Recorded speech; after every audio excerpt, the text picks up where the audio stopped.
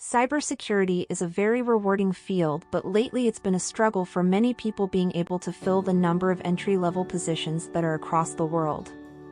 But on the other hand, there are many aspiring analysts that have successfully transitioned into the field.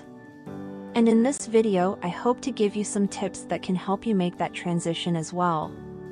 The journey begins with a solid understanding of core principles. Free or low-cost online courses on platforms like Udemy and YouTube are a fantastic starting point. Courses on those platforms will introduce you to networking fundamentals, security concepts, and even Linux basics, which are all essential building blocks for a cybersecurity career. I will link a great course on Udemy in the description box below. Use the internet is a treasure trove of cybersecurity knowledge. Reputable websites, blogs, and video series offer in-depth articles, tutorials, and practical guidance. Leverage these resources to delve deeper into specific areas that pique your interest, such as threat detection or incident response. Remember that the world of cybersecurity is vast, encompassing various specializations. From ethical hacking to security operations, there's something for everyone. Research different areas to discover what ignites your passion. Identifying your niche demonstrates focus and helps tailor your learning path. Here are some areas to look into: identity access management, vulnerability management, and security awareness training. While experience is highly valued, certifications serve as strong validation of your knowledge. Consider pursuing entry-level certifications like CompTIA Security Plus. Other certs such as AWS Cloud Practitioner and the ITIL certification can help keep your resume well-rounded. Getting hands-on experience before landing the job. Theoretical knowledge is valuable, but practical experience is essential. Here are some creative ways to gain hands-on skills. Set up a safe environment at home to experiment with security tools and software. I found that using the free tier in AWS and Microsoft Azure are great ways to build home labs. The wonderful thing about this is that you can screen record your actions within these platforms and explain the tasks you are completing in the videos. Take those screen recordings and post them to your LinkedIn profile to show employers that you are familiar with the platforms and concepts they are looking for. Gain experience using security tools from reputable sources such as VirusTotal, Proofpoint, and Sophos. I will provide links to all these tools in the description box as well. The cybersecurity community thrives on collaboration and support. Actively participate in online forums, attend webinars, and connect with professionals on LinkedIn. Networking not only broadens your knowledge base but can also open doors to new opportunities. Even without direct cybersecurity experience, transferable skills from previous roles can be valuable assets. For example, if you had a customer service role, you can highlight your problem-solving and communication skills. Demonstrating a well-rounded skill set strengthens your candidacy. Be prepared to discuss your self-directed learning journey and your eagerness to contribute. Highlight your chosen niche and showcase your problem-solving approach. Your passion and knowledge will shine through, making a lasting impression on the interviewer. Breaking into cybersecurity with no experience requires dedication and proactiveness, but it's absolutely achievable. By following these steps, demonstrating your passion, and continuously learning, you'll be well on your way to becoming a valuable asset in the ever-evolving world of cybersecurity.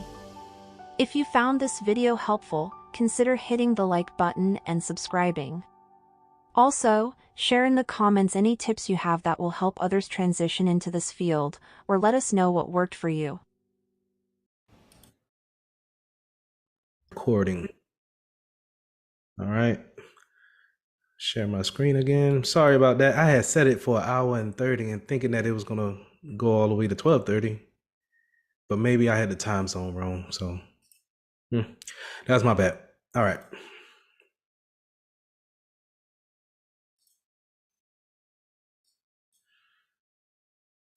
So we went over the addition to the CIA, but now we want to go over continuing with the book, it started to show these diagrams here, and I thought these diagrams are pretty good, just because. And Kareem, you didn't really miss anything. Just really jumping right back on with the slides. So the data that we're going to protect, it will be this inner circle, and that's how I want you guys to think of it, right? So we got our CIA triad sitting here in the middle, but then the people that are working with that data, so you're talking, HR, to the cafeteria ladies, recreation majors, whoever is touching the data is going to be in this inner circle, right? But as security analysts, as security professionals, we need to understand the logical things that we need to put in place in order to protect our data, right? So this could be not just having software on our PCs or some type of a phone lock, or we're going to use biometrics in order to open up our phones. It could be, to put it into Moore's terms, we have the gate at the front, right? That could be the physical security that we have. We have a security guard out there, if I am mistaken. And, before you can even get to PCs or servers that's on Moore's campus, he should stop you and ask you what's your person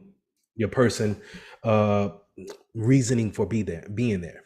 And then if you just so happen to be lucky enough to get past your security guard, then we can have personnel security, or people that work in Morris, right? That can say, hey, I don't recognize you, or you're not supposed to be here. You don't have an ID card. We can have those people on this outer ring here, even provide security. We can even implement things such as I'll give you a username and password, which, just happened to me on Monday, right? I didn't have a username and password. They treated me as an outsider. I can't get in. And that's the right way of doing things. But also you need to have an onboarding process. So it can get a little bit deeper than what I just explained, right? It can be a little bit deeper. It could be a little bit more intrusive to when it comes to vetting out who's supposed to be near your data or information and who's not, right? And we'll get into those type of things. And when I just said onboarding processes, that takes us to our procedures, right? That organizational security, having policies in place. When you guys got on Moore's, did you sign a acceptable use policy to use their network? That acceptable use policy, I saw Kareem head kind of go to the side, so maybe you didn't sign one. It says that it's supposed to say, hey, I'm not going to do anything illegal on your network, right? Not saying, and by me saying that, I'm not telling you guys to do anything illegal on the network, because it's going to come back to Morris. But technically, nobody can do anything to you because you never signed anything saying that you shouldn't, right? So that organizational piece, those procedures, those policies, we need to have in place, making sure that anybody, because we never know, right, just by looking at someone, if they're going to hack us or not. So we need to make sure that we treat everybody the same and say, hey, no, hey, welcome to Morris, but hey, sign this acceptable use policy saying that you won't bring any type of malware, you won't download anything onto our network, not just your computer, but maybe you download a virus that now gets out into the dorm and it runs on that router for the dorm. And now you're affecting everybody in the dorm, or you're affecting everybody in the CAF. Okay. So we need to make sure that you have a high level policy that kind of oversees all of that, right? Now, going over into our second diagram here, we have a prime example of an asset and then a vulnerability. And so when I say a vulnerability, that means something that opens you up to an attack, right? I like to think of it in a bodily term. So a vulnerability for us could be COVID, right? COVID could harm you in a way to where you need a respirator or you need something to help you breathe, right?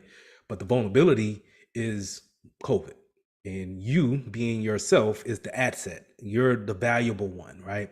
But a vulnerability tends to open up some type of threat to the asset. Now, in this diagram over here, you'll see that the scooter is the asset. He paid, let's say he paid $1,200 for the scooter, and that's my asset. It gets me around town.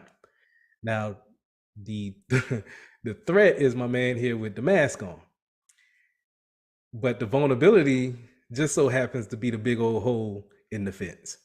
And so we can, as security professionals, we want to make sure that we put things to mitigate that vulnerability.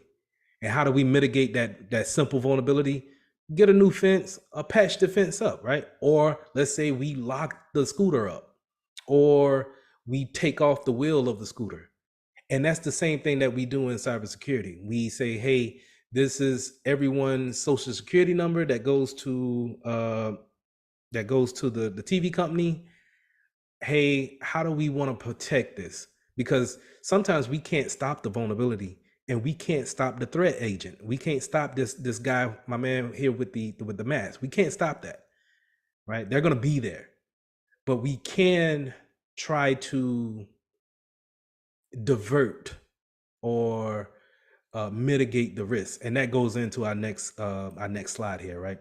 So our next slide is risk management.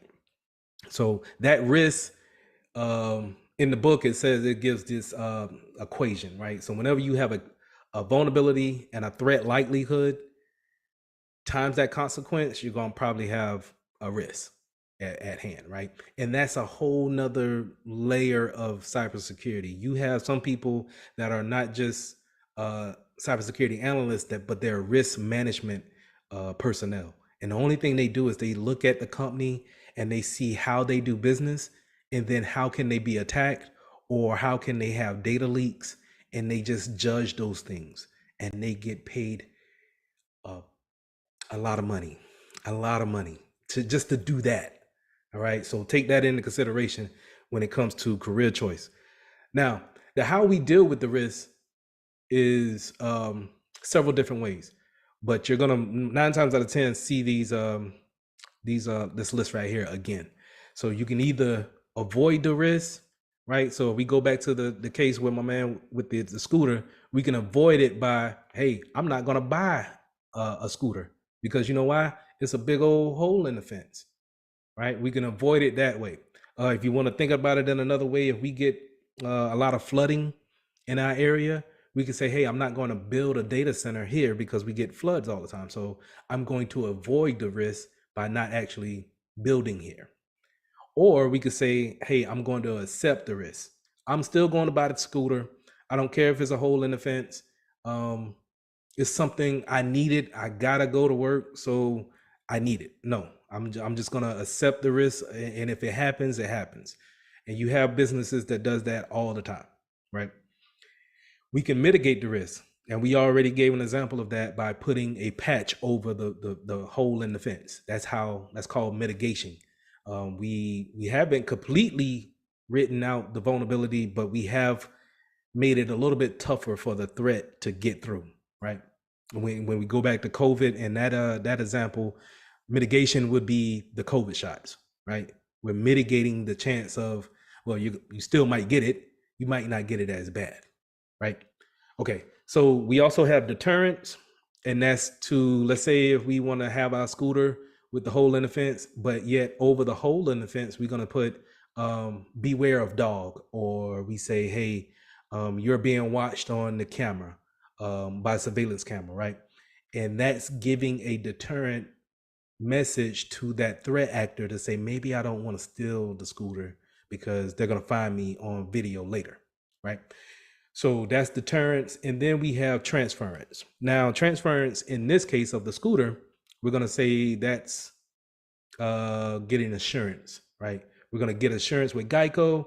And then if my scooter gets stolen, then I'll just file a claim and get the money and then buy another scooter. I'm transferring the risk from me onto the policy, onto the company that works with me. And that's transferring a risk. You'll be amazed of, people actually having insurance for data leakage. And actually, because, In some cases, when a company have a data leakage, they have to pay back those customers that actually do business with them. And then that can turn into millions of dollars that they probably have to come out of the pockets and pay those customers back. So you have a transference of the risk. I'm going to cash in on my policy. I get my policy money. I pay back my customers. Okay, so that's how you see some people like the credit union. They had a leakage of everyone's credit a couple of years ago, and everybody is still kind of goes to Experian when it comes to credit checks. So just keep those things in mind. Now, going on with the book, we go into federal and state laws that are created in order to keep certain types of data safe. Now, when I say safe, that doesn't eliminate the threat or eliminate the vulnerability, but it does help you try to put you in a better situation in order to have that type of data around you. So um, hopefully you guys have heard of HIPAA when it comes to health laws. HIPAA is very wide known for whenever you go to a doctor or the campus nurse, and they have information about what type of medicine you take or what type of condition that you may have. It's illegal to share that just all willy-nilly, right? You need to actually go through processes in order to share that type of information. A good example is back when COVID just hit and the NFL still wanted to have games. They would they would they would say who got COVID, who tested for COVID, and who was positive, right? And that was a big HIPAA violation that I seen in the beginning. And then I'm assuming they got the right information to not let that out unless someone signs a waiver, right?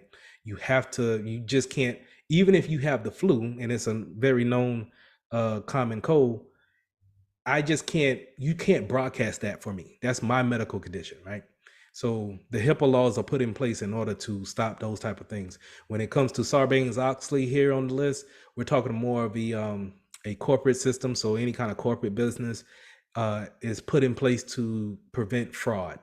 All right. Um, Graham, Leach, and Briley is going to be in place for banks and financial institutions.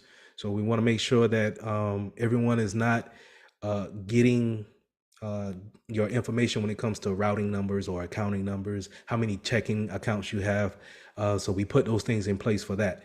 A more popular one is the PCI DSS, which is the Payment Card Industry and Data Security Standard. And that's for any company needing to have debit cards in order to operate. So even if it's a snow cone shop that allows you to swipe your card in order to buy the snow cone, it needs to apply by the PCI DSS standards. Okay. So I'm gonna try to hurry up. I got 3 minutes left until 12, and then I want to go over some questions with you guys. So what type of attackers do we have? So we have the traditional type of cyber criminals, hackers, and attackers.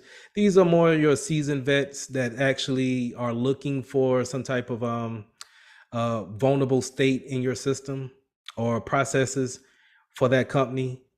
Maybe they have a grudge against them, right? But that goes more into the insider threat. So let's go into script kiddies next. Script kiddies are beginners, right? I don't necessarily know how to code, or I don't know how to hack into a router, but I know how to YouTube. And if I YouTube the right thing, or if I Google the right thing, I can find me a malicious software that'll do whatever I want it to do. If I wanted to cause a big disruption at Moore's, I can download it from Google and just double click it and on the campus and walk away. And then it'll go out and prevent any kind of network communications throughout the campus. That's more a script kiddie, someone who's just looking for something already built and they're going to apply that. Hacktivists, on the other hand, are more seasoned vets who are hacking for a reason. And when I say hacktivists, I want you guys to think about, I think it was 2016 election, where you had a lot of people. Uh, you had the Trump and the Clinton situation, and you had hacktivists working between the two in order to sway votes or to lose votes, right? So they're hacking for a reason. Um, Now, you also kind of jumping over insider threats, you kind of link hacktivists and state sponsor attackers together because they have, sometimes a state sponsor attacker could be hired by the government in order to hack another country. All right. Now, don't think of the U.S. doing this, which I'm pretty sure the U.S. probably does it. But when you think about countries like Korea or Russia or some countries in Africa, they may have some type of government-backed hacking team to send attacks over to their enemies or to whatever businesses that may not be cooperating with them. Think of how we cut off Russia when it comes to the gas. When it comes to natural gas, then why not, if I'm Russia, get a team together and say, hey, I want you to attack Microsoft, I want you to attack Apple, and make sure that we try to disrupt them on their business side. So those are state sponsored, right?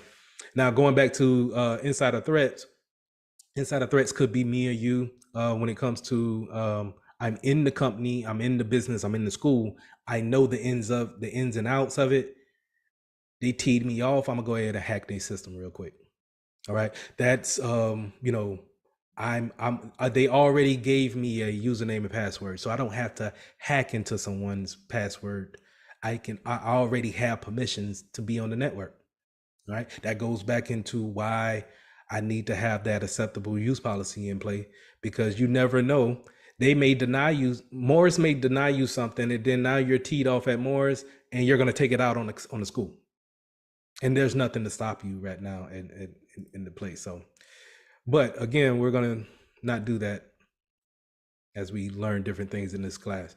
All right, so real quick, the book went over the steps of an attack. So a lot of hackers, they'll probably go around this using these steps. I wouldn't say they go in this order, but they're in the ballpark, right? So we're gonna do some recon.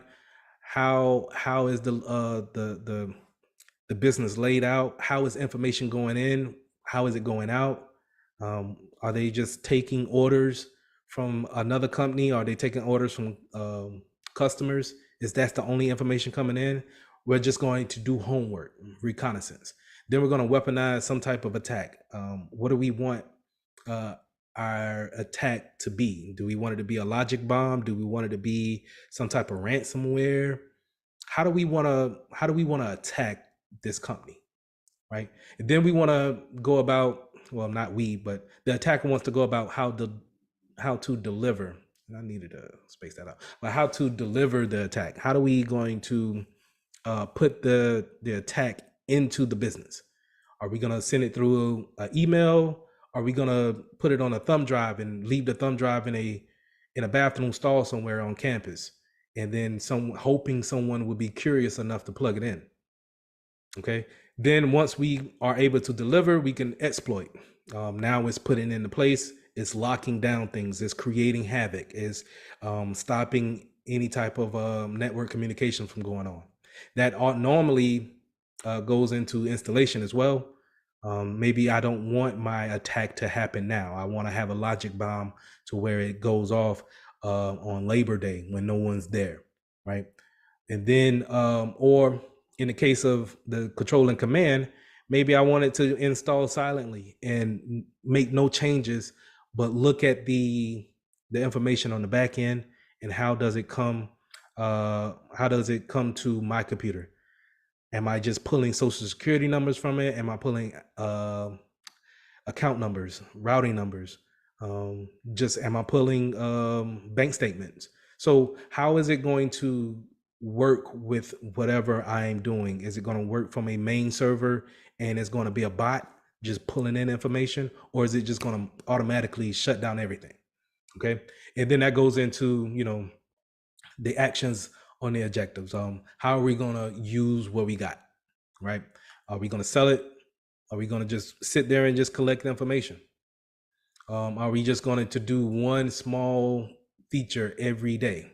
When I say that, I mean, in the banking field, we had one guy just transfer a penny from everyone's account into his account every day. That's all he did. But if we're talking millions of accounts, if he just transferred one penny, it may seem small, but in the end, he walks away with a lot of money. So finally, how do we put defenses in? How do we actually defend against these attacks? We can have a layered defense, how I showed with the earlier slide here. This is called a layered defense. We're putting different types of protection in. We can limit it, the time that someone is on our campus, someone that's on our network. We can put automatic log out times. If you're staying logged into an application for a certain amount of time, then it automatically logs you out, right? We can have that. We can have some type of diversity when it comes to software. Not having everything to be Apple is not necessarily a great thing. If you guys haven't heard, Apple pushed out an update a couple of days ago that's subject to having remote control access to the hackers. So if you guys have an iPhone or iPad, I suggest that you go ahead and look at that update that they pushed out. I think it was 15.5 or 4 or something like that, and go ahead and apply that. So having different types of diversity when it comes to software is a good thing. That way you're not setting yourself up for one failure of a software. Obscurity. Obscurity means putting in hiding data in front of you, right? So whenever you plug in your password, it doesn't show you the password, it shows you the little dots or the asterisks. And that's called obscurity. The password is there, it's hiding it from anyone who may be eavesdropping on you, or someone who may be sharing a screen like me, right? And the only thing you're just seeing is just the dots. And then simplicity. Don't overdo it. Don't try to be, a security guru your first day, or just try to make sure that we have our layers in place, and then we don't try to overthink what we're trying to do, right? So that's the gist of chapter 1. I would suggest let me stop the recording. I would suggest for you guys to... The cybersecurity landscape is constantly evolving, and the need for skilled professionals has never been greater. Schools offering cybersecurity degrees have a vital role to play in equipping the next generation to combat cyber threats. But how can these programs stay ahead of the curve and ensure graduates are truly prepared? Here are 12 strategies to strengthen your school's cybersecurity degree program. 1. Establish advisory boards comprised of cybersecurity professionals to keep the curriculum relevant to industry needs and emerging threats. 2. Invite industry experts to share real-world experiences and insights with students. 3. Partner with companies to offer internship programs, providing students with hands-on experience. 4. Balance theoretical foundations with practical application through case studies, simulations, and project-based learning. 5. Offer specialized tracks within the program, such as ethical hacking, network security, or digital forensics. 6. Integrate the latest cybersecurity tools and technologies into the curriculum, ensuring students are familiar with practical applications. 7. Encourage faculty and students to participate in cybersecurity research, fostering a spirit of innovation in the program. 8. Organize Capture the Flag competitions where students can test their skills in a safe, competitive environment. 9. Host hackathons and workshops to expose students to new technologies and real-world challenges. 10. Incorporate courses on communication, ethics, and critical thinking to equip graduates to deal with the human aspects of cybersecurity. 11. Emphasize the importance of continuous learning in the rapidly evolving cybersecurity field. 12. Offer career guidance and resources to help students navigate the job market and find rewarding careers. By implementing these strategies, schools can strengthen their cybersecurity degree programs, graduate job-ready professionals, and play a crucial role in safeguarding the digital future. The Protect Cybersecurity function aims to build secure IT processing systems that exhibit the attributes of confidentiality, integrity, and availability. Many of these systems depend wholly or in part on cryptography. As an information security professional, you must understand the concepts underpinning cryptographic algorithms and their implementation in secure protocols and services. A strong technical understanding of the subject will enable you to explain the importance of cryptographic systems and to select appropriate technologies to meet a given security goal. In this lesson, you will do the following: compare and contrast cryptographic algorithms. Explain the importance of public key infrastructure and digital certificates. Explain the importance of using appropriate cryptographic solutions for encryption and key. Cryptography, which literally means secret writing, is the art of making information secure by encoding it. This is the opposite of security through obscurity. Security through obscurity means keeping something a secret by hiding it. This is considered impossible on a computer system. With cryptography, it does not matter if third parties know of the existence and location of the secret, because they can never understand what it is without the means to decode it. The following terminology is used to discuss cryptography. Plaintext is an unencrypted message. Ciphertext is an encrypted message. Algorithm is the process used to encrypt and decrypt a message. Cryptanalysis is the art of cracking cryptographic systems. In discussing cryptography and attacks against encryption systems, it is customary to use a cast of characters to describe different actors involved in the process of an attack. The main characters are as follows: Alice, the sender of a genuine message. Bob, the intended recipient of the message. Mallory, a malicious attacker attempting to subvert the message in some way. There are three main types of cryptographic algorithms with different roles to play in the assurance of the security properties confidentiality, integrity, availability, and non-repudiation. These types are hashing algorithms and two types of encryption ciphers, symmetric and asymmetric.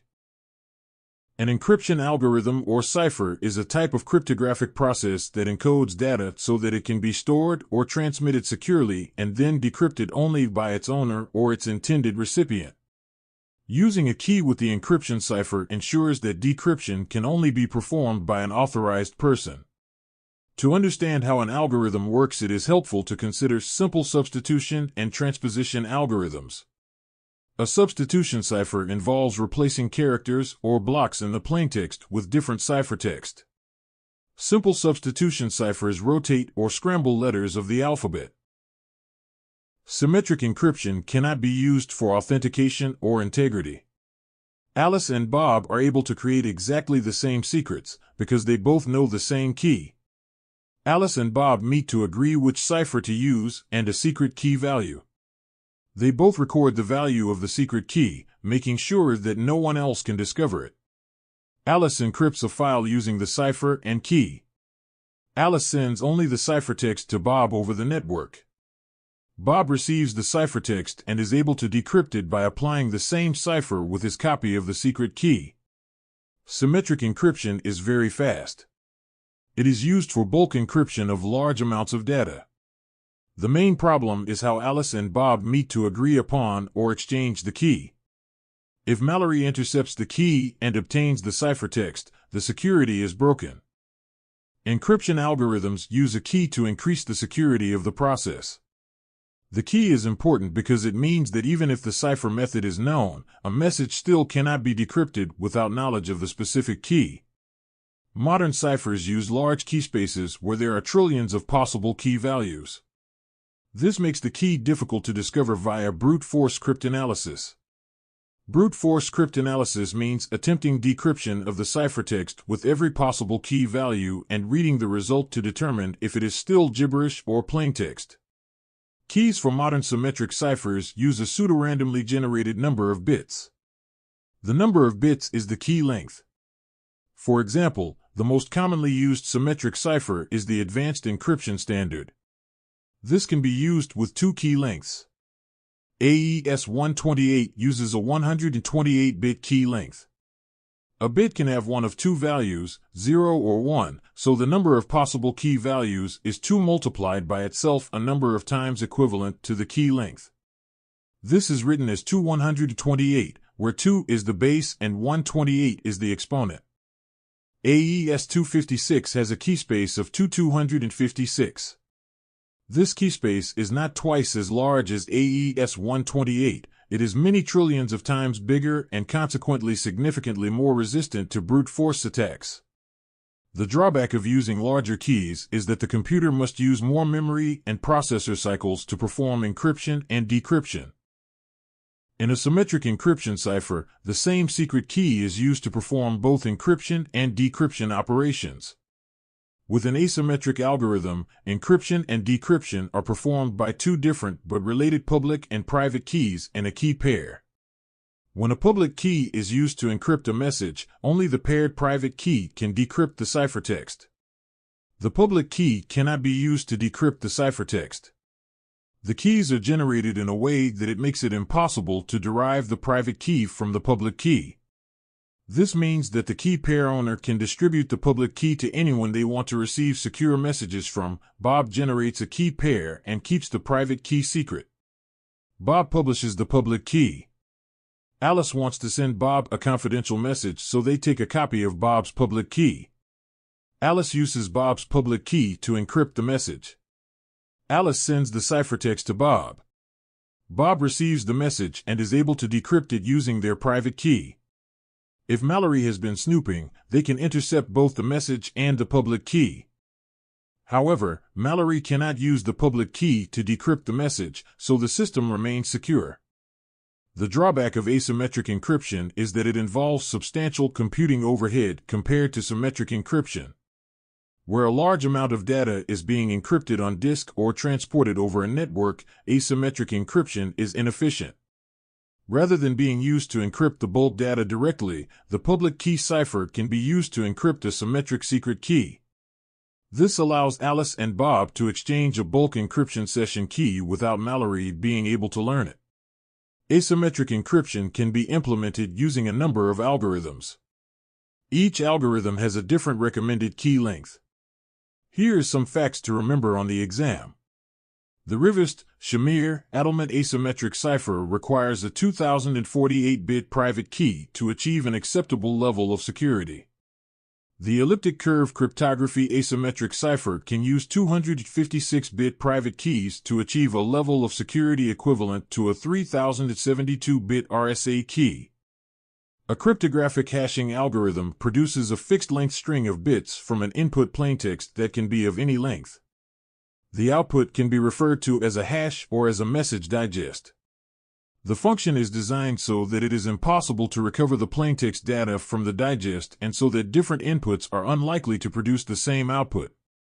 There are two popular implementations of hash algorithms. Secure hash algorithm, considered the strongest algorithm. There are variants that produce different sized outputs, with longer digests considered more secure. The most popular variant is SHA-256, which produces a 256-bit digest. Message digest algorithm number 5 produces a 128-bit digest. MD5 is not considered to be quite as safe for use as SHA-256, but it might be required for compatibility between security products. A single hash function, symmetric cipher, or asymmetric cipher is called a cryptographic primitive. A complete cryptographic system or product is likely to use multiple cryptographic primitives within a cipher suite. The properties of different symmetric asymmetric hash types and of specific ciphers for each type impose limitations on their use in different contexts and for different purposes. Encryption can be used to ensure confidentiality. Cryptographic ciphers can also be used for integrity and authentication. If you can encode a message in a way that no one else can replicate, then the recipient of the message knows with whom they are communicating. Public key cryptography can authenticate a sender because they control a private key that produces messages in a way that no one else can. Hashing proves integrity by computing a unique fixed-size message digest from any variable length input. These two cryptographic ciphers can be combined to make a digital signature. This is how this diagram works within this slide. The sender, Alice, creates a digest of a message using a pre-agreed hash algorithm, such as SHA-256, and then performs a signing operation on the digest using her chosen asymmetric cipher and private key. Alice attaches the digital signature to the message and sends both the signature and the message to Bob. Bob verifies the signature using Alice's public key, obtaining the original hash. Bob then calculates his own digest for the document and compares it with Alice's hash. If the two digests are the same, then the data has not been tampered with during transmission, and Alice's identity is guaranteed. If either the data had changed or a malicious user had intercepted the message and used a different private key to sign it, the hashes would not match. Public key cryptography solves the problem of distributing encryption keys when you want to communicate securely with others or authenticate a message that you send to others. When you want others to send you confidential messages, you give them your public key to use to encrypt the message. The message can then only be decrypted by your private key, which you keep known only to yourself. When you want to authenticate yourself to others, you sign a hash of your message with your private key. You give others your public key to use to verify the signature. As only you know the private key, everyone can be assured that only you could have created the signature. The basic problem with public key cryptography is that while the owner of a private key can authenticate messages, there is no mechanism for establishing the owner's identity.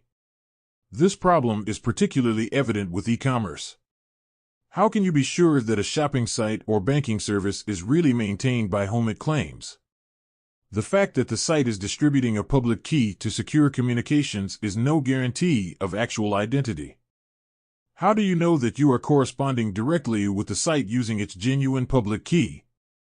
How can you be sure there isn't a threat actor with network access intercepting and modifying what you think the legitimate server is sending you? Public key infrastructure aims to prove that the owners of public keys are who they say they are.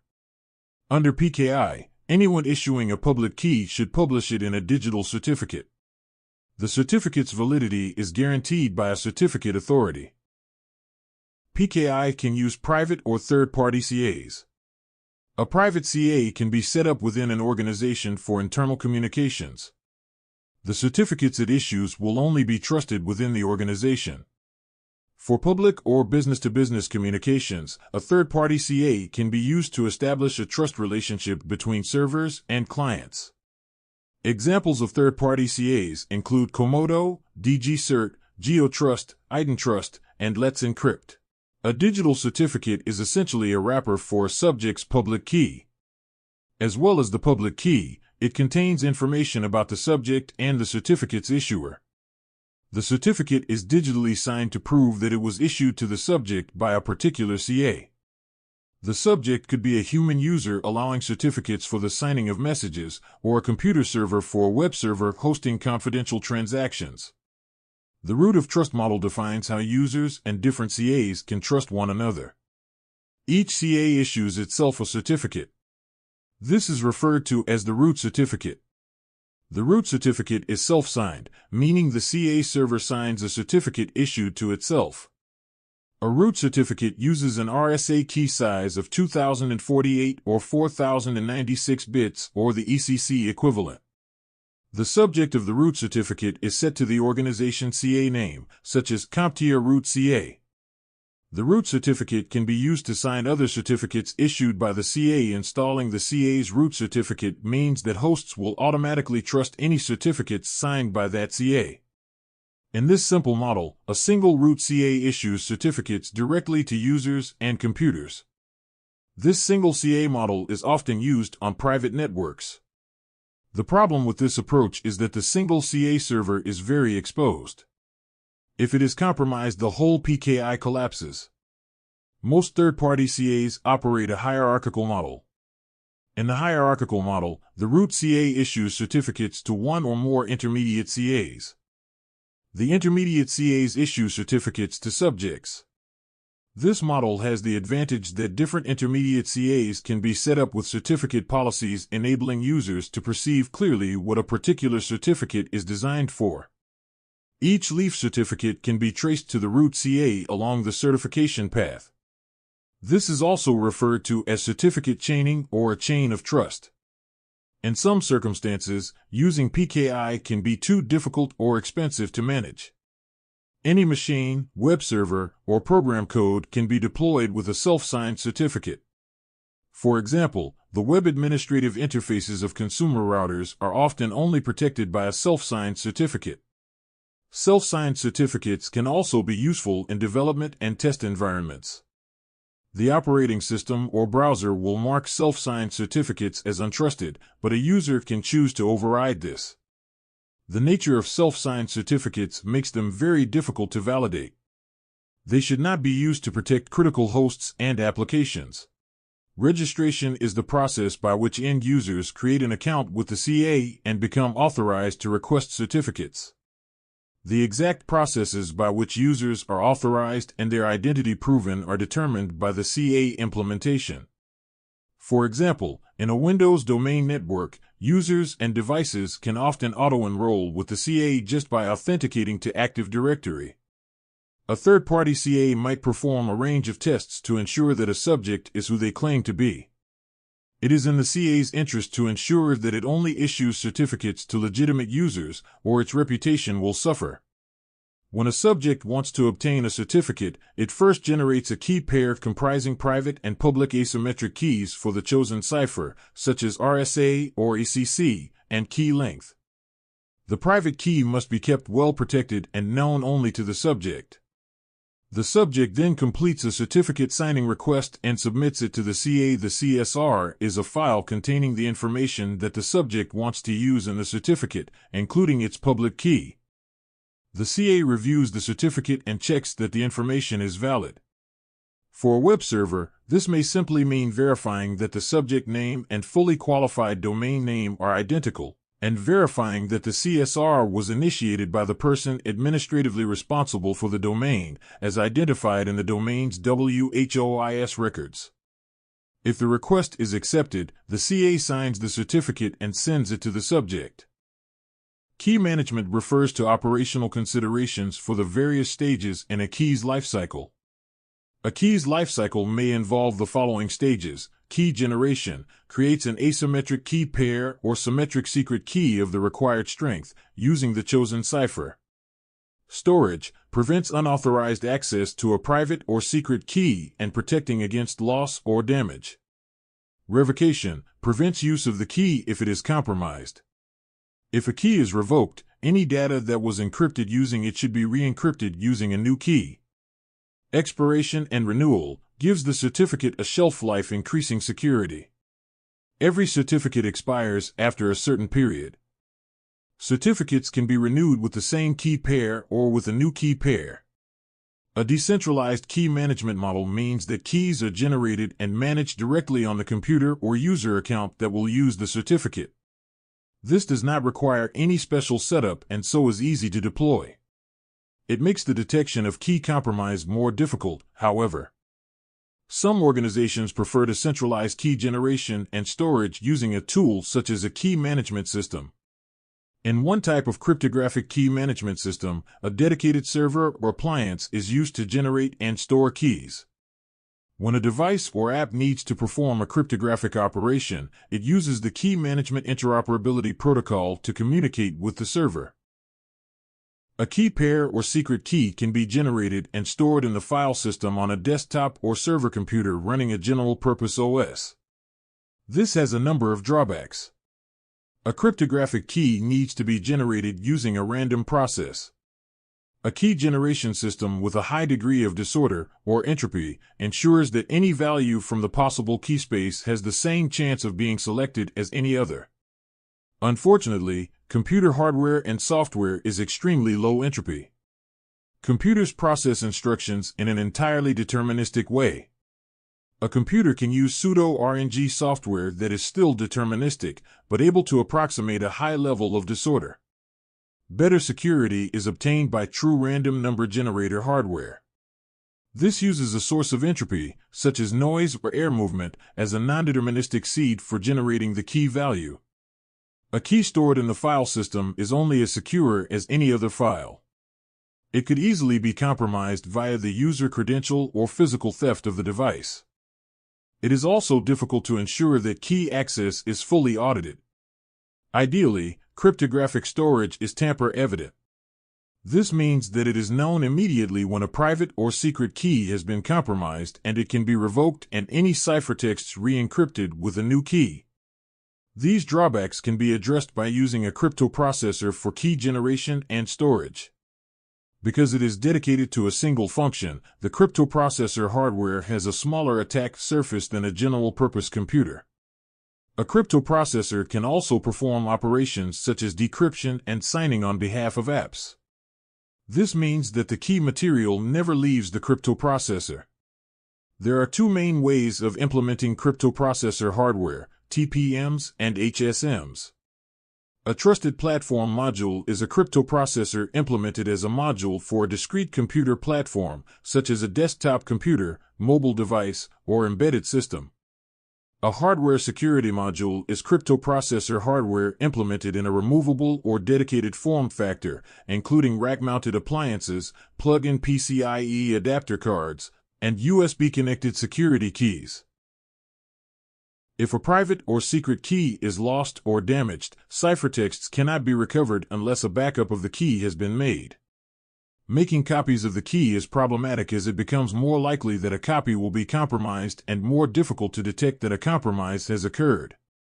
These issues can be mitigated by using escrow and M of N controls. Escrow means that something is held independently. In terms of key management, this refers to archiving a key with a third party. M of N means that an operation cannot be performed by a single individual. Instead, a quorum of available persons must agree to authorize the operation. A key can be split into parts. Each part can be held by separate escrow providers, reducing the risk of compromise. An account with permission to access a key held in escrow is referred to as a key recovery agent.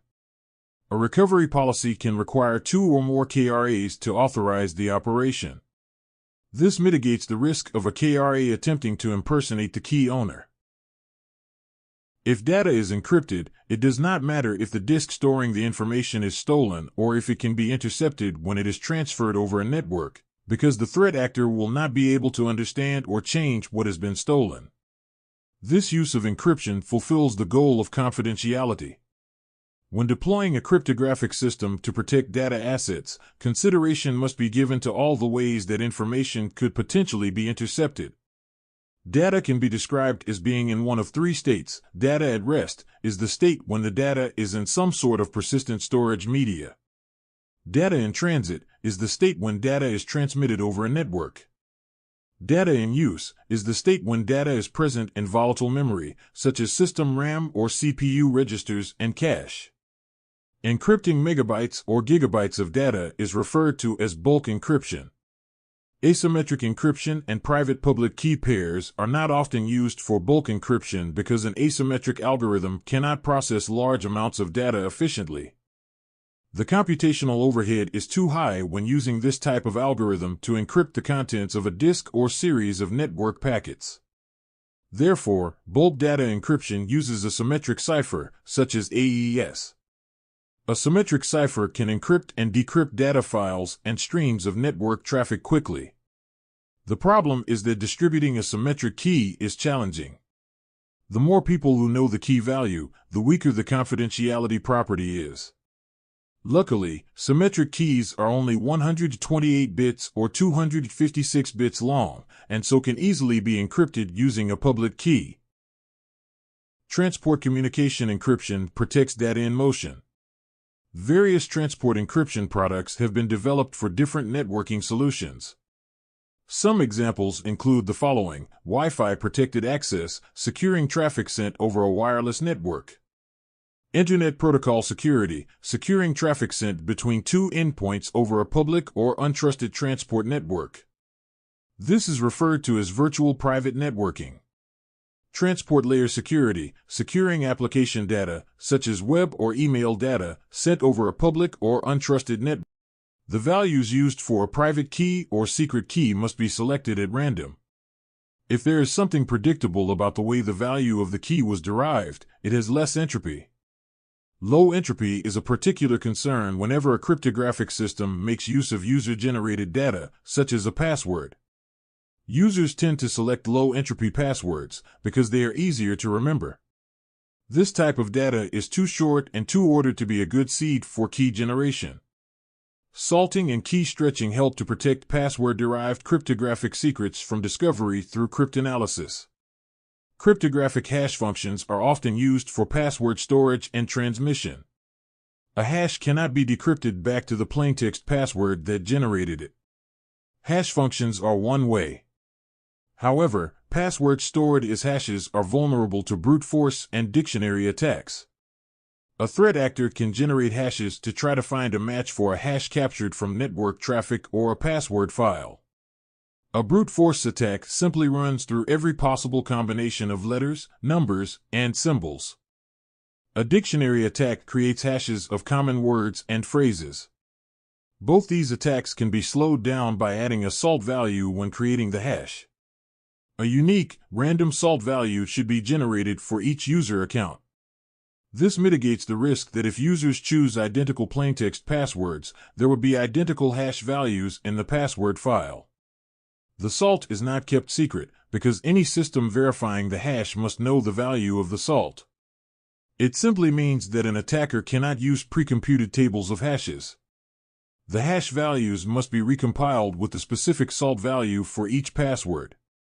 Key stretching takes a key that's generated from a user password plus a random salt value and repeatedly converts it to a longer and more disordered key. The initial key may be put through thousands of rounds of hashing. This might not be difficult for the attacker to replicate, so it doesn't actually make the key stronger. It does slow the attack down because the attacker has to do all this extra processing for each possible key value. Key stretching can be performed by using a particular software library to hash and save passwords when they are created. The password-based key derivation function, too, is very widely used for this purpose, notably as part of Wi-Fi protected access. Blockchain is a concept in which an expanding list of transactional records is secured using cryptography. Each record is referred to as a block and is run through a hash function. The hash value of the previous block in the chain is added to the hash calculation of the next block in the chain. This ensures that each successive block is cryptographically linked. Each block validates the hash of the previous block all the way through to the beginning of the chain, ensuring that each historical transaction has not been tampered with. In addition, each block typically includes a timestamp of one or more transactions as well as the data involved in the transactions themselves. The blockchain is recorded in an open public ledger. This ledger does not exist as an individual file on a single computer. Rather, one of the most important characteristics of a blockchain is that it is decentralized. The ledger is distributed across a peer-to-peer network in order to mitigate the risks associated with having a single point of failure or compromise. Blockchain users can therefore trust each other equally. Likewise, another defining quality of a blockchain is its openness. Everyone has the same ability to view every transaction on a blockchain. Blockchain technology has a variety of potential applications. It can ensure the integrity and transparency of financial transactions, legal contracts, copyright and intellectual property protection, online voting systems, identity management systems, and data storage. Obfuscation is the art of making a message or data difficult to find. It is security by obscurity, which is normally deprecated. There are some uses for obfuscation technologies. However, steganography embeds information within an unexpected source, a message hidden in a picture, for instance. The container document or file is called the cover text. The message can be encrypted by some mechanism before embedding it, providing confidentiality. The technology can also provide integrity or non-repudiation. For example, it could show that something was printed on a particular device at a particular time, which could demonstrate that it was genuine or fake, depending on the context. Tokenization means that all or part of the value of a database field is replaced with a randomly generated token. The token is stored with the original value on a token server or token vault, separate from the production database.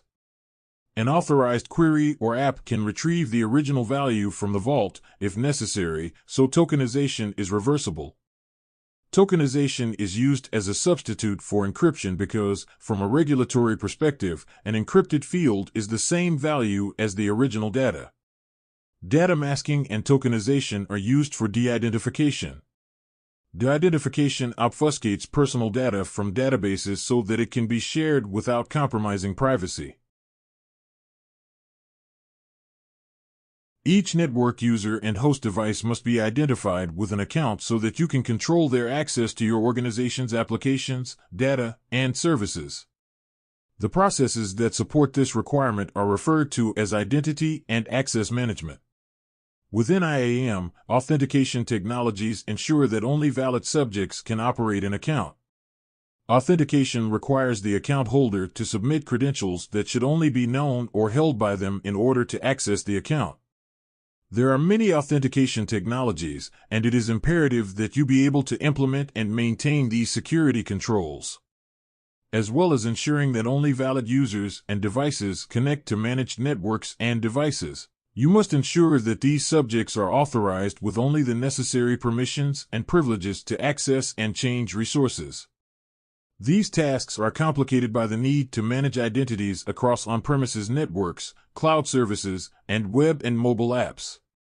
In this lesson, you will do the following: implement password-based and multi-factor authentication. Implement account policies and authorization solutions. Implement single sign-on and federated identity solutions. Authentication is performed when a supplicant or claimant presents credentials to an authentication server. The server compares what was presented to the copy of the credentials it has stored. If they match, the account is authenticated. Authentication design refers to selecting a technology that meets requirements for confidentiality, integrity, and availability. Confidentiality, in terms of authentication, is critical, because if account credentials are leaked, threat actors can impersonate the account holder and act on the system with whatever rights they have.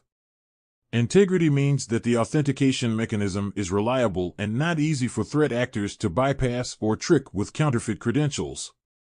Availability means that the time taken to authenticate does not impede workflows and is easy enough for users to operate. There are many different technologies for defining credentials. These can be categorized as factors. The longest standing authentication factor is something you know or a knowledge factor. The typical knowledge factor is the login, composed of a username and a password. The username is typically not a secret, but the password must be known only to the account holder. A passphrase is a longer password composed of several words. This has the advantages of being more secure and easier to remember. A personal identification number is also something you know. Originally, PINs were associated with short 4 or 6-digit numeric sequences used with bank cards. In modern authentication designs, the main characteristic of a PIN is that it is valid for authenticating to a single device only.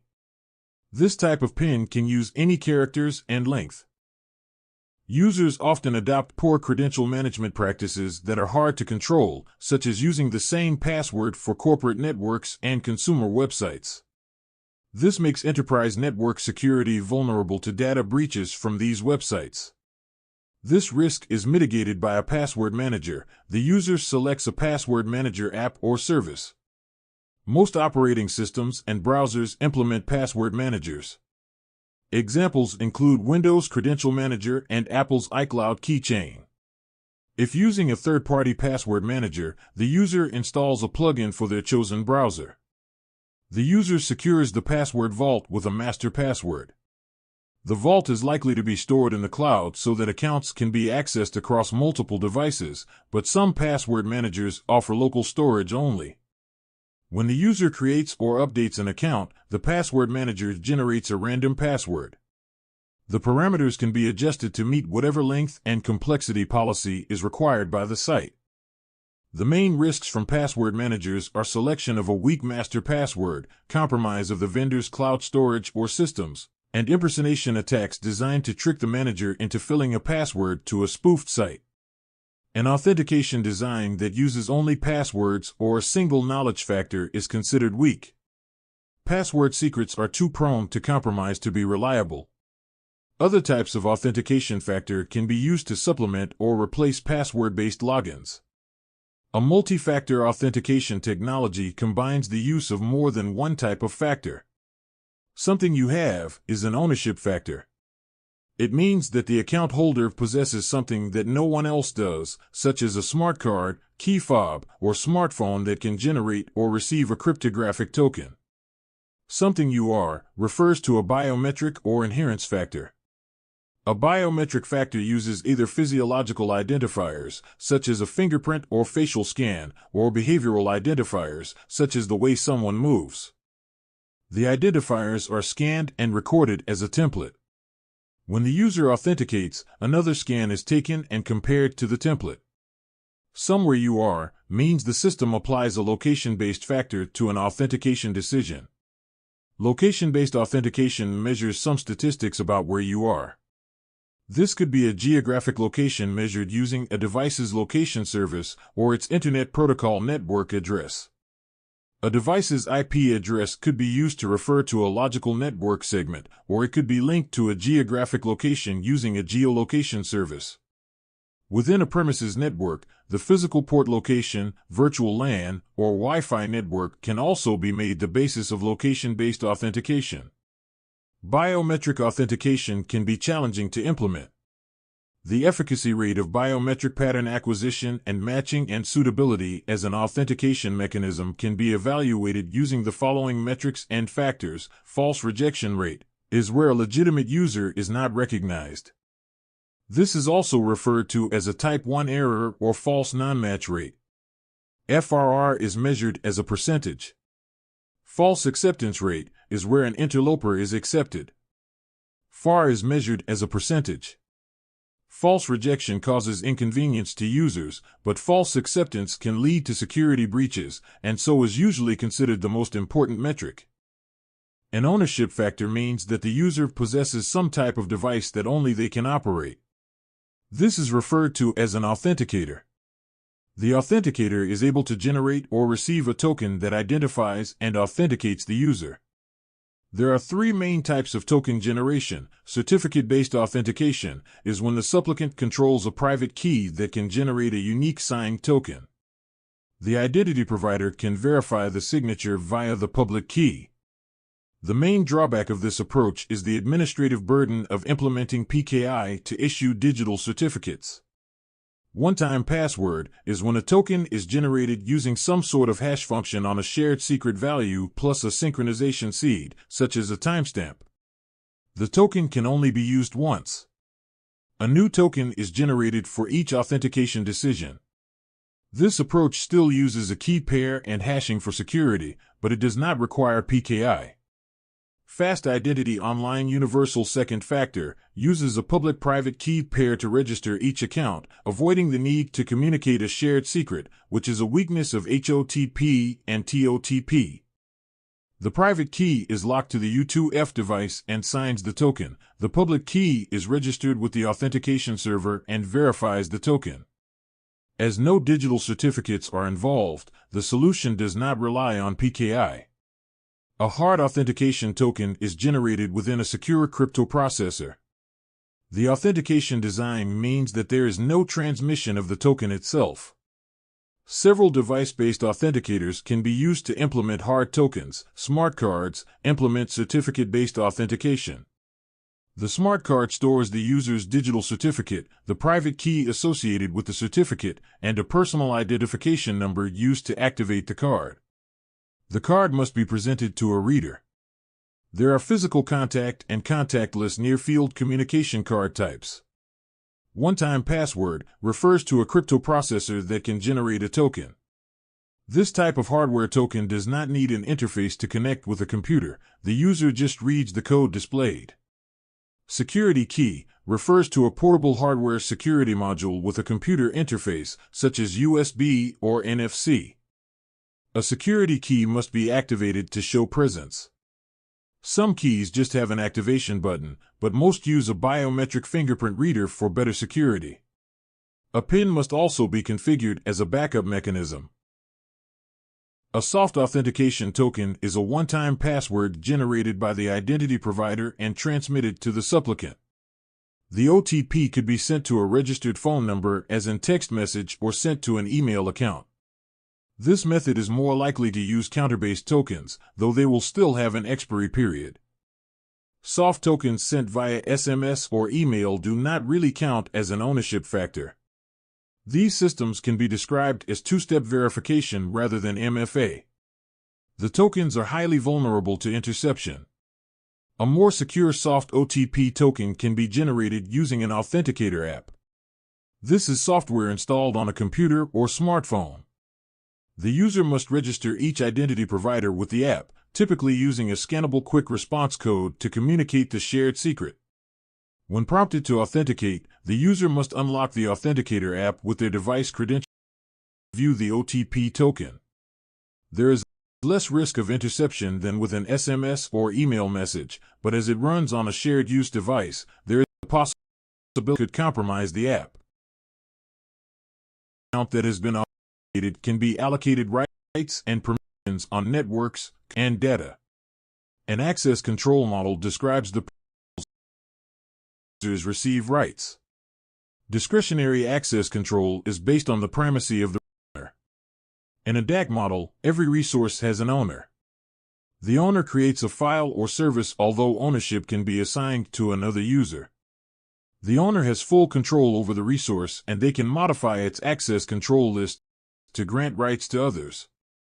DAC is the most flexible model and is currently widely in computer and network security. In file system security, it is the model used by default for most Unix, Linux distributions, and Microsoft Windows. As the most flexible model, it is also the weakest because it makes centralized administration of security policies the most difficult to enforce. It is also the easiest to compromise, as it is vulnerable to insider threats and abuse of compromised accounts. The DAC model exposes information to the threat of compromise via the privileged owner accounts. Mandatory act based on security clearance levels. Rather than each object is given a classification label and each subject is granted a clearance level. In a confidentiality-oriented multilevel system, subjects are permitted to read objects classified at their own clearance level or below. For example, a user with top secret clearance could read data with top secret, secret, and confidential classification labels. A user with secret clearance could access secret and confidential levels only. Labeling objects and granting clearance takes place using pre-established rules. The critical point is that these rules are non-discretionary and cannot be changed by any subject account. Role and attribute-based access control use non-discretionary, rules-based permissions assignments with more flexibility than MAC. Role-based access control means that an organization defines its permission requirements in terms of the tasks that an employee or service must be able to perform. Each set of permissions is a role. Each principal is allocated to one or more roles. Under this system, the right to modify the permissions assigned to each role is reserved to a system owner. Therefore, the system is non-discretionary as each principal cannot modify the ACL of a resource, even though they can change the resource in other ways. Principals gain rights implicitly rather than explicitly. The concept of a security group account goes some way toward turning a discretionary system into a role-based one. Rather than assigning rights directly to user accounts, the system owner assigns user accounts to security group accounts. Principals gain rights by being made a member of a security group. A principal can be a member of multiple groups and can therefore receive rights and permissions from several sources. Rule-based access control refers to any sort of access control model where access control policies are determined by system-enforced rules rather than by system users. As such, role-based, attribute-based access control, and MAC are all examples of rule-based access control. Conditional access is an example of rule-based access control. A conditional access system monitors account or device behavior throughout a session. If certain conditions are met, it may suspend the account or may require the user to re-authenticate, perhaps using a two-step verification method. The user account control and pseudo restrictions on privileged accounts are examples of conditional access. The user is prompted for confirmation or authentication when making requests that require elevated privileges. Role-based rights management and attribute-based access control systems can apply a number of criteria to conditional access, including location-based policies. Least privilege means that a principal is granted the minimum possible sufficient rights to complete a task that they are authorized to perform. This mitigates risk if an account should be compromised and fall under the control of a threat actor. Least privilege involves a design phase, where analysis of business workflows determines what roles and permissions are required. While least privilege is a strong design principle, implementing it successfully can be challenging. Where many users, groups, roles, and resources are involved, managing permission assignments and implications is complex and time-consuming. Improperly configured accounts can have two different impacts. On the one hand, setting privileges that are too restrictive creates a large volume of support calls and reduces productivity. On the other hand, granting too many privileges to users weakens the system's security and increases the risk of malware infection and a data breach. Provisioning is the process of setting up a service according to a standard procedure or best practice checklist. The IT department must keep track of all assets under management, and user accounts are a type of asset. User accounts are provisioned for new employees and for temporary access, such as by consultants and contractors. Some businesses may also need to set up customer accounts. Deprovisioning is the process of removing the access rights and permissions allocated to an employee when they leave the company or from a contractor when a project finishes. This involves removing the account from any roles or security groups. The account might be disabled for a period and then deleted or deleted immediately. A user account is defined by a unique security identifier, a name, and a credential. Each account is associated with a profile. The profile can be defined with custom identity attributes describing the user, such as a full name, email address, contact number, department. The profile may support media such as an account picture. As well as attributes, the profile will usually provide a location for storing user-generated data files. The profile can also store per-account settings for software applications.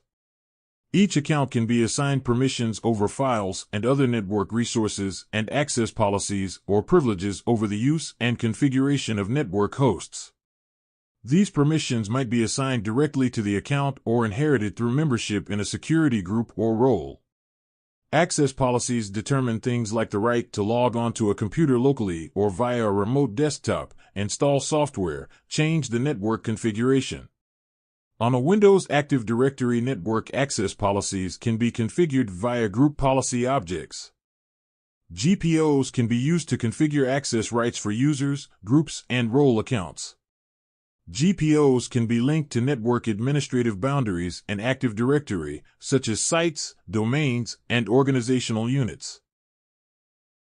Policy-based restrictions can be used to mitigate some risks of account compromise through the theft of credentials.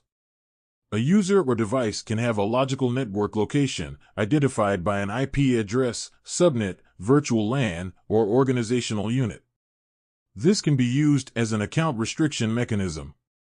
For example, a user account may be prevented from logging on locally to servers within a restricted OU. The geographical location of a user or device can be calculated using a geolocation mechanism. IP address can be associated with a map location to varying degrees of accuracy based on information published by the registrant, including name, country, region, and city. The registrant is usually the Internet service provider, so the information you receive will provide an approximate location of a host based on the ISP. If the ISP is one that serves a large or diverse geographical area, it is more difficult to pinpoint the location of the host Internet service providers.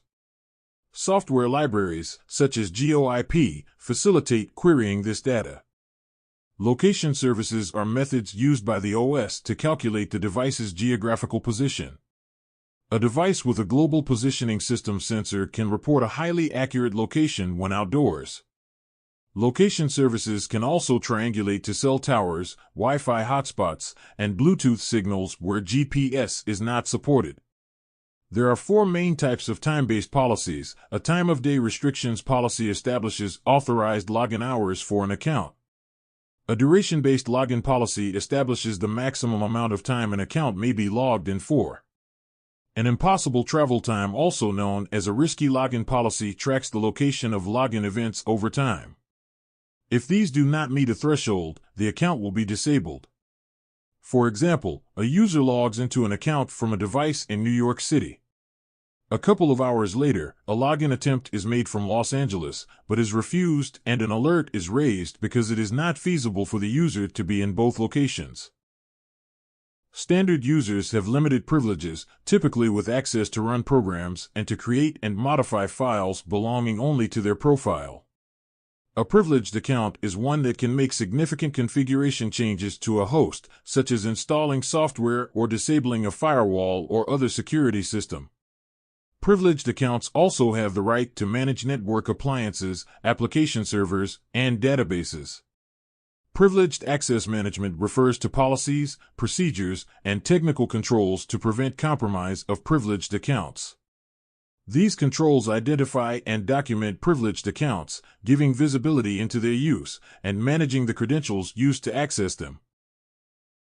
One of the most important features of an operating system is the authentication provider, which is the software architecture and code that underpins the mechanism by which the user is authenticated before starting a shell. Knowledge-based authentication relies on cryptographic hashes. A plaintext password is not usually transmitted or stored in a credential database because of the risk of compromise. Instead, the password is stored as a cryptographic hash. When a user enters a password to log in, an authenticator converts what is typed into a hash and transmits that to an authority. The authority compares the submitted hash to the one in the database and authenticates the subject only if they match. Windows authentication involves a complex architecture of components, but the following 3 scenarios are typical. Windows Local Sign-In is the local security authority subsystem service that compares the submitted credential to a hash stored in the Security Accounts Manager database, which is part of the registry. This is also referred to as interactive logon. Windows Network Sign-In can pass the credentials for authentication to an Active Directory domain controller. The preferred system for network authentication is based on Kerberos, but legacy network applications might use NT LAN Manager authentication. Remote sign-in is used if the user's device is not directly connected to the local network. Authentication can take place over a virtual private network, enterprise Wi-Fi, or web portal. These use protocols to create a secure connection between the client machine, the remote access device, and the authentication server. In Linux, local user account names are stored in /etc/password. When a user logs into a local interactive shell, the password is checked against a hash stored in etc. shadow. Interactive login over a network is typically accomplished using Secure Shell. With SSH, the user can be authenticated using cryptographic keys instead of a password. A directory service stores information about users, computers, security groups, roles, and services. Each object in the directory has a number of attributes.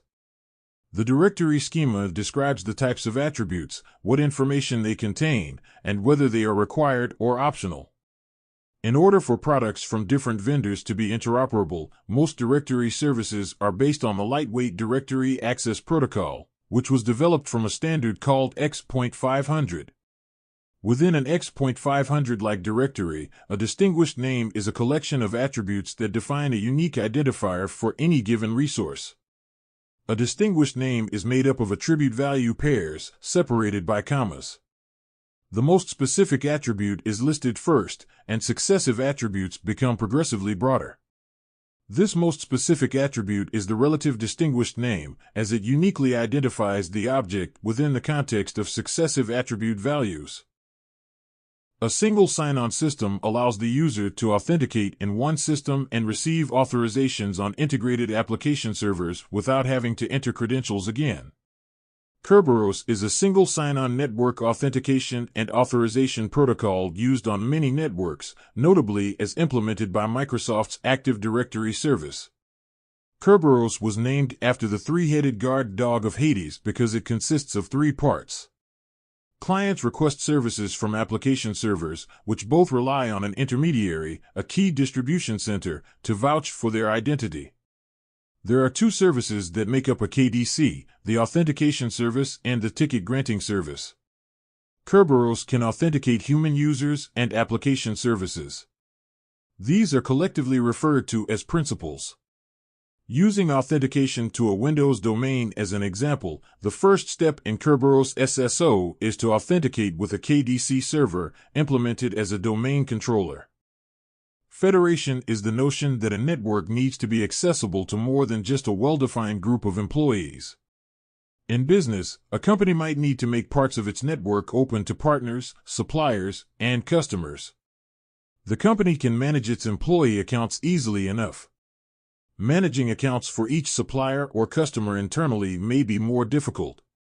Federation means that the company trusts accounts created and managed by a different network. As another example, in the consumer world, a user might want to use both Google Workspace and Twitter. If Google and Twitter establish a federated network for the purpose of authentication and authorization, then the user can log on to Twitter using their Google credentials or vice versa. An on-premises network can use technologies such as LDAP and Kerberos, very often implemented as a Windows Active Directory network, because the administration of accounts and devices can be centralized.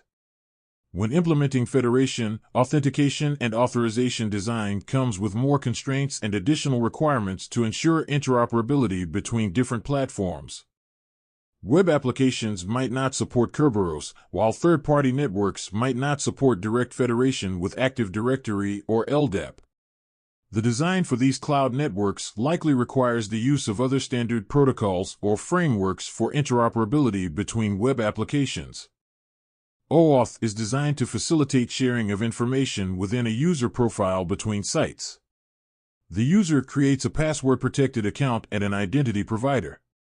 The user can link that identity to an OAuth consumer site without giving the password to the consumer site.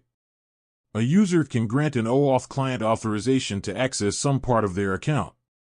A client in this context is an app or consumer site. The user account is hosted by one or more resource servers. A resource server is called an API server because it hosts the functions that allow OAuth clients to access user attributes. An authorization server processes authorization requests. A single authorization server can manage multiple resource servers equally. The resource and authorization server could be the same server instance. The client app or service must be registered with the authorization server. As part of this process, the client registers a redirect URL, which is the endpoint that will process authorization tokens. Registration also provides the client with an ID and a secret. The ID can be publicly exposed, but the secret must be kept confidential between the client and the authorization server. When the client application requests authorization, the user approves the authorization server to grant the request using an appropriate method. OAuth supports several grant types, or flows, for use in different contexts, such as server-to-server or mobile app-to-server. Depending on the flow type, the client will end up with an access token validated by the authorization server. The client presents the access token to the resource server, which then accepts the request for the resource if the token is valid.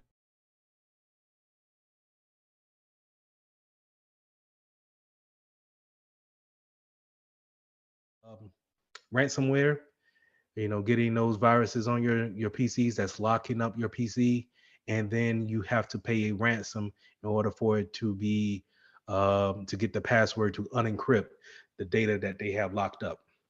I want you guys to understand what steganography is. Steganography is when someone is using pictures of some sort to actually send the data out. So they have a regular picture on their desktop, but they have embedded sensitive information, some type of PII in the picture, and now they send it out past our security controls, and we have no reason and to think something's wrong, because to us it just looks like they used a picture to send out information, well, to send out to an outside source, right?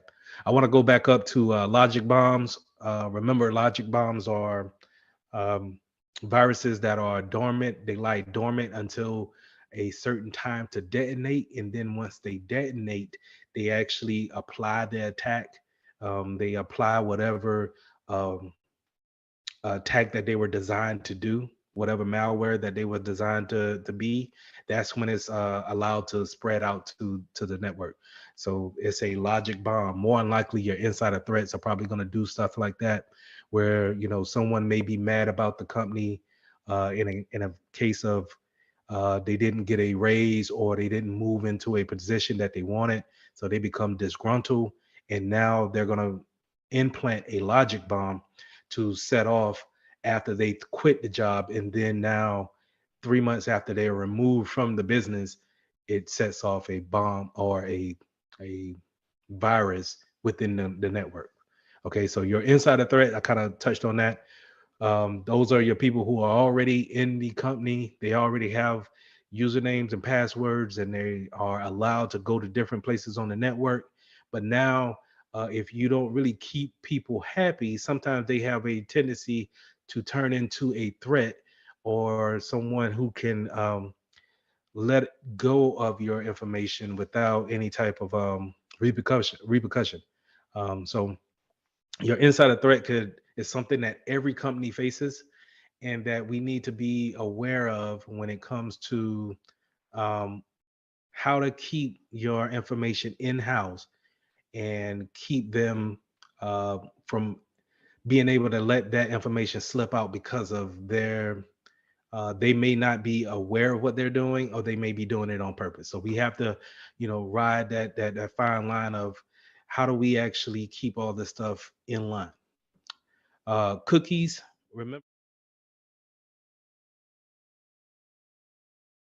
Asset management, security architecture resilience, and physical security are crucial concepts that underpin effective cybersecurity operations. Asset management involves identifying, tracking, and safeguarding an organization's assets, ranging from hardware and software to data and intellectual property.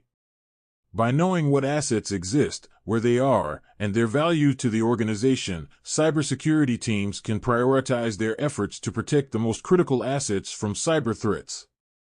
Security architecture resilience refers to the design and implementation of systems and networks in a way that allows them to withstand and recover quickly from disruptions or attacks. This includes redundancy, fail-safe mechanisms, and robust incident response plans. By building resilience into the security architecture, cybersecurity teams ensure that even if a breach occurs, the impact is minimized and normal operations can be restored quickly. Physical security protects personnel, hardware, software, networks, and data from physical actions and events that could cause severe damage or loss to an organization. This includes controls like access badges, CCTV systems, and locks, as well as sensors for intrusion detection. Physical security is a critical aspect of cybersecurity, as a breach in physical security can lead to direct access to systems and data, bypassing other cybersecurity measures. Together, these concepts support cybersecurity operations, help protect against a wide range of problems, and ensure the continuity of operations in the face of disruptive events. An asset management process tracks all the organization's critical systems, components, devices, and other objects of value in an inventory. It also involves collecting and analyzing information about these assets so that personnel can make informed changes or work with assets to achieve business goals. There are many software suites and associated hardware solutions available for tracking and managing assets. An asset management database can store as much or as little information as necessary. Typical data would be type, model, serial number, asset ID, location, user, value, and service information. Asset ownership assignment, accounting, and classification are essential components of a well-structured asset management process, ensuring that organizations effectively manage and protect their resources while maintaining accountability. Assigning asset ownership involves designating specific individuals or teams within the organization as responsible for particular assets to establish a clear chain of accountability for asset security, maintenance, and ongoing management. Asset classification involves organizing assets based on their value, sensitivity, or criticality to the organization. This enables the consistent and repeatable application of required security controls, effective prioritization for maintenance and updates, and appropriate budget allocation. Both processes need periodic reviews to account for changes in asset value, sensitivity, or relevance to business operations. Monitoring asset tracking activities include inventory and enumeration tasks, which involve creating and maintaining a comprehensive list of all assets within the organization, such as hardware, software, data, and network equipment. Regularly updating and verifying the asset inventory helps organizations identify and manage their assets effectively, ensuring they have accurate information about each asset's location, owner, and status. This information is vital for license management, patch deployment, and security incident response. Asset monitoring also involves tracking the performance, security, and usage of assets, allowing organizations to detect potential issues, vulnerabilities, or unauthorized access promptly. Proactive asset monitoring helps mitigate risks, optimize resource utilization, and ensure compliance with regulatory requirements. There are several ways to perform asset enumeration, depending on the size and complexity of the organization and the types of assets involved, and smaller organizations or for specific asset types. Manually creating and maintaining an inventory of assets may be feasible. This process involves physically inspecting assets, such as computers, servers, and network devices, and recording relevant information, such as serial numbers, make and model, and location. Network scanning tools, such as MAP, Nessus, or OpenVAS, can automatically discover and enumerate network devices, including servers, switches, routers, and workstations. These tools can identify open ports, services, and sometimes even the operating systems and applications running on the devices. Asset management software solutions, such as LawnSweeper, ManageEngine, or SolarWinds, can automatically discover, track, and catalog various types of assets, including hardware, software, and licenses.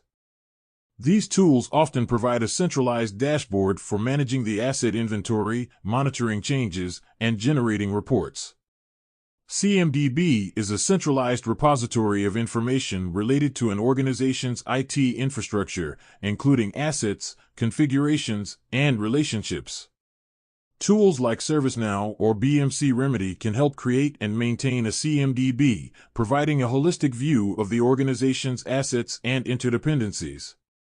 For organizations with a significant number of mobile devices, MDM solutions like Microsoft Intune, VMware Workspace ONE, or MobileIron can help enumerate, manage, and secure smartphones, tablets, and other mobile assets.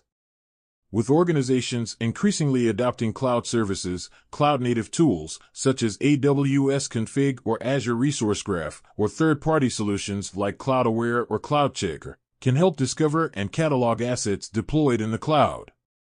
From the perspective of supporting cybersecurity operations, asset acquisition procurement policies are critical in ensuring organizations maintain a robust security posture.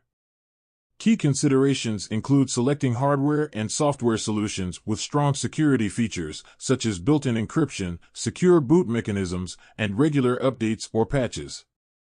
It is crucial to work with reputable vendors and manufacturers that prioritize security and provide ongoing support to address potential vulnerabilities in their products.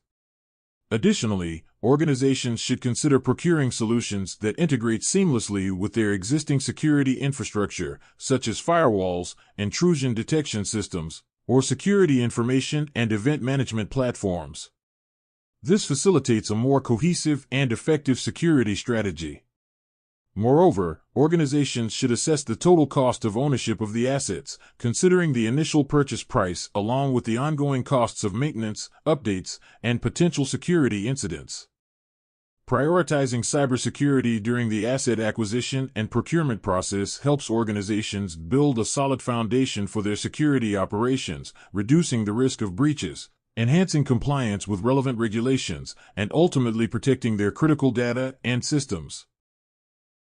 From the perspective of cybersecurity operations, assets describe the critical resources, information, and infrastructure components that must be protected from potential threats and unauthorized access. The term asset encompasses resources such as hardware devices, software applications, data repositories, network components, and more. Asset protection is critical to maintaining an organization's information systems' integrity, confidentiality, and availability. Cybersecurity teams are responsible for identifying and prioritizing these assets based on their sensitivity and the potential impact on the organization's core functions if they are lost, stolen, or breached. Actively safeguarding assets minimizes the potential impacts of security breaches and reduces the likelihood of loss or damage. Tangible assets can be identified using a barcode label or radio frequency ID tag attached to the device. An RFID tag is a chip programmed with asset data. When in range of a scanner, the chip activates and signals the scanner. The scanner alerts management software to update the device's location.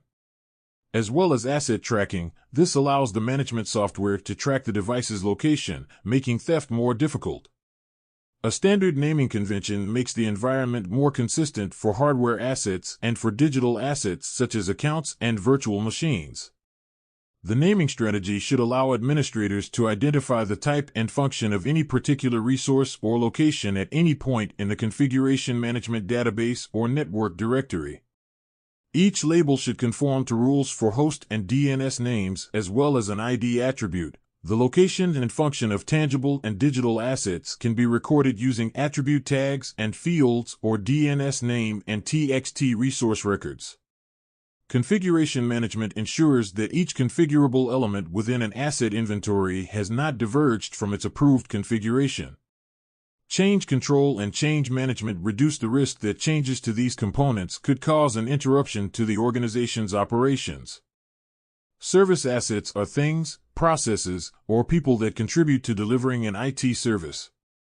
A configuration item is an asset that requires specific management procedures to be used to deliver the service.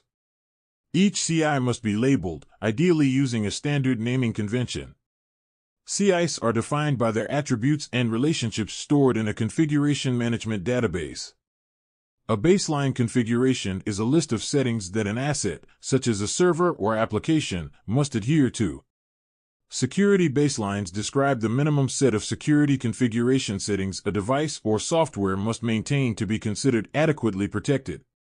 A configuration management system describes the tools and databases used to collect, store, manage, update, and report information about CIs. A small network might capture this information in spreadsheets and diagrams, whereas a large organization may invest in dedicated applications designed for enterprise environments. Diagrams are the best way to capture the complex relationships between network elements. Diagrams illustrate the use of CIs in business workflows, logical and physical network topologies, and network rack layouts. Backups play an essential role in asset protection by ensuring the availability and integrity of an organization's critical data and systems. By creating copies of important information and storing them securely in separate locations, backups are a safety net in case of hardware failure, data corruption, or cyber attacks such as ransomware. Regularly testing and verifying backup data is crucial to ensuring the reliability of the recovery process. In an enterprise setting, simple backup techniques often prove insufficient to address large organizations' unique challenges and requirements. Scalability becomes a critical concern when vast amounts of data need to be managed efficiently. Simple backup methods may struggle to accommodate growth in data size and complexity. Performance issues caused by simple backup techniques can disrupt business operations because they slow down applications while running and typically have lengthy recovery times. Additionally, enterprises demand greater granularity and customization to target specific applications, databases, or data subsets, which simple techniques often fail to provide. Compliance and security requirements necessitate advanced features such as data encryption, access control, and audit trails that simplistic approaches typically lack. Moreover, robust disaster recovery plans and centralized management are essential components of an enterprise backup strategy.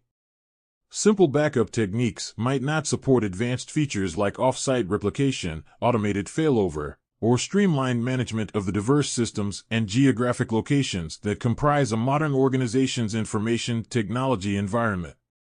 Data deduplication describes a data compression technique that optimizes storage space by identifying and eliminating redundant data. It works by analyzing data blocks within a dataset and comparing them to find identical blocks.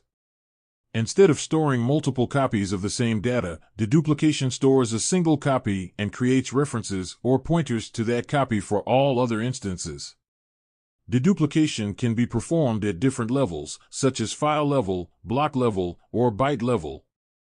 Deduplication significantly minimizes storage requirements and improves data transfer efficiency, particularly in backup and data replication processes, by reducing the amount of duplicate data stored. Many dynamics influence data backup frequency requirements, including data volatility, regulatory requirements, system performance, architecture capabilities, and operational needs. Organizations with highly dynamic data or stringent regulatory mandates may opt for more frequent backups to minimize the risk of data loss and ensure compliance. Conversely, businesses with relatively stable data or less stringent regulatory oversight might choose less frequent backups, balancing data protection, data backup costs, and maintenance overhead. Ultimately, the optimal backup frequency is determined by carefully assessing an organization's regulatory requirements, unique needs, risk tolerance, and resources. The need for on-site and off-site backups must be balanced, as they are crucial in securing critical data and ensuring business continuity. On-site backups involve storing data locally on devices such as hard drives or tapes to provide rapid access and recovery in case of data loss, corruption, or system failures. On the other hand, off-site backups involve transferring data to a remote location to ensure protection against natural disasters, theft, and other physical threats to local infrastructure, as well as catastrophic system loss that can result from ransomware infection, for example. Ransomware poses a significant threat to businesses and organizations by encrypting vital data and demanding a ransom for its release. In many cases, ransomware attacks also target backup infrastructure, hindering recovery efforts and further exacerbating the attack's impact. Perpetrators often employ advanced techniques to infiltrate and compromise both primary and backup systems, rendering them useless when needed. Organizations can implement several strategies to defend against this risk, such as maintaining air-gapped backups physically disconnected from the network, thereby actively preventing ransomware from accessing and encrypting them. Critical recovery validation techniques play a vital role in ensuring the effectiveness and reliability of backup strategies. Organizations can identify potential issues and weaknesses in their data recovery processes by testing backups and making necessary improvements. One common technique is the full recovery test, which involves restoring an entire system from a backup to a separate environment and verifying the fully functional recovered system. This method helps ensure that all critical components, such as operating systems, applications, and data, can be restored and will function as expected. Another approach is the partial recovery test, where selected files, folders, or databases are restored to validate the integrity and consistency of specific data subsets. Organizations can perform regular backup audits, checking the backup logs, schedules, and configurations to ensure backups are created and maintained as intended and required.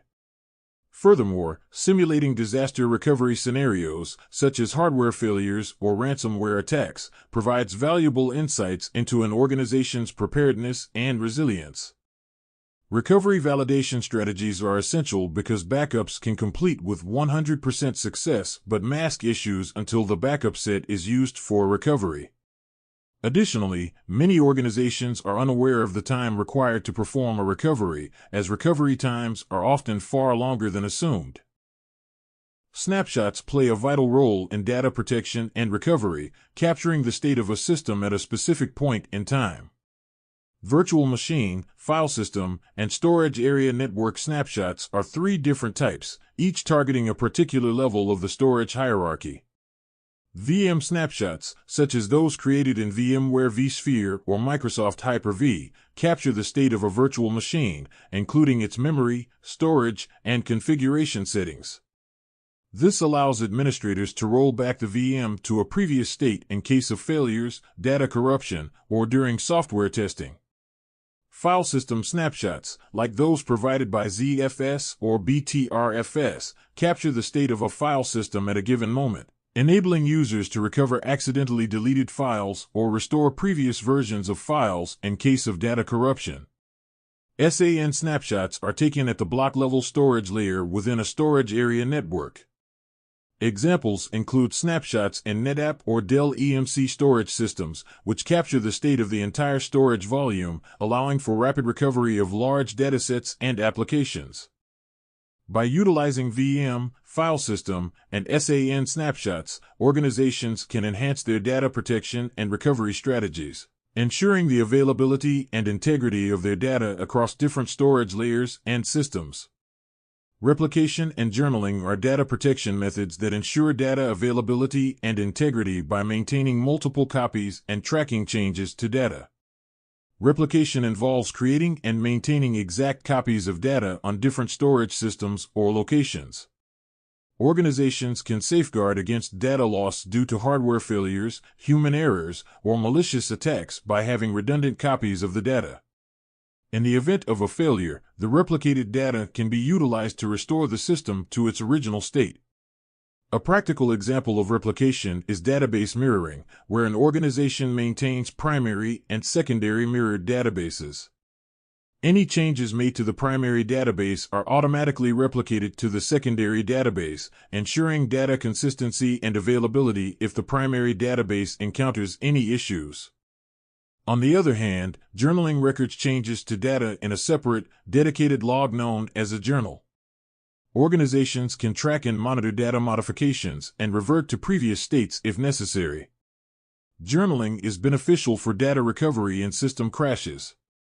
It enables the system to identify and undo any incomplete transactions that might have caused inconsistencies or replay transactions that occurred after the full system backup was completed.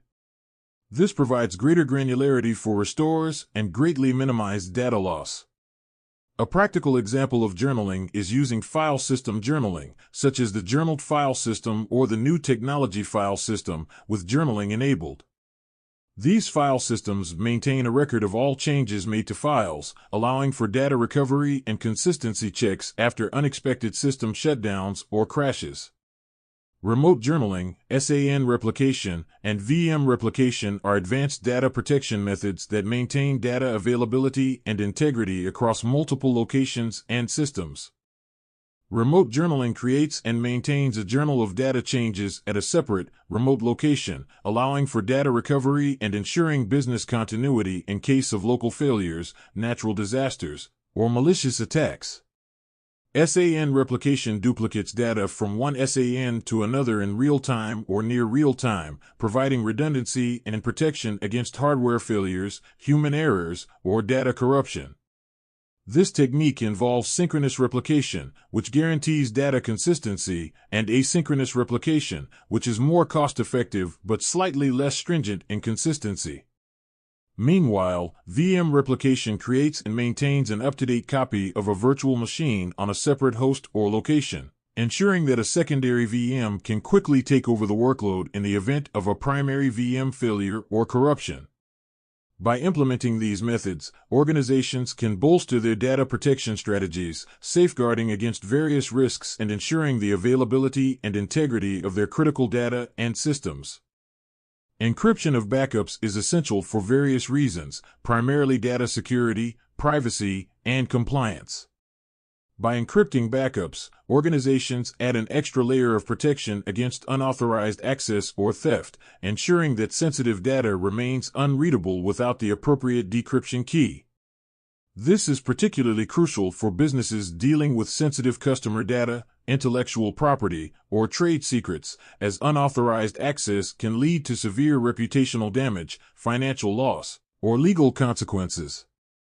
Copies of sensitive data stored in backup sets are often overlooked, so many industries and jurisdictions have regulations that mandate the protection of sensitive data stored in backups. Encrypting backups helps organizations meet these regulatory requirements and avoid fines, penalties, or legal actions resulting from noncompliance. Several common circumstances may necessitate data destruction within an organization to ensure security, compliance, and proper management of resources. At the end of a data retention period, organizations must destroy data in accordance with internal policies and external regulations while optimizing storage resources.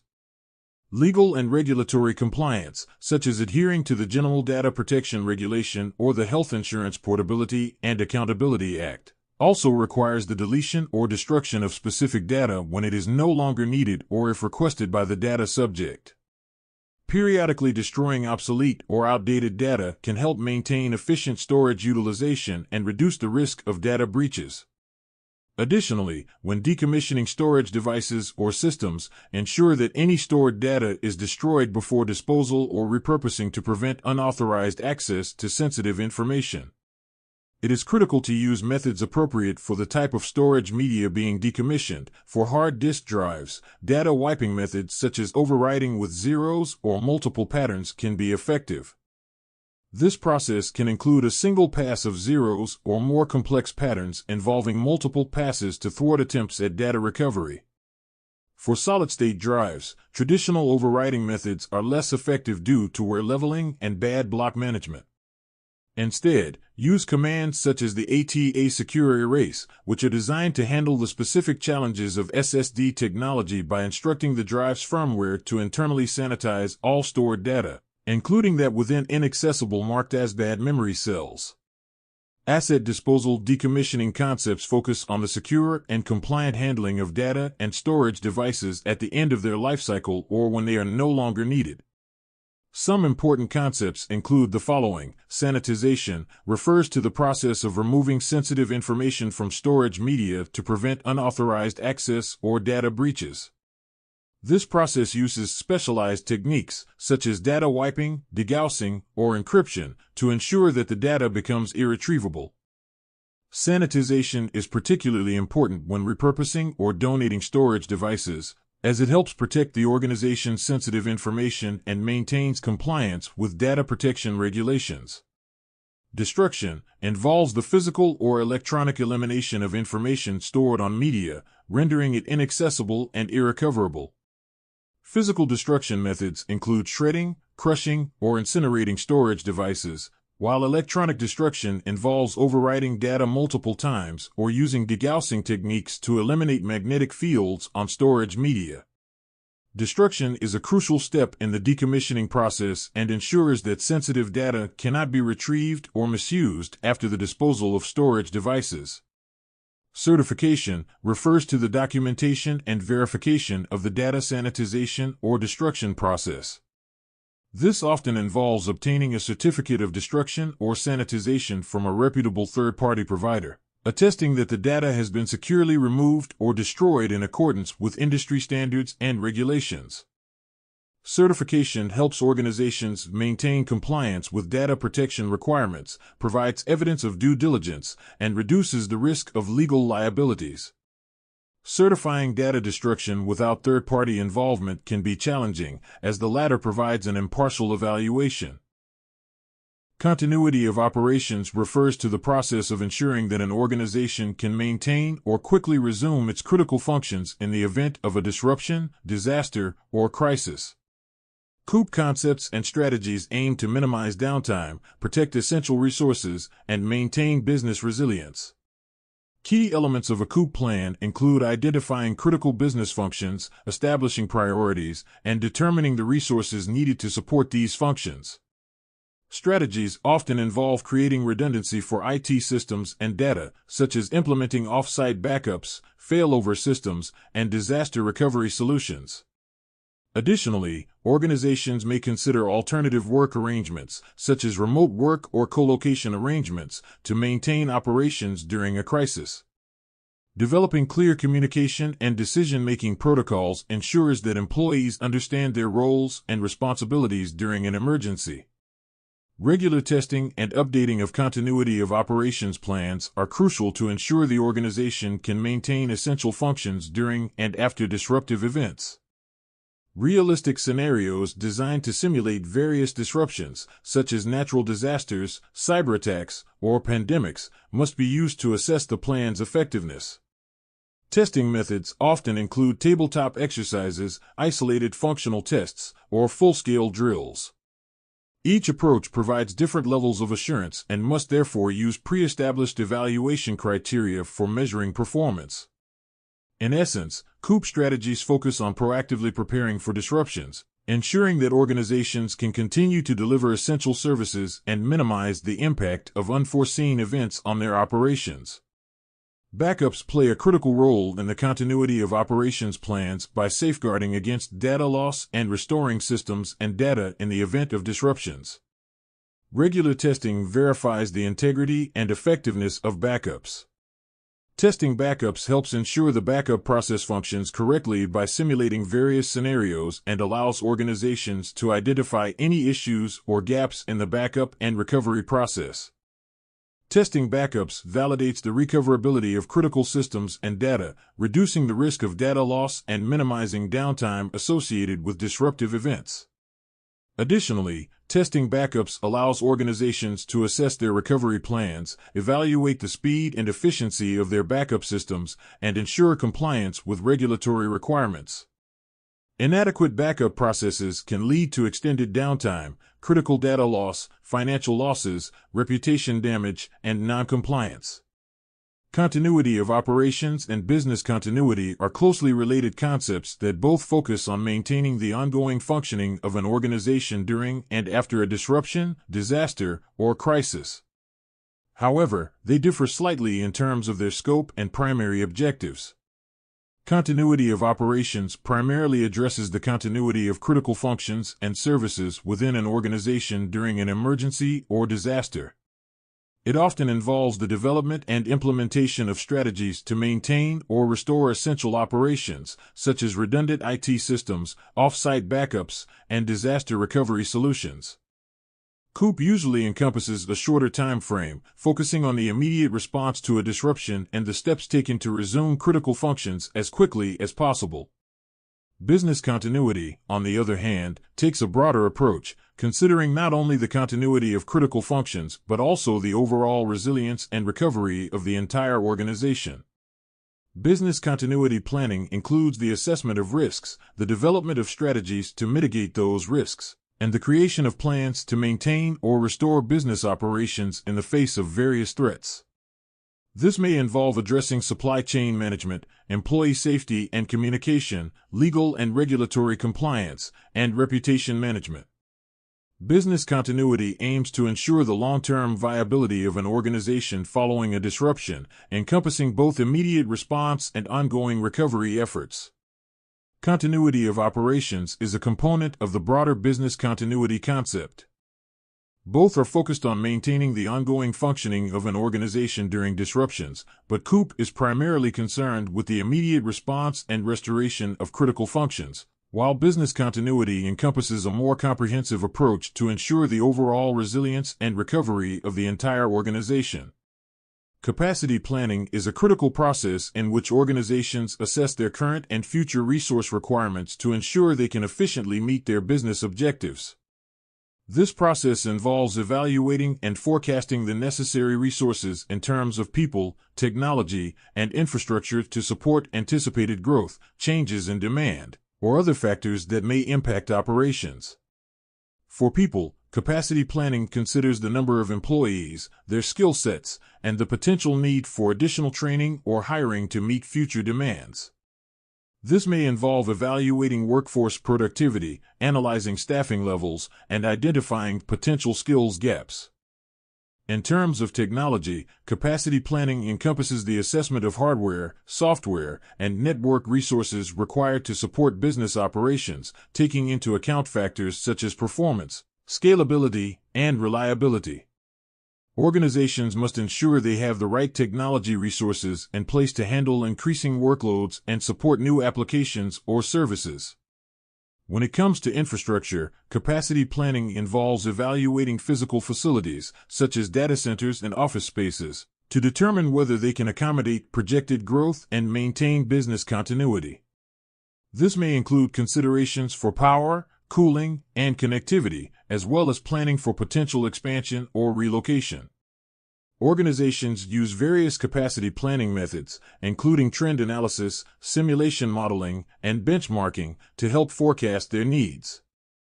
Trend analysis examines historical data to identify patterns and trends in resource usage, demand, and performance. Organizations can forecast future resource requirements by understanding past patterns. This type of analysis can help identify potential bottlenecks or other areas that require attention. Simulation modeling leverages computer-based models to simulate real-world scenarios. Organizations can assess the impact of changes in demand, different resource allocation strategies, or system configurations to make informed decisions and optimize resource allocation to meet anticipated needs. Benchmarking requires a comparison of an organization's performance metrics against industry standards or best practices. Benchmarking provides a comparatively simple way to identify areas for improvement and establish performance targets.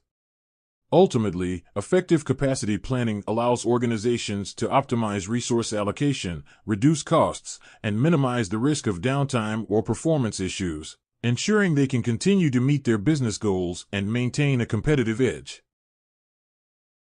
People risks associated with capacity planning may include insufficient staffing or skills gaps, leading to inadequate resource allocation or ineffective utilization. Lack of cross-training or succession planning can create dependency on specific individuals, increasing vulnerability to disruptions. Additionally, resistance to change, lack of employee engagement, or ineffective communication can hinder successful security operations. Cross-training requires employees to develop skills and knowledge outside their primary roles to mitigate the risk of relying heavily on specific individuals or teams. By cross-training employees, organizations can ensure that multiple individuals can perform critical tasks, reducing the dependence on a single employee or team. Cross-training promotes flexibility, resilience, and continuity within the workforce. Remote work plans outline strategies for employees to work effectively outside the traditional office environment. Remote work plans define communication channels, technology requirements, and expectations for remote work arrangements. Established remote work plans allow organizations to seamlessly transition to remote operations, ensuring business continuity and minimizing the impact of disruptions. Alternative reporting structures describe backup or temporary reporting relationships to reduce the risk associated with single points of failure in management or decision-making. Organizations can maintain operations and decision-making even if key personnel are unavailable by identifying interim individuals or teams. Effective communication is paramount in reducing risk during disruptive events. Clear and timely communication channels ensure that employees, stakeholders, and customers receive accurate information, instructions, and updates. Clear communication helps manage expectations, reduce confusion, and facilitate coordinated responses.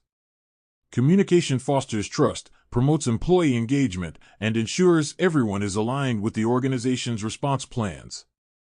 Additionally, communication plays a vital role in disseminating information about alternative work arrangements, changes in reporting structures, and other critical updates during a disruptive event. High availability is crucial in IT infrastructure, ensuring systems remain operational and accessible with minimal downtime. It involves designing and implementing hardware components, servers, networking, data centers, and physical locations for fault tolerance and redundancy. In a high-availability setup, redundant hardware components, such as power supplies, hard drives, and network interfaces, reduce the risk of failure by allowing the system to continue functioning if one component fails. Servers are often deployed in clusters or paired configurations, which allows automatic failover from a primary server to a secondary server in case of an issue. Networking components, including switches, routers, and load balancers, are also designed with redundancy in mind to maintain seamless connectivity.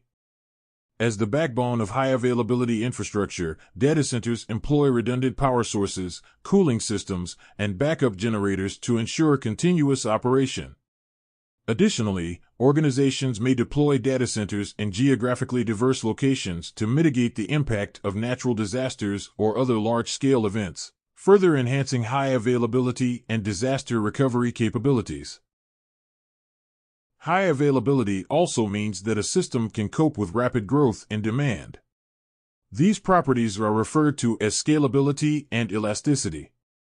Scalability is the capacity to increase resources to meet demand within similar cost ratios. This means that if service demand doubles, costs do not more than double. There are two types of scalability. To scale out is to add more resources in parallel with existing resources. To scale up is to increase the power of existing resources.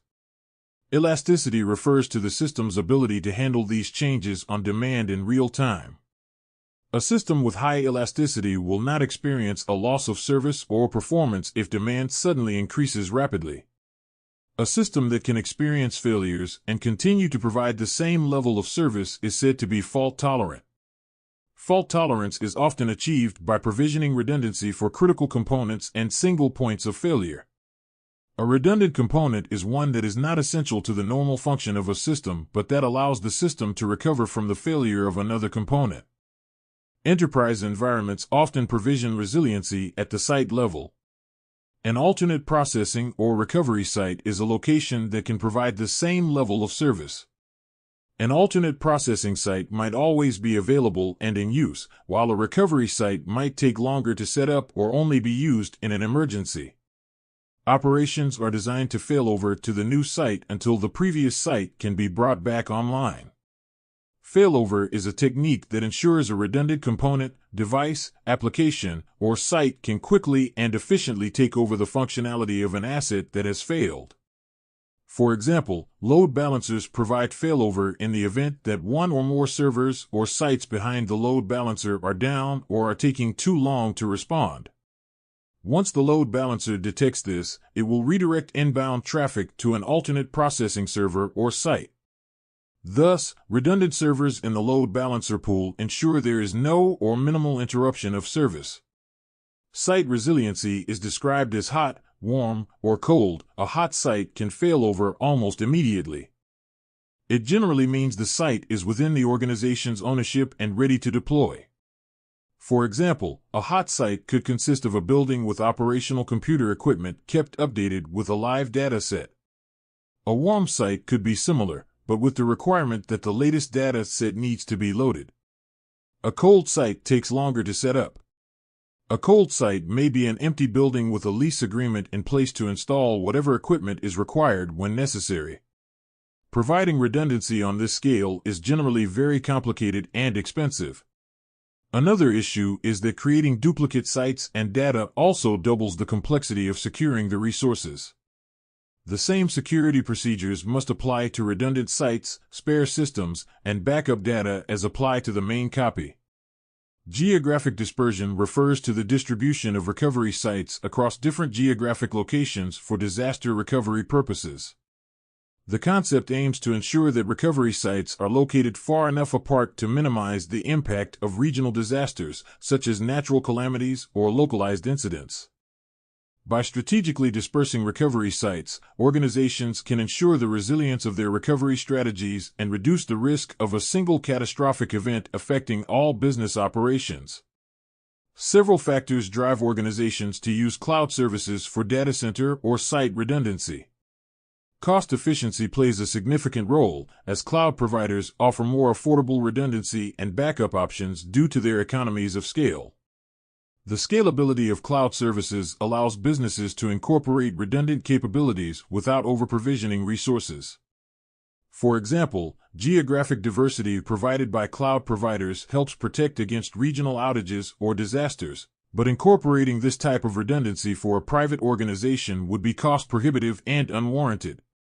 Faster deployment of capabilities when using cloud platforms enables organizations to set up and deploy redundant systems quickly, far more rapidly than could be done when building infrastructure from scratch. Simplified management is another critical factor, with cloud providers offering tools and services that reduce the complexity of managing redundant infrastructure. Improved security and compliance are also important considerations, as cloud providers invest heavily in these areas, helping organizations meet data protection and redundancy regulatory requirements. Testing high availability, load balancing, and failover technologies is critical and is designed to assess the ability to remain operational during heavy workloads, component failures, or scheduled maintenance. Load testing incorporates specialized software tools to validate a system's performance under expected or peak loads and identify bottlenecks or scalability issues. Failover testing focuses on validating failover processes to ensure a seamless transition between primary and secondary infrastructure. Testing monitoring systems validate effective detection and response to failures and performance issues. Robust testing practices allow organizations to ensure that high availability, load balancing, and failover technologies effectively fulfill their purpose to minimize unexpected outages and maximize performance. Where load balancing distributes traffic between independent processing nodes, clustering allows multiple redundant processing nodes that share data with one another to accept connections. This provides redundancy. If one of the nodes in the cluster stops working, connections can fail over to a working node. To clients, the cluster appears to be a single server. A load balancer distributes client requests across available server nodes in a farm or pool and is generally associated with managing web traffic, whereas clusters are used to provide redundancy and high availability for systems such as databases, file servers, and others. Clustering is also very commonly used to provision fault-tolerant application services. If an application server suffers a fault in the middle of a session, the session state data will be lost. Application clustering allows servers in the cluster to communicate session information to one another. For example, if a user logs in on one instance, the next session can start on another instance, and the new server can access the cookies or other information used to establish the login. Platform diversity is a concept in cybersecurity that refers to using multiple technologies, operating systems, and hardware or software components within an organization's infrastructure. By incorporating a variety of platforms, businesses can reduce the risk of a single vulnerability or attack affecting their entire infrastructure. This approach is important for cybersecurity operations, as it helps create a more resilient environment that can better withstand cyber threats. When an organization relies on a single technology or platform, an attacker who discovers a vulnerability can potentially compromise the entire system. However, with platform diversity, even if one component is compromised, other parts of the system remain secure, limiting the potential damage. Furthermore, a diverse technology landscape can make it more challenging for threat actors to navigate, as they must be familiar with multiple platforms and exploit techniques. In this way, platform diversity deters potential attackers and contributes to the overall robustness of an organization's cybersecurity posture. Defense in Depth is a comprehensive cybersecurity strategy that emphasizes the implementation of multiple layers of protection to safeguard an organization's information and infrastructure. This approach is based on the principle that no single security measure can completely protect against all threats. By deploying a variety of defenses at different levels, organizations can create a more resilient security posture that can withstand a wide range of attacks. For example, a defense-in-depth strategy might include perimeter security measures such as firewalls and intrusion detection systems to protect against external threats. Organizations can implement segmentation, secure access controls, and traffic monitoring at the network level to prevent unauthorized access and contain potential breaches. Endpoint security solutions, such as antivirus software and device hardening, help protect individual devices, while regular patch management ensures software vulnerabilities are addressed promptly. Additionally, implementing strong user authentication methods, such as multi-factor authentication, can further secure access to sensitive data and systems. Finally, employee security awareness training and incident response planning are essential components of a defense in-depth strategy, helping to minimize human error and ensure a rapid response to security incidents. Vendor diversity is essential for several reasons, offering benefits not only in terms of cybersecurity but also in business resilience, innovation, and competition. Relying on a single vendor for all software and hardware solutions can create a single point of failure. The entire infrastructure may be at risk if a vulnerability is discovered in that vendor's products. Vendor diversity introduces multiple technologies, reducing the impact of a single vulnerability and making it more difficult for attackers to exploit the entire system. Business resilience. Vendor diversity mitigates the risk associated with vendor lock-in and ensures that an organization's operations are not solely reliant on one vendor's products or services. If a vendor stops doing business, goes bankrupt, or experiences a significant disruption, having alternatives helps maintain business continuity. Diverse vendors bring different perspectives, ideas, and technologies. Leveraging solutions from multiple vendors can lead to a more innovative and agile IT infrastructure, better positioning an organization to adapt to emerging trends and technologies. Vendor diversity promotes healthy competition in the market, which can lead to better pricing, improved product features, and higher quality customer support. By engaging multiple vendors, organizations can encourage continuous improvement and obtain better value for their investments. Different vendors offer unique solutions that cater to specific needs, and having a diverse vendor ecosystem allows organizations to choose the best fit for their requirements.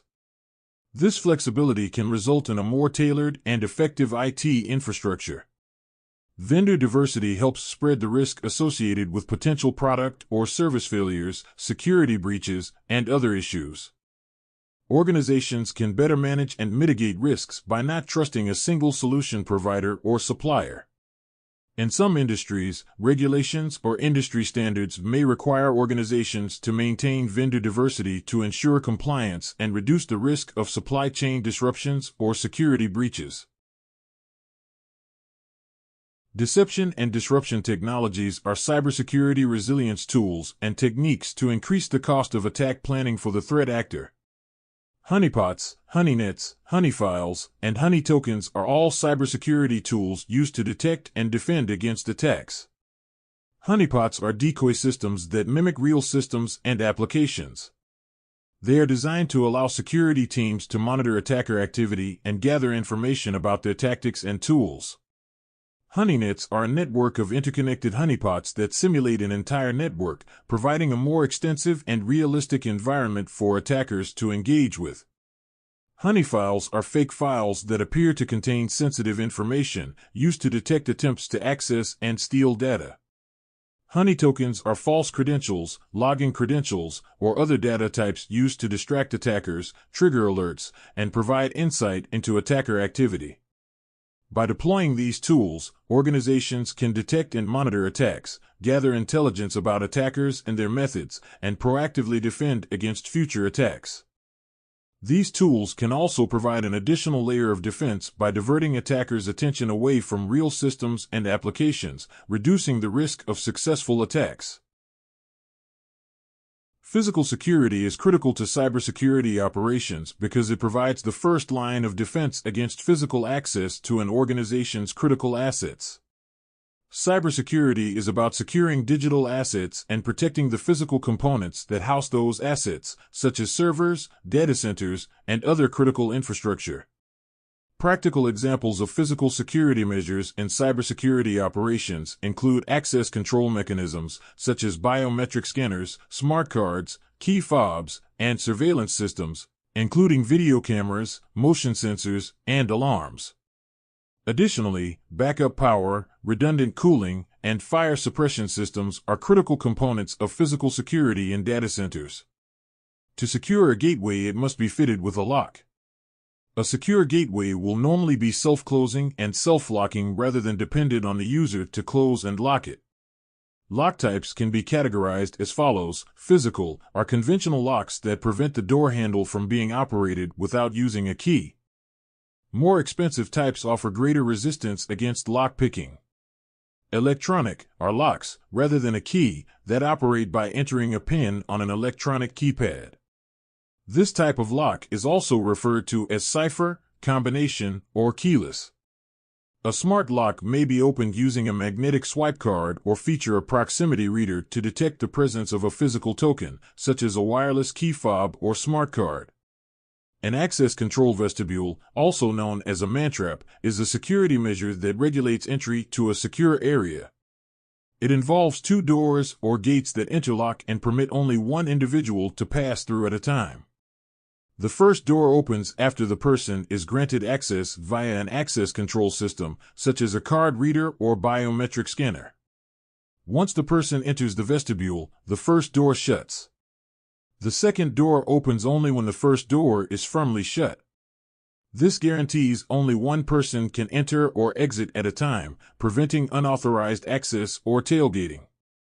Access control vestibules are frequently used in high-security settings like data centers, government buildings, and financial institutions to offer an additional layer of physical security control.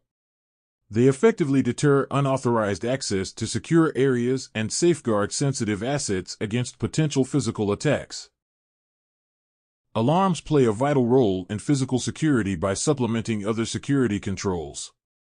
Alarms alert security personnel and building occupants of potential threats or breaches. They are both detective and deterrent controls, notifying of trouble and discouraging unauthorized access and criminal activity.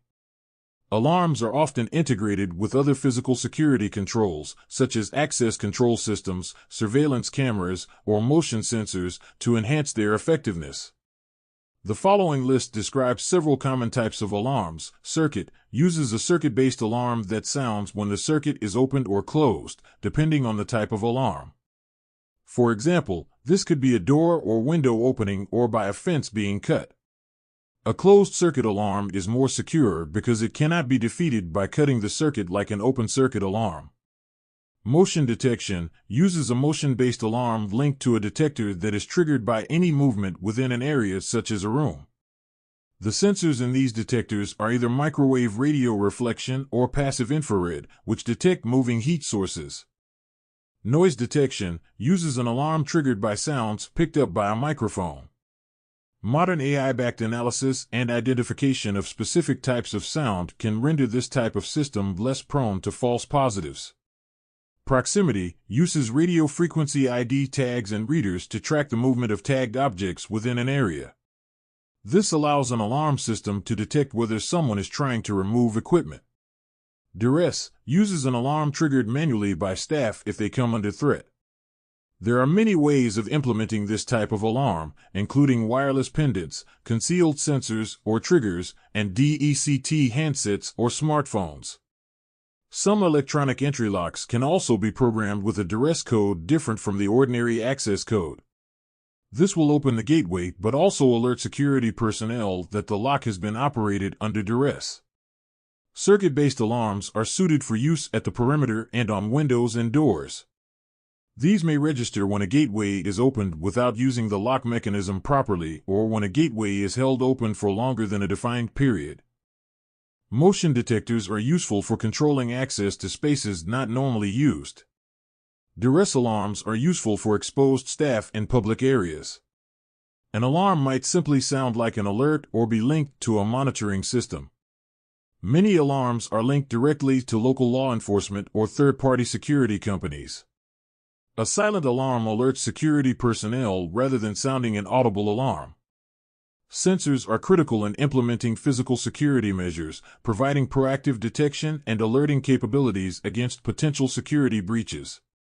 These devices can employ various technologies, including infrared, pressure, microwave, and ultrasonic systems, each with unique advantages and suitable applications. Infrared sensors are commonly used in motion detection systems. They detect changes in heat patterns caused by moving objects, such as a human intruder.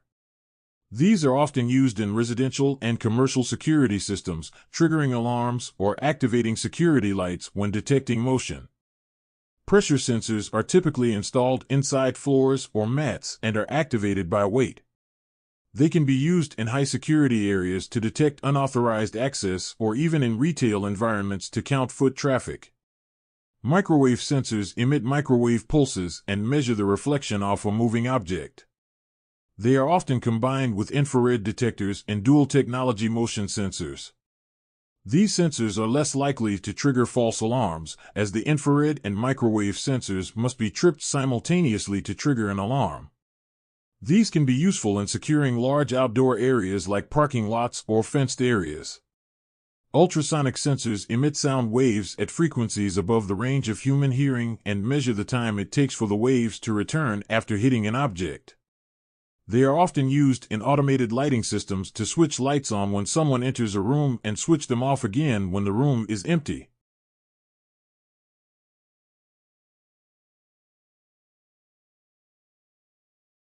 Bluetooth attacks, being able to have Bluetooth enabled on your wireless device, and then someone able to actually get close enough to you to actually steal information away from you. So while we look at Bluetooth devices as being very convenient for us, we got our AirPods in, or we got our headphones on, or we connected to a car. Hackers can take those two things, or those that convenience that we have, and then use it to their advantages by actually sending you information that you don't really want. That's what you call blue snarfing here, where a theft. I'm sorry, blue jacking, where we're sending information to someone that we really don't want. Um, that's blue jacking, and then blue snarfing is when we take information away from someone via Bluetooth. So we're actually able to connect to them and then actually send contacts over, pictures over, videos, anything across the network, from your device to my device as being the hacker. We used to see this a lot back in the day when we had PDAs. PDAs came out and they were kind of like the first smart device that was actually handheld. So it was as big as your iPhone, but it was supposed to be more smarter than your normal Nokia phone at the time. Um, where cell phones back in the early 2000s, just it had enough information to have your phone number, contacts, and maybe one game which was pixelated to Snake or some other really simple game. It really didn't do the internet type capabilities that your smart devices had now. So we had this thing called a PDA, which was kind of like a small version of a laptop, which was, like I said, about as big as a iPhone Pro now, any kind of Pro Max that you may have. So it could do several things like go on the internet, keep more functions than your regular cell phone would have. The problem was is that when it came to having Bluetooth on those type of devices, you can actually send files back and forth. And before they actually got smart to the fact of actually putting security on your Bluetooth or telling you to turn your Bluetooth off, a lot of people will connect to these PDAs and then pull important information off.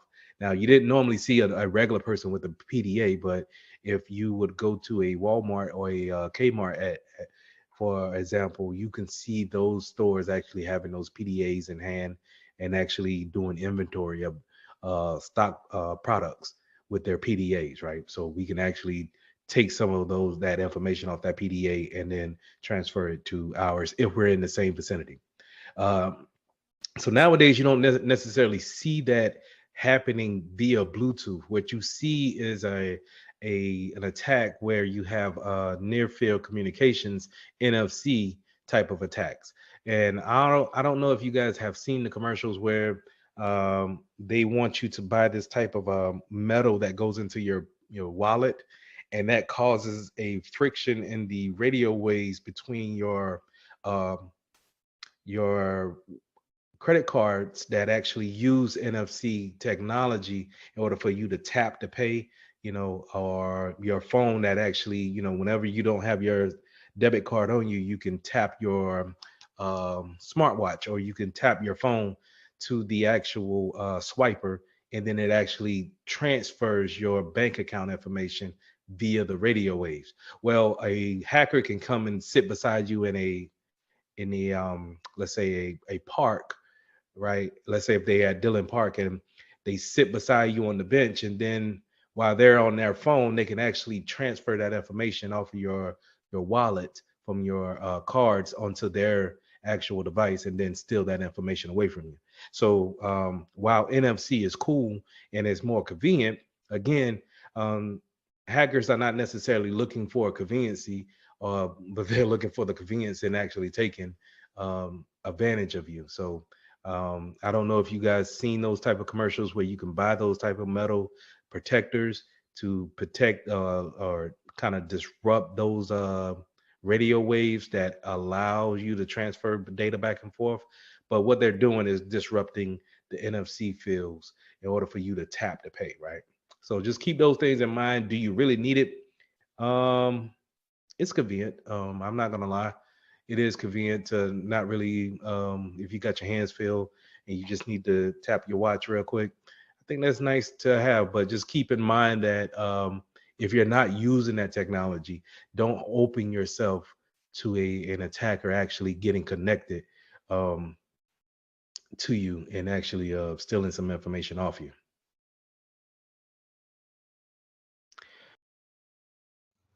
Hey, this is an overview of technical devices that we use on a day-to-day basis. So in this class, I'm going to go over PCs, routers, switches, as well as servers, and kind of break things down and try to make sense of all the terminology that we have been using over the past couple of weeks. So I'm not trying to be long with this video. I'm trying to make it hit the main points, and that's basically covering these topics: the motherboard, CPU, memory, such as RAM, your hard drive, the operating systems, what are servers, um, kind of dive into IP addresses and the ports that servers and computers use, as well as we'll finish up with the directories. So what is your PC? Your computer is a device that receives information and carries out commands. The way it does that is by having what we call a motherboard installed within it. So either you have a laptop or you have a desktop. Either one still has this green um, circuitry board here that you see on the slide, and that's called your motherboard. And that's where all the processing happens, and all the inner workings take place. So on the motherboard, we have what we call the CPU. The CPU is called the central processing unit, and think of this as the brains of the computer. The CPU will take in information, and it'll either dish out information, or it'll compute any kind of commands that it receives. Okay. In the conjunction of that, you have what we call memory. More specifically, is RAM. So that's random access memory. With RAM, is more of a short-term place that the CPU can make the decisions of what commands it needs to take out. So it's a short-term memory bank. It just uses the RAM for the time period that is actually on. So with that being said, you can't store files here. So whenever you make kind of like a Word document, it's not going to be stored in your RAM. It'll be stored elsewhere. And we'll get to that in a minute. But your RAM is going to be there for short-term memory only. And whenever the power is cut from your PC, your RAM is cleared, it's cached out. So just keep that in mind. With longer storage of things that you want to be able to save even if power goes out, that's where we have our hard drive come into place. So these are where you're going to be storing, large files, data that's sitting on your hard drive. That's why you want more of a hard drive. You want your hard drive to be a bigger space to actually fill up and actually store those files there.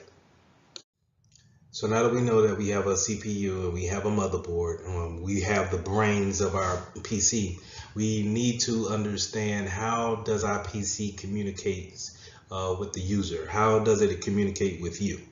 And to know how a computer communicates with each other is by seeing the picture that's laid out here on this slide. So that is what you call binary bits, and it's basically just ones and zeros.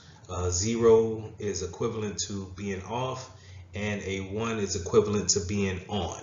All right, and in machine learning, that's how PCs and desktops and servers communicate with each other.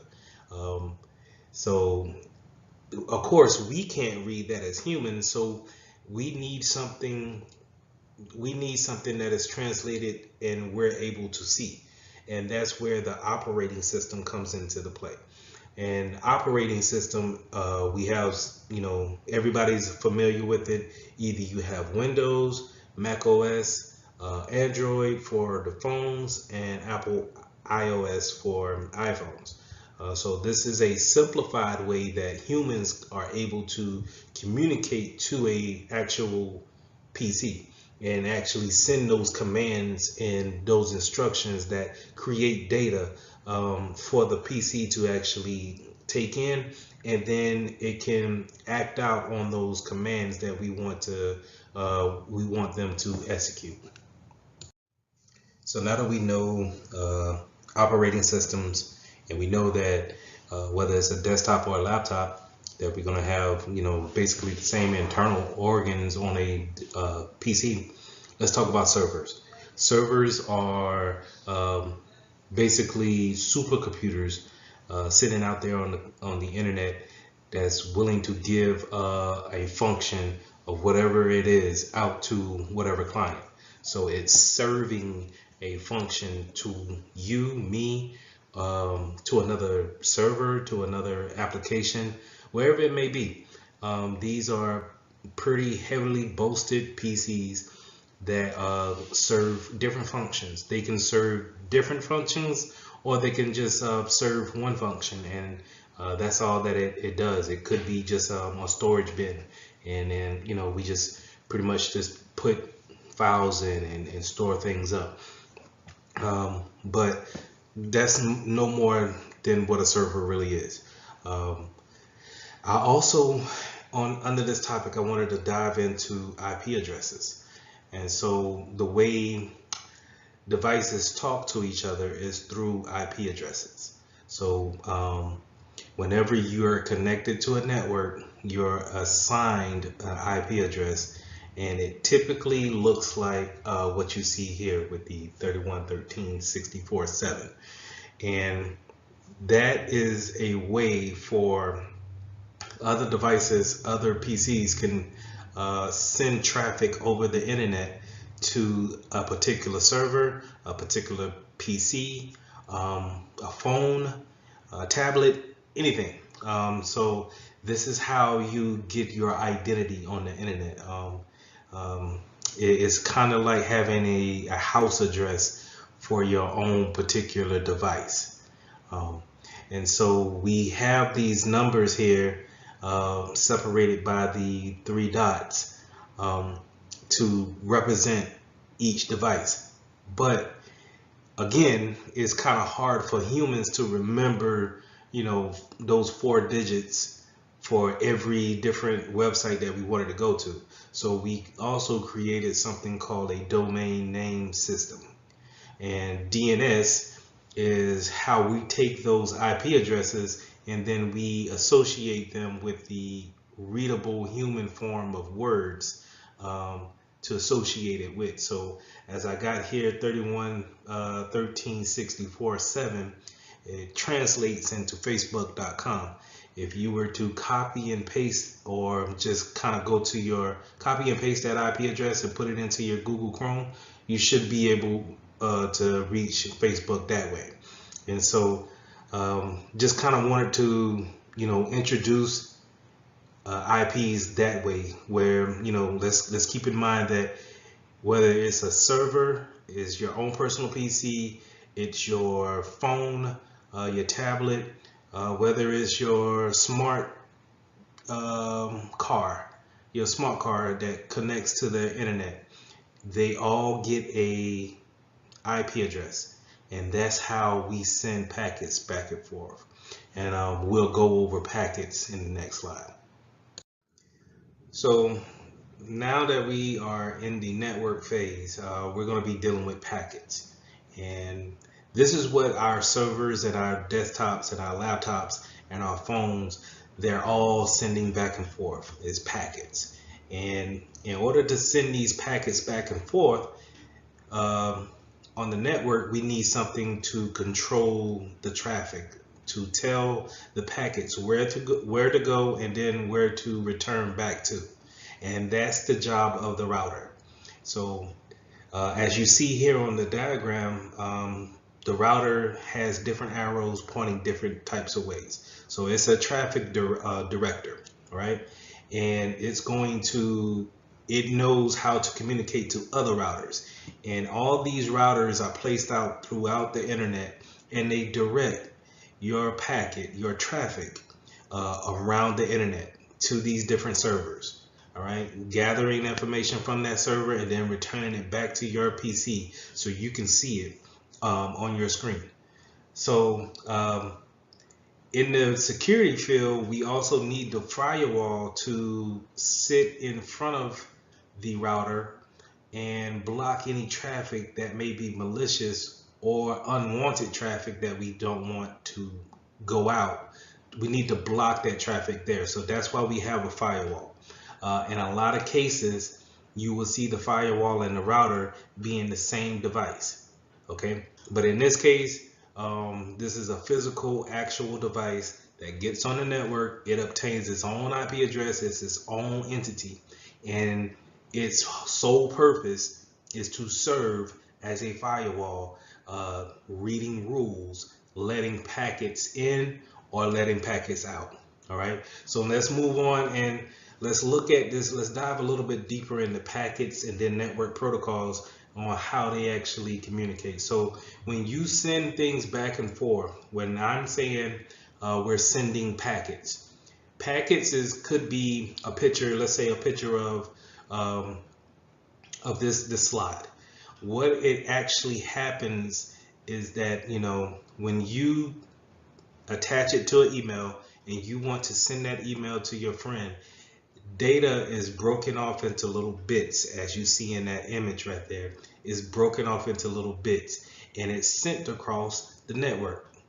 And when it gets to your friend's computer, those bits are rearranged back up into the actual picture or the slide that we originally started off with on the beginning side. Okay, so every time we send things across the network, it is broken down into these little packets. That's why you hear me harping on TCP and UDP. Those little packets, TCP will want to have every bit of those pieces put together in order to make the whole image. Whereas UDP is not necessarily necessary that I get every bit of it back. All right, so that I kind of jumped the gun a little bit to go into network protocols, but network protocols and ports are the way that different devices, different servers, PCs, we communicate on the network. They set up these standards of this is how we're going to talk to each other. Okay, so your server is not necessarily smart enough to just understand any kind of nuance. It wants to have a structured list of commands, and needs to follow those things out. So this is where network protocols come into play. And when you connect to facebook.com, it says, you send your first packet out and say, hey, I would like to go to this IP address, right? We go to the IP address, Facebook pulls up. But before it pulls up, it's saying in the packet, hey, before I communicate with you, we're going to communicate on using HTTPS. All right, and we're going to use that as our communication protocol. And in order for me to use that protocol, we need to come in on the port number for HTTPS. All right, and that's the lump sum, a very high view of how different devices connects out to a server, and then they set up that initial communication packet, and then they decide to communicate that way. So finally, let's talk about directories. So back onto your personal PC, or even a server for that matter. But let's stay with the personal PC. Whenever you log into your OS, your operating system, you'll see folders, and nine times out of 10, those folders have files within them. We can create them whenever we feel like them, and we can place them wherever we want. So you'll see some in the My Documents or My Pictures. You can create a new folder and name it Security Plus class. And these are what you call directories. These are pretty much separation of folders for file organization purposes only.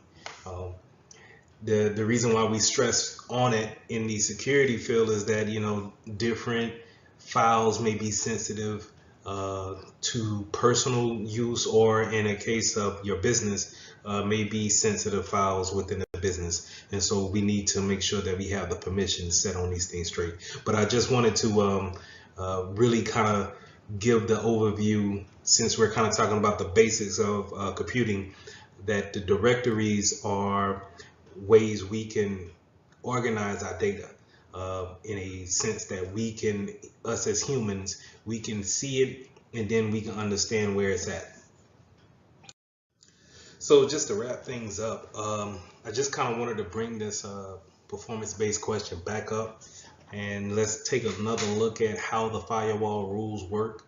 And I just want you guys to really just look at the diagram, understand that everything here has an IP address, and don't get confused on things like internal network and then the cloud out here with it being the internet. The internet is not a cloud. It's not a destination to get to. It's being able to be routed to another PC, another server, another device. That's all it is.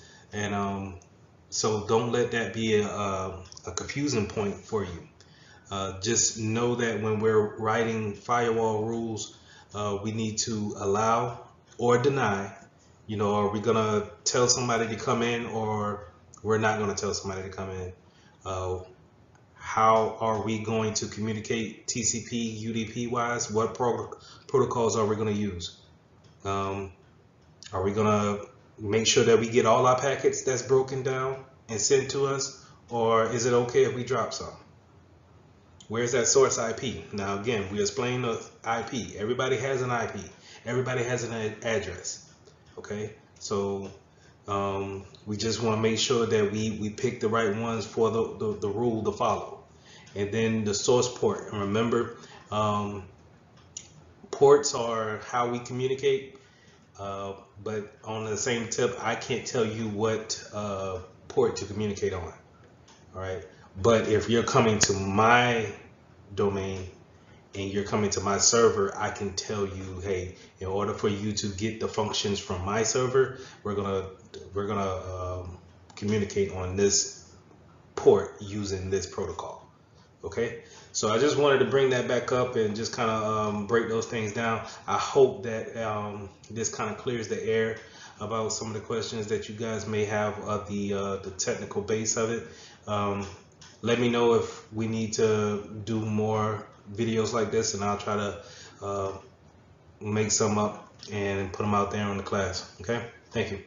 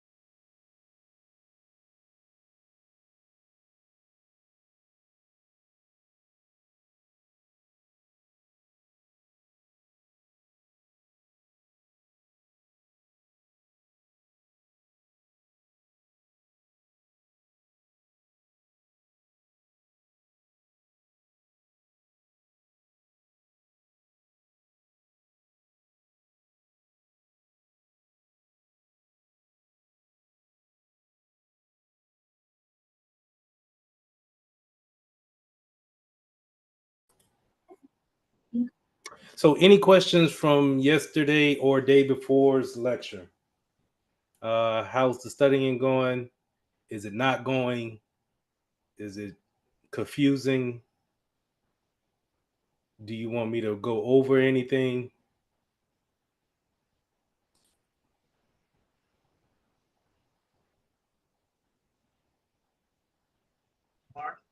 Um, it's going okay. It's just a lot of information. Yeah, that's why I don't like the fact that we just got 4 weeks together. I feel like I'm doing you guys a disservice really by picking major points and hoping that you soak it in an afternoon setting, so or evening setting. So I apologize once again for that. But if you can come out of this class with just a better understanding of cybersecurity, and and if I can help in any way, just let me know. And yeah, we'll just try to push forward as best as possible.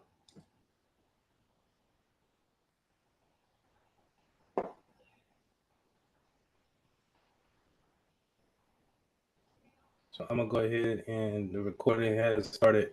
I'm gonna go ahead and get started. So first 2 days we talked about roles in cybersecurity. We talked about controls. We touched on encryption yesterday.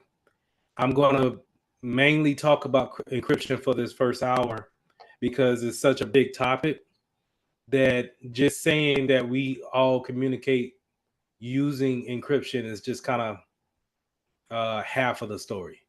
As well, like I said, it can be really complicated once you start getting into it of how keys are made.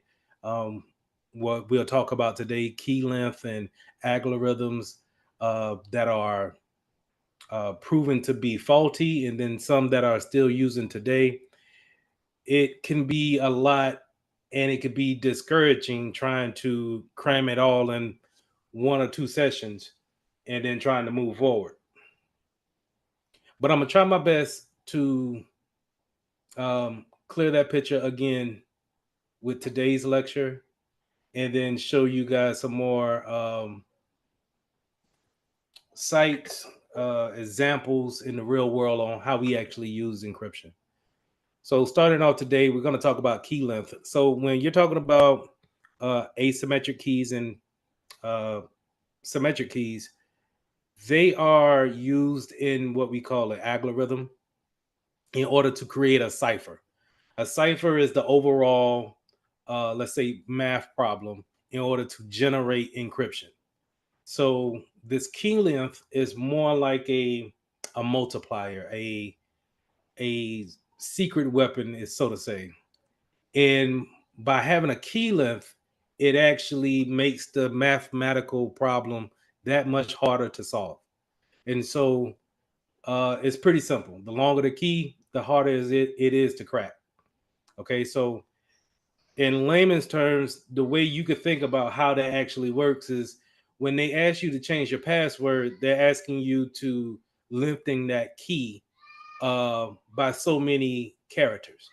So, and I'm sorry if you guys hear somebody crying in the background, but um, just try to not hear that.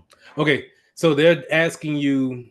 You could make a password as short as 4 characters, right? Because when phones came out, maybe they had like the 4 characters that you could probably put in and that'll open up your phone. But then it started to get longer as time went on, and then some cases, according if you got Android versus iPhone, Android would ask you to actually put in some letters at sometimes along with the numbers, and the only thing that's doing is it's creating more of a algorithm for the encryption to be just that tougher to break when it comes to a brute force attack. Now, to understand what a brute force attack is that we got to take in the consideration a software called Kali Linux, and within that software, there's something called Jack the Ripper, or I forget the other one. Well, those software are built to take a password and try every possible combination of all the letters and all the numbers and all the special characters that there is in order to break eventually that code. So it will go through every possible combination. Now, you think the longer that password is, the longer the combination has to be when it comes to actually trying to go through each and every possible um, combination. So just by adding length onto the key, you're adding on literally years for someone to actually break that key or to break into that password. Okay. So that's why key length is such an important factor to it. Having a shorter key or um, having, let's say, like the 128 key that you see for AES has been determined to be vulnerable and has been said to be unsecure. So whenever you see AES, that we're not using AES, but it's still out there for some devices. Um, from my regular router, and I could pull that up later. I could show you where AES is a possible encryption that I can use on my network. But we already proved it to be vulnerable, so therefore we don't use it. Okay. Now, key stretching and key salting plays off of that as well. It's not just, okay, so you may ask yourself, well, how come we just can't keep it at the key length? How come it has to be salted and key stretch? Because our computers are getting faster and faster and faster. So therefore, things that would have taken years to figure out, they're now taking maybe months to figure out. Okay. And if someone has enough time and is if your valuable data is that valuable, then they have time to actually sit there and wait for every possible combination to go through. Okay.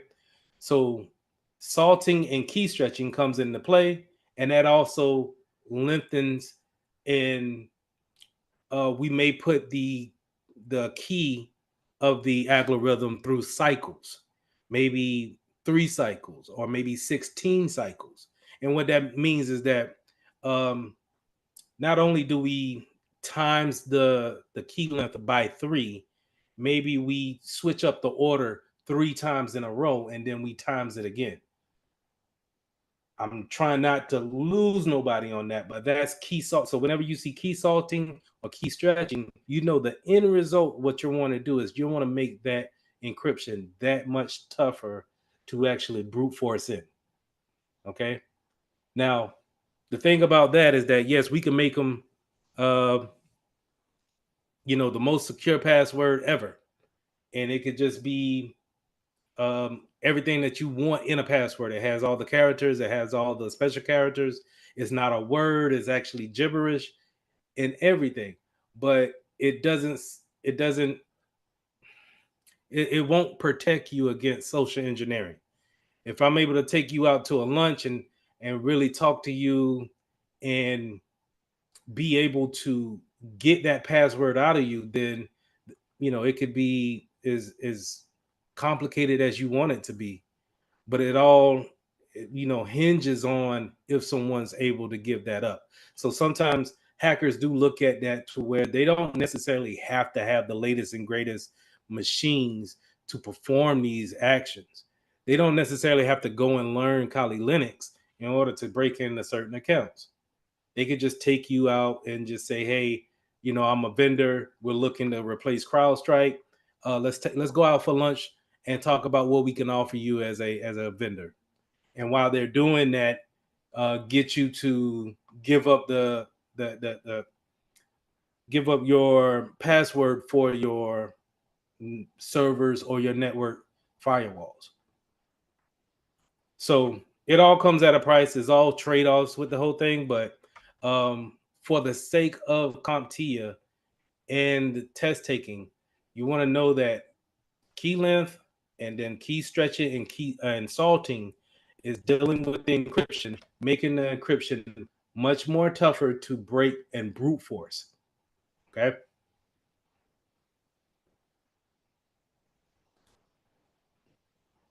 Yesterday we touched on PKIs, public key infrastructure, mainly the CAs, the certificate authorities, and today we're going to touch on third-party CAs. So remember that whenever we're communicating online using the HTTPS, we're going to be using public keys and private keys in order to communicate, right? Um, Now, these certificates are given out by CAs. Remember, I made the correlation of a CA to a DMV. They're going to let you know that you're a trusted party on the internet, and we should trust you for the most part as being who you say you are. Okay, so I'm gonna say that again. We trust you for saying who you are, but not necessarily what you do, because we saw that last night how we pulled up a phishing site and it had a certificate that was valid, but the what they were doing, the CA has no control over that. They're just gonna they don't have no say so over that. And so doing malicious things doesn't necessarily have to be their jurisdiction. They want to give certificates out so you can know straight up that you're dealing with a valid server, and whoever they say they are, they are. That now, if they're a hacker, that's what they are. So believe what the site is, not necessarily the CA that it comes from. Now, when it comes to CAs, let me look this up real quick. Who are the major CAs? Uh,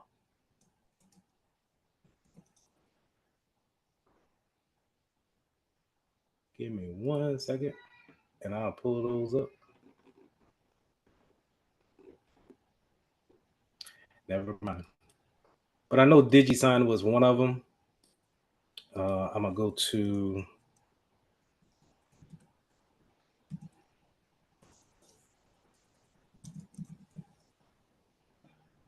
Alabama State University. Pull that over here. So I'm assuming you guys are familiar with this site. And so for them, DigiCert has granted Alabama State as being who they say they are. Now, remember, the public key is always here. This is how we know we can communicate with Alabama State on a secure level. So what does that mean is that I can do things like this. I can give to ASU, and I can, when I click all of this and I go to ASU to give, then I'm presented with the main thing, and that's credit card information, PayPal information, Google Pay information. All of this needs to be encrypted. Okay.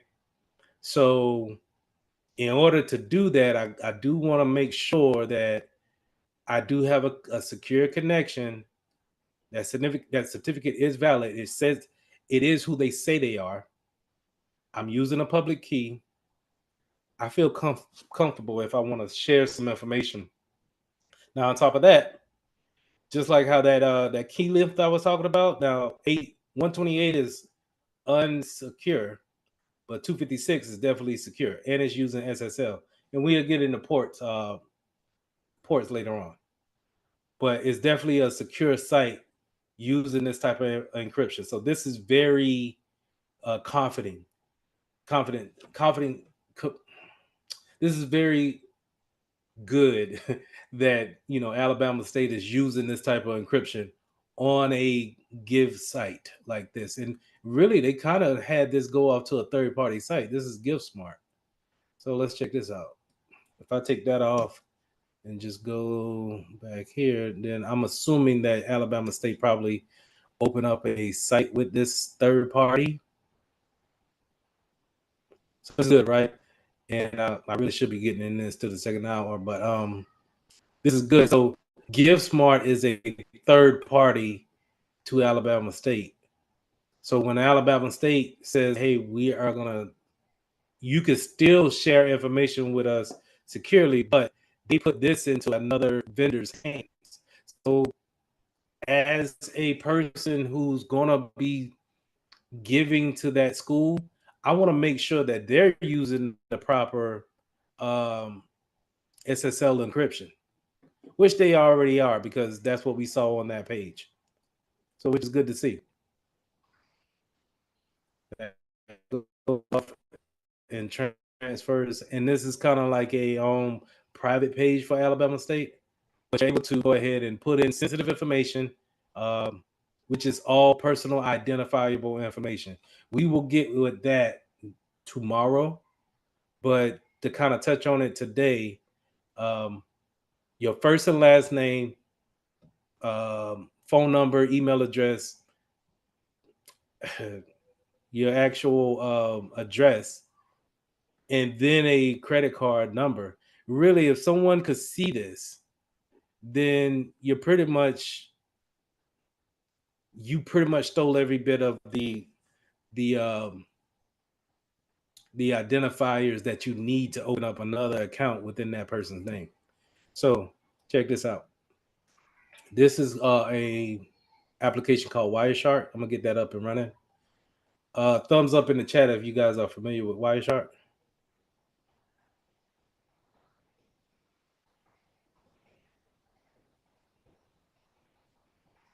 Anybody? Well, Wireshark is a packet sniffer. Wireshark Yeah, is. I'm sorry. it's been used in a couple of the labs that we've had. Okay, are you familiar with it, or you just kind of like you've seen it just in the labs? I've only seen it in the labs, yes. Okay. So for me to speak on it, Wireshark is called a packet sniffer. Wireshark is called a packet sniffer, and what it does is that it looks at all the traffic going through the airwaves, back and forth from devices, whether it's in your house or it's just going across the internet. So what it will do, it will look at all the traffic that's going on in my household right now. So this is what you see, those squiggly lines is what you see traffic on.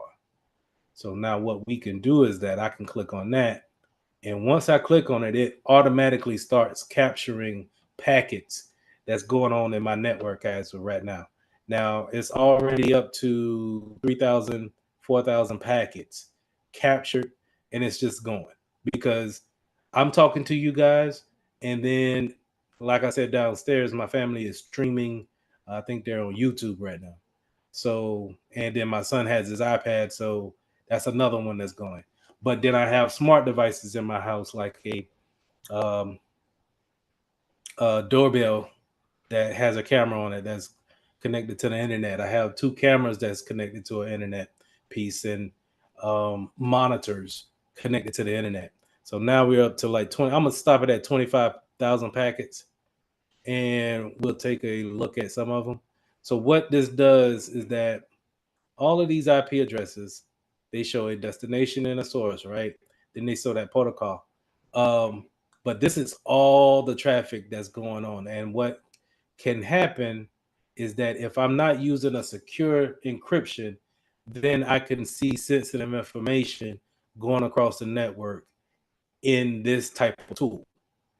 I click on one of these and see something like this and look through these are called network frames. And these network frames show you the information that's going on as far as high level information. If it's encrypted, you're not going to see anything. You're going to see something more like this that's unreadable.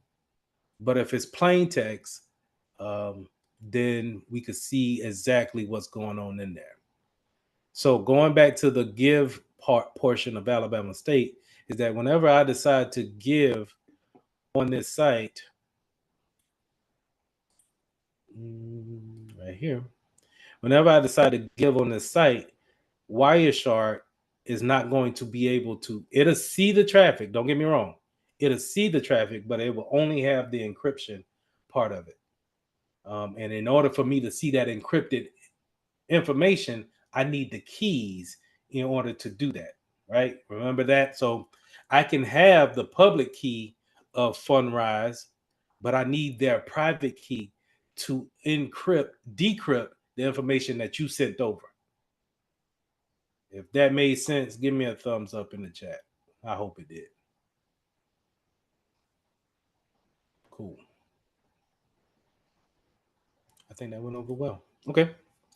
So again, third party CAs is kind of like that Fundrise, where they're going to, on the behalf of Alabama State, vouch that this is still a legit site, but at the same time, they're doing it for themselves, not necessarily for Alabama State. But when Alabama State wants to have a particular company to go with to actually have people give, they look, their IT team should look for those type of stuff. Okay.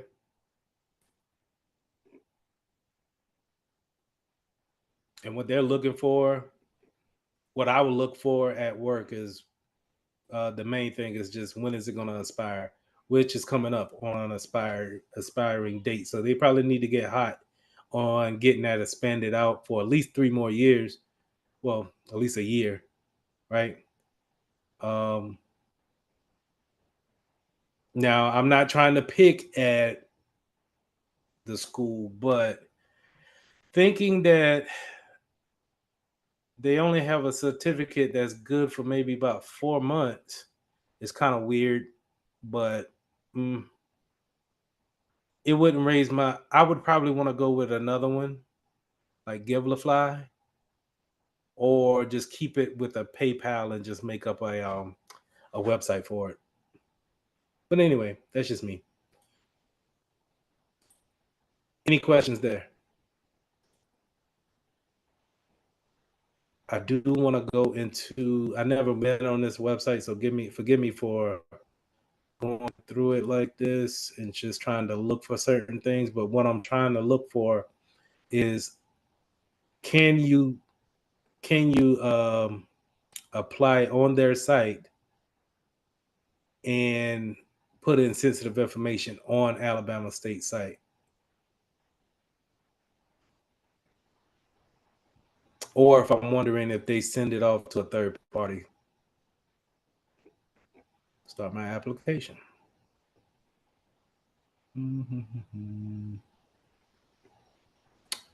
Let's log in. I guess I apply today.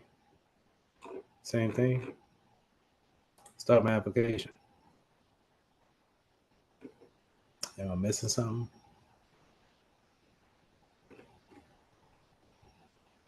Okay, well, never mind. Back to the slides. Root of trust. So internally within a business, sometimes certain web servers don't need to actually go out to the internet. Sometimes it's just strictly internal. So if we were all working in the same building and I had a server here that's just with me and I needed it to share with y'all, then I can create a root of trust where your computers automatically trust my certificate that's self-created within the company, and it doesn't need to be really signed by a CA, because technically I'm acting on the behalf of that CA, and I'm saying that people within this network can trust this machine. A problem with that is that sometimes we think that we can share that machine outside of our network, and it's not properly vetted with anyone. So people may be hesitant to share any type of sensitive information, because remember, I can always pull up Wireshark and start capturing some packets right here. And just for you guys' knowledge, Wireshark is free. Go ahead and download it and just take a see what type of traffic is going on in the network, in your network, it's fun to actually see what's talking and what's not talking. So I'll show that in the second part. But what I'll do is I'll take these IP addresses and go into my router to see exactly what's talking. So let's close that down. Okay. So the root of trust or a root CA is going to be that type of homegrown CA, so to say. And you're going to have a certificate that's only trusted within your network. On the Security Plus, they're going to show you a picture similar to this. And it's important to understand that you're looking at something that comes from the web browser, exactly where I go and get those things to show you. So I showed it several times. I'm going to show it again. Let's pull up one.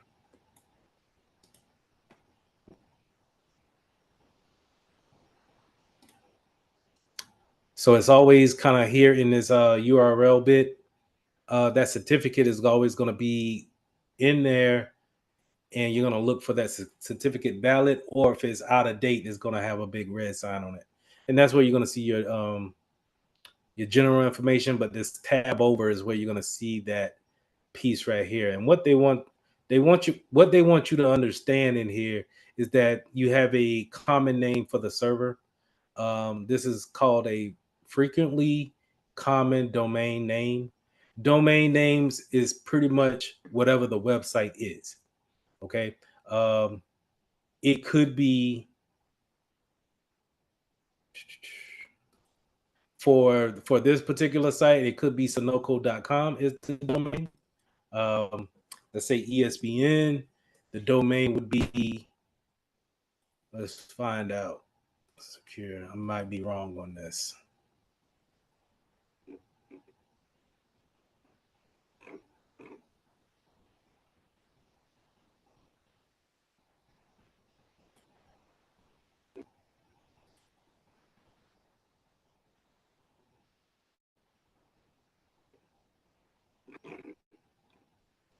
Then ESPN.com. I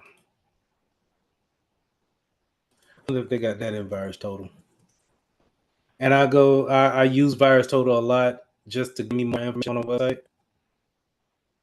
So if I want to know that domain, I think they have it over here. I'm not too sure, but let's find out. Let it run for a second, go back. And then you might have alternate names here. And the alternate name, sometimes you'll see a website have that, it'll say maybe like alternative.espn.com.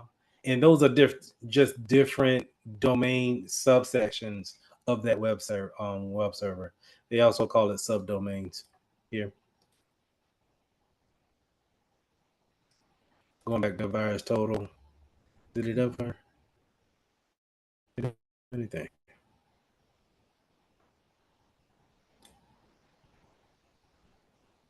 Go over here to details. The final URL is espn.com. Do I get a domain name?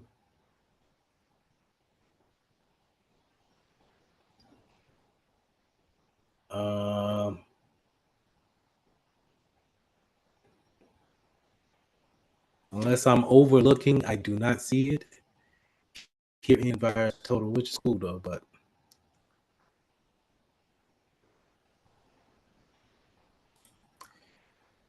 those are the things that you want to see in a certificate given out by CA. Now, we talked about asymmetric and symmetric keys. If we're going to give out keys within our organization, then someone is going to have to manage those keys. And having a key management team or someone who's trustworthy is very important to have in your staff. Okay, especially if you're talking about doing public keys for your root of trust or if you're doing a web server, to make sure that those keys are put in a safe spot. I know for my EDR that I need to have um, keys whenever I am implementing. Um, I'm implementing a two-factor, and I need to disengage your two-factor in order to reset it. In order to reset it, I need my keys that they told me to download and put those keys in to verify I am who I say I am. Because it'll be easy for anybody just to say, "Hey, I lost my phone. Can you please reset the two-factor on that phone to the phone that I got now?"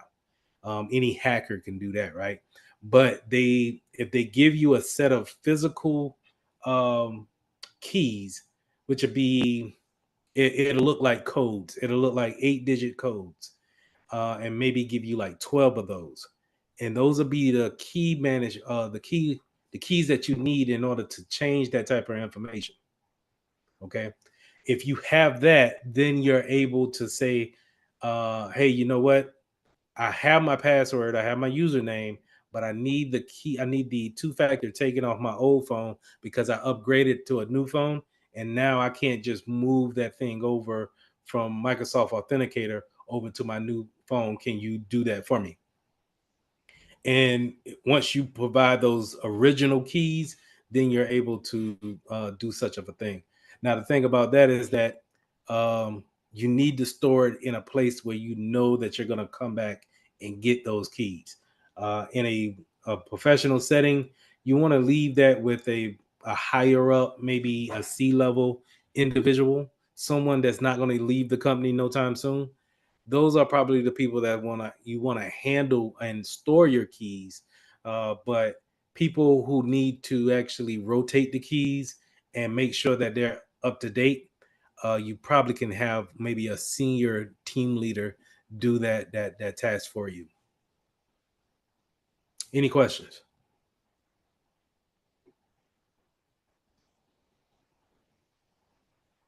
Now, on your test, you're going to see things like crypto processors, trusted key, trusted platform module, and a hardware security module.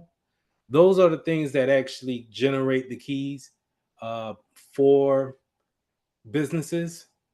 Now, I haven't necessarily seen these in the real world because, one, I don't work with keys, but I rarely ever heard anybody using this at work either. So I'm thinking that is out of date, me personally. But the thing about that is that CompTIA does ask about it and has been asking about it for the past 3 years. So in some field, some way, these trusted platforms and security modules are still in play when it comes to actually creating cryptography and creating those keys for people to keep and hold on to. Going straight into key escrow, and that's pretty much holding on to those keys, making sure that they're in a trusted place, making sure that they're up to date. But then, whenever they are up to a point where we need to renew them, we can go ahead and get with that person, make sure that they're up to date and then backed up on a daily basis, or if not on a daily basis, but make sure they are backed up if there are any changes that happens, and if no changes happen, then we just need to make sure that they're still in that particular spot.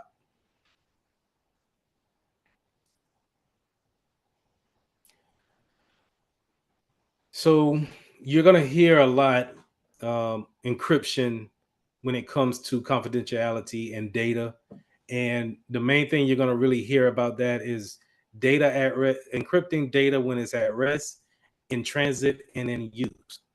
And let's go over that as each section. So, data at rest is when you have created a document or any piece of data and it's just really sitting on a server somewhere, maybe a database, and it's not being modified, it's not being open, it's not being created. It's at rest, it's already created and then just sitting there. we need to encrypt that somehow, some way. How do we do that? We can go ahead and I'm gonna pull up my file explorer, and I will go to my, if it can catch up with me, I will go to my PC, and you see how I got this little lock on my hard drive that shows that it's an encrypted hard drive. This is everything that's sitting on my C drive at this point in time that I'm not using is data at rest. It's not being used or modified in any type of way. Okay. So we want to make sure that's encrypted, because if I were to lose my laptop, then how would somebody be able to see that? Well, they need to have my password in order to get past the first block of encryption. Now, if I had a piece of software called BitLocker on this hard drive, it would have two pieces of passwords that need to be inputted in order to see the data in there. And BitLocker is a disencryption that happens at the beginning of a boot up on a PC. Soon as you boot it up and before you see a Windows splash screen or whatever the brand of the computer is, it will automatically ask you for a password, and that would be the password that's encrypting the whole hard drive, from even starting up, um, before you actually get to a login to get to your profile after that. So that's data at rest. Data in transit is what we've been talking about when it comes to talking on the internet. And we're talking about HTTP and HTTPS, which is HTTPS is what we want to talk about because it's using a encryption to actually wrap that traffic around in order to send it securely across the network. So it can be safe across from things like Wireshark. Okay. So that's data in traffic, data in transit. Um, think about any type of data that's going back and forth with communications to another device, whether that's you're streaming your favorite music or streaming your favorite TV show.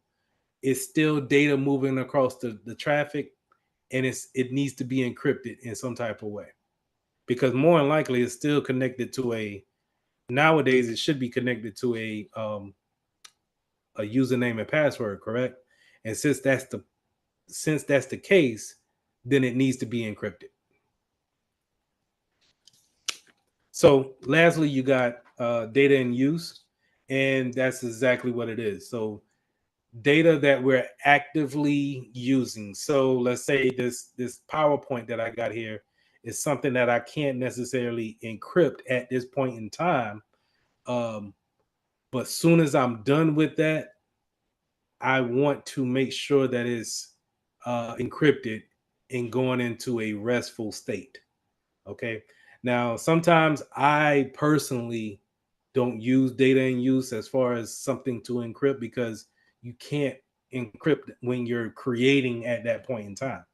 So it doesn't make sense to me, but know it for the exam.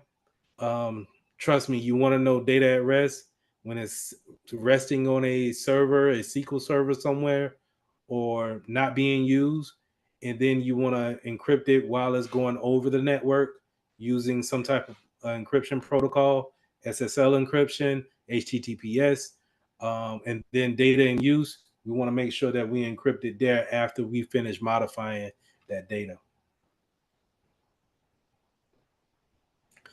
Bulk encryption.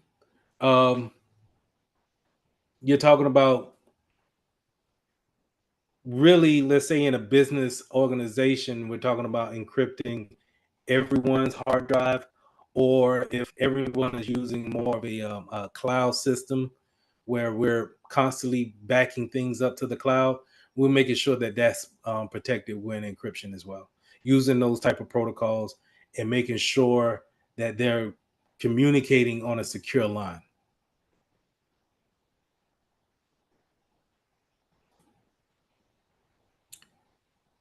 Disk and file encryption. So this is the simple first level of encryption that you can do.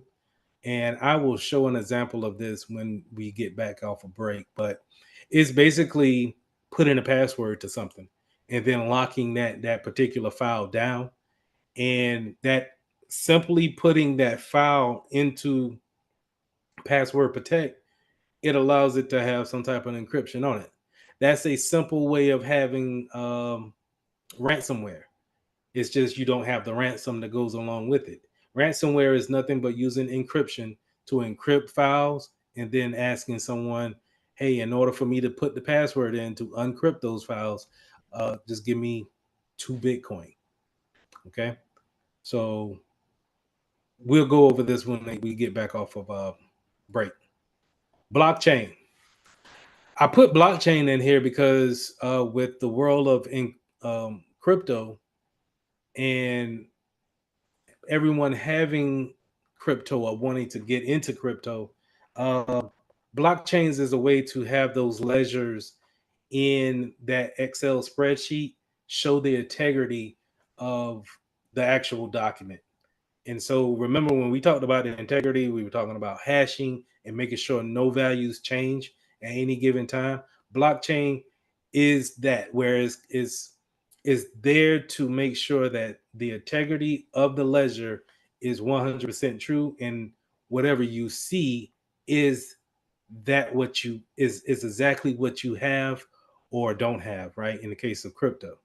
Um, and I wanted people to see that crypto is not necessarily backed by any gold or cash, so to say. Like it's not nothing really tangible, something that you could touch. It's more about the numbers being traded on that ledger. And whatever you say you will pay for something, that ledger will adjust and show the results for that. Yes, ma'am. I'm sorry. Can you hear me? My son is playing his drums in the background.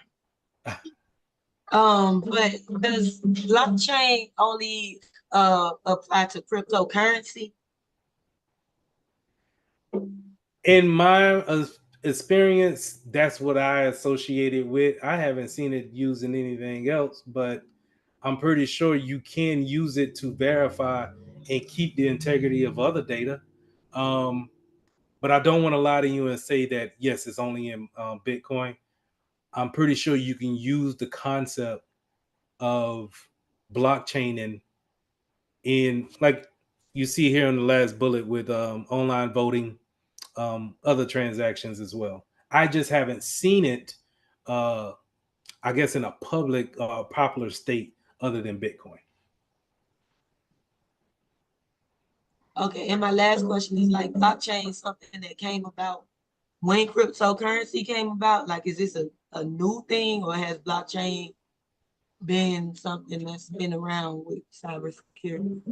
From what I understand, it's been around before crypto has become popular. Crypto only really kind of came popular maybe around 2018, 19, I think. Yeah, the first time I heard about it was 2017.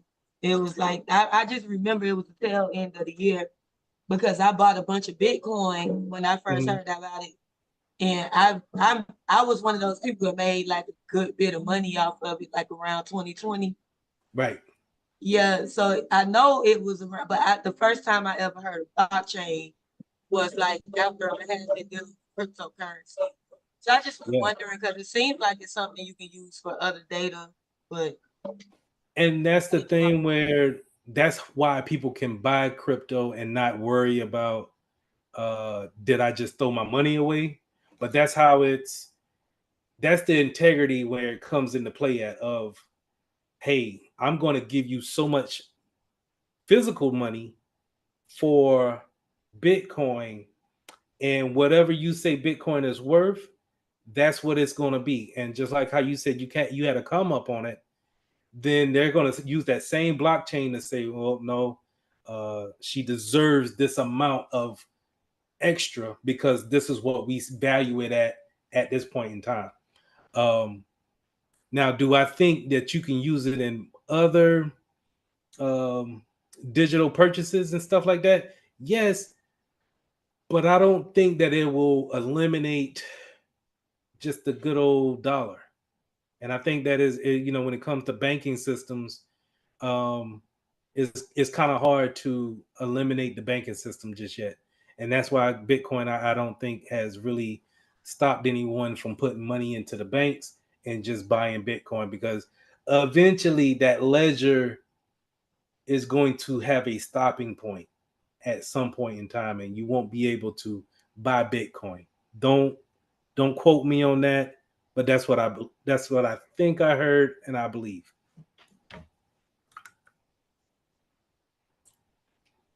Yeah, I've heard Good that question. too. There's like a limited amount that the ledger goes to. Hmm. And then when And it's there, like that's just it. It's just trading what's already there. yeah, and see with that cap, not saying that the U.S. dollar is built forever, because the value of that goes down just about every day. So, but I still think that they will try to find some type of resource that will have the same value of a dollar versus blockchain and just having that digital currency, until we figure out what we want to do with these other coins that Elon Musk is coming out with, and how do we feel about that? Are we willing to trade money for those type of coins? Um, hmm, I'm kind of on edge about putting money into it just yet. But good topic though. I appreciate it. Obfuscation. So check this out. Obfuscation is the ability to uh, hide something right in front of you. So you go back to this website here, and what we want to do. Oh, I already got off of Alabama. Go back. Obfuscation. When I want to give to the school, and it takes me to my third party, I can see all of this, right? But obfuscation kind of starts off like this, where you see that mobile number, but you see those X's. Those X's is supposed to, now y'all see my number, but whatever. When it comes to here, hold on. Let me put this over here real quick. Let me make sure it do what I want it to do. Okay, all right, yeah. All right. So obfuscation is this. So you see how I have 3 cards already saved to Google Pay? Obfuscation is having those dots and then the last 4 numbers only showing. That's hiding something within plain sight. And it used to be a time where companies didn't do this, but then as PCI DSS has gotten stricter, they started to say obfuscation needed to be done if you're going to be dealing with some type of credit card number. Okay, so putting those numbers in is just one thing. That's one thing. But then it should ask you for the security code on the back. Um, and then it should still do um, the month and year, but it should coincide with your address.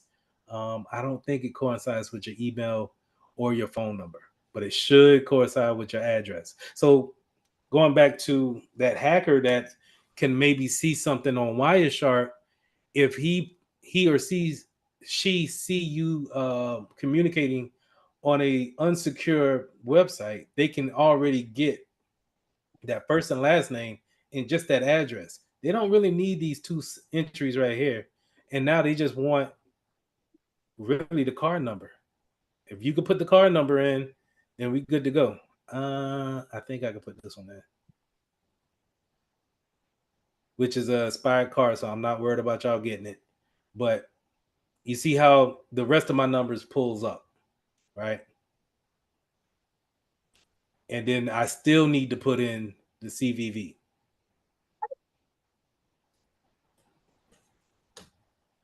Now, the one thing I didn't like about that is that Google Pay automatically authenticates me without asking me to authenticate. So if that was somebody just came into my house and just automatically got in there, and I left my Google account logged into a web browser, then they can use my card wherever I'm logged in at.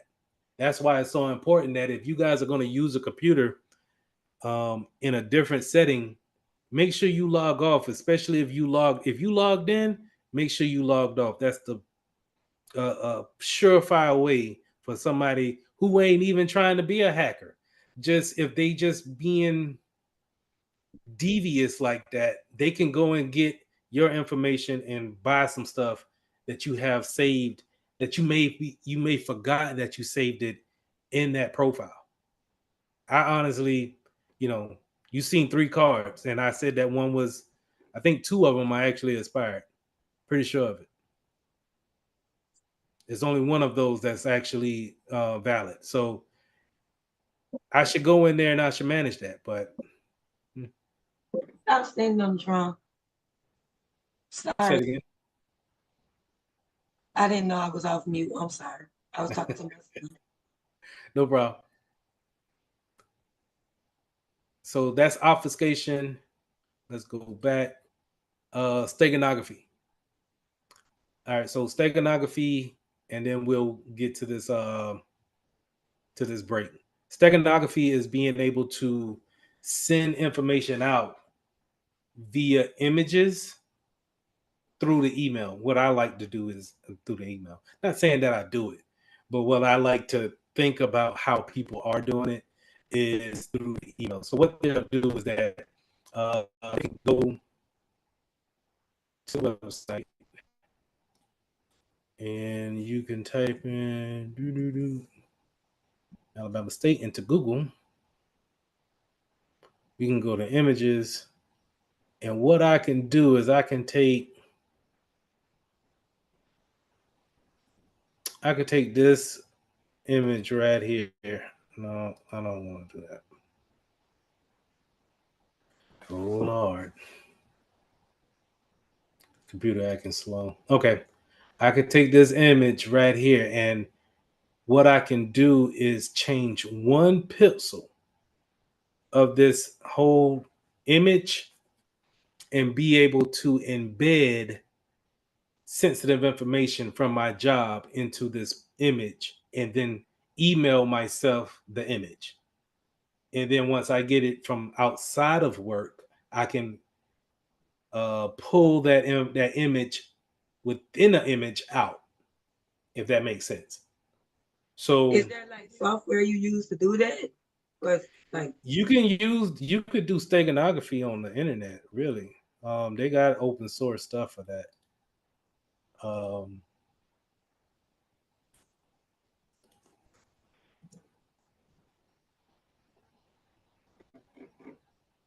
We could do open source. So if you want to find anything that's free, just put an open source behind it, and you should be able to do it. Find it.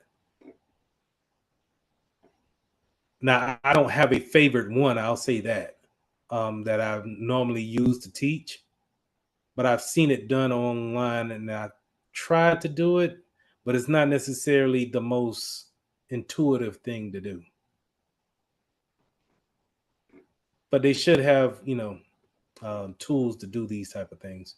Not saying that you're going to do it, but it's out there.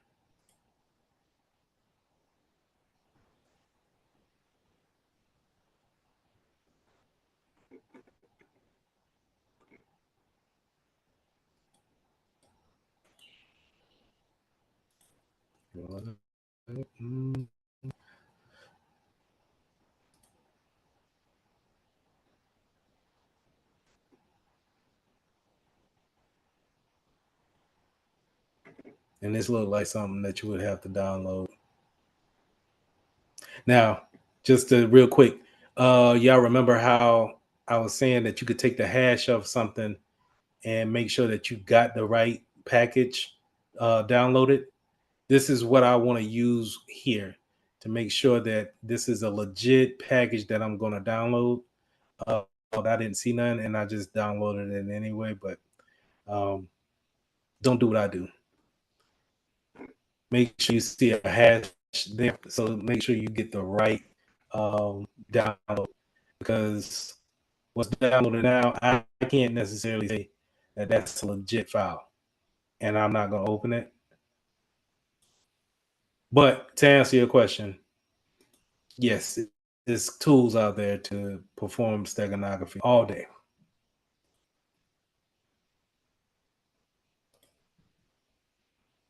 Okay, 801. Any questions?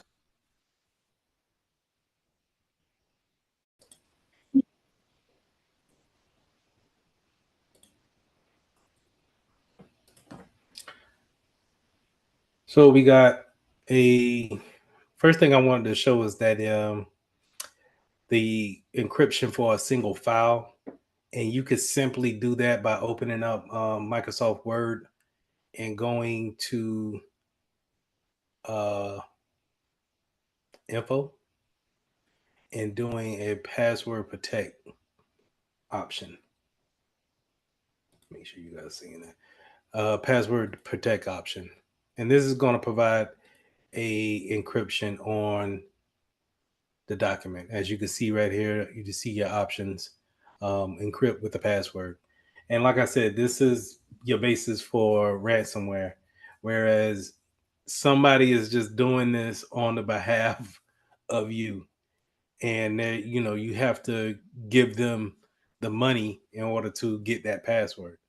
But this is just applying some type of encryption on one particular file. So every time we open up this file, it's going to ask us to verify with a passcode. Going to ask us to re-enter. And remember, the longer the passcode, the more time it takes for it to be brute force attacked and open. So let's close this out. Want to change save. That's document 1.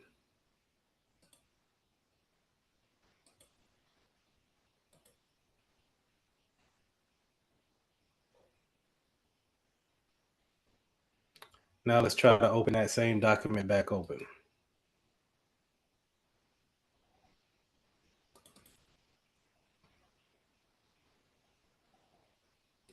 Open it here. Should prompt us for our password. Why? Because it's encrypted now. So we go back in and we unencrypt it using our same key, which an example is a symmetric key example. I took that same key and I encrypted. That same key will decrypt it. So to go back and really go back to that first lesson on encryption, if everybody wanted this document, I would have to give everybody on this call that same password in order to you guys to open it up. But the wonderful thing about asymmetric is that I could encrypt it with my private password, and then you can use the public password that I have on CyberUp, right? I have a public key password that's on CyberUp. You could take that and put that into this document and be able to open it up. And that's because that public key and that private key is mathematically combined or related. So you guys can do that on your own to let it settle in, but I'm pretty sure that's simple enough to grasp. The next thing I wanted to show is the ports and how we're going to do that. I think we're going to do that by going back to Wireshark. And we want to make sure that we see some of the traffic that's going along on here. So what I'm going to do is I'm going to try to sort by protocol. Now, thumbs up in the chat if we understand what TCP and UDP packets are. Thumbs up. Cool. All right, so I'm not looking for those, but we can understand that those are secure ways of communicating with another device. What I'm looking for is more HTTP or SSL encryption.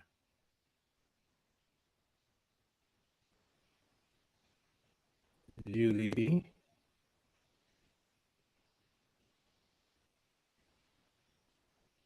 DTLS. ARP.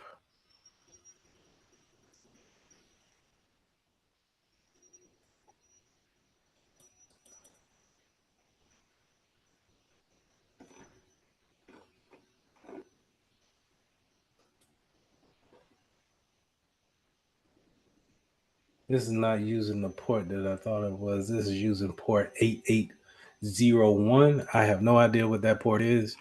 Tell you what we do. I'm going to bring this over and I'm going to go into my regular router, right? And I showed you guys this last night. I'm going to go back in there. We're going to see if we can understand what some of this traffic that we see. Now, mind you, like I said before, you see how my router is not secure because we're not communicating on a secure protocol. This is HTTP. So technically, if you were running Wireshark at that same time and saw me type my password in, you'll be able to see that password in that packet capture. But what I'm going to do here is I'm going to go down to connected devices. See those IP addresses there. I'm going to see if I could split the screen. I don't think I need those.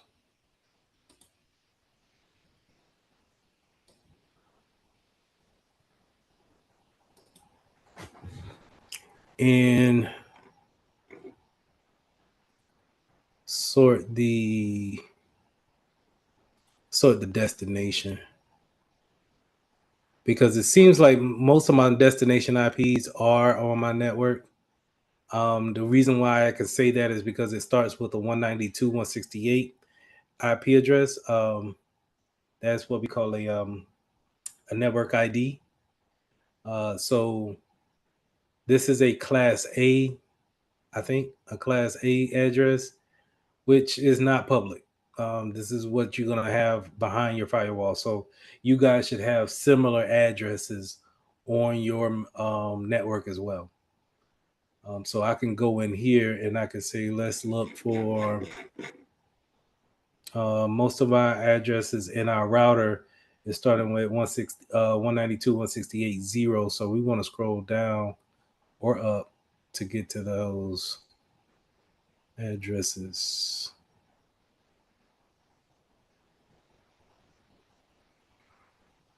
This ain't gonna work because I'm coming off of that doggone mesh network.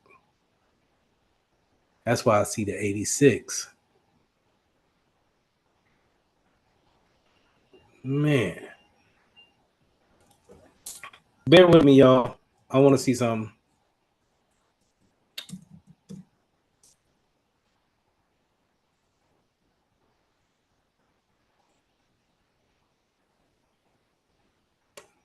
I'm looking for I have a Google Nest, this Wi-Fi mesh network right here, which once it works wonderful. So if you know, not to plug this item, but if you can get it, and you're having like dead spots in your house or something like that, this will work wonders, man.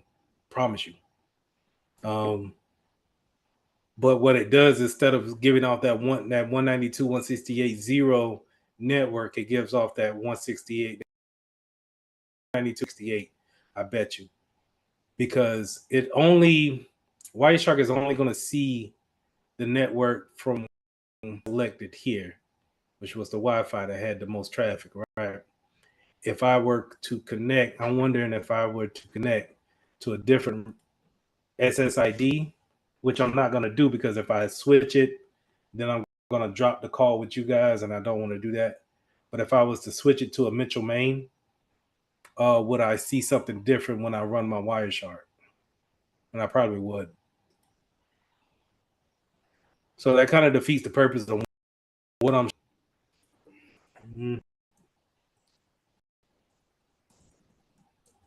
trying to see if there's a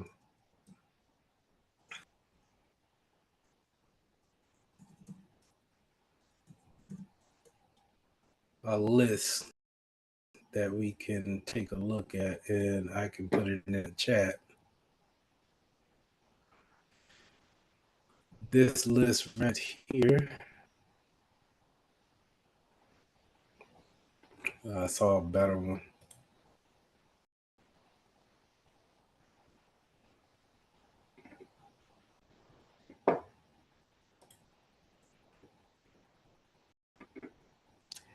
Are you guys familiar with numbers in the ports?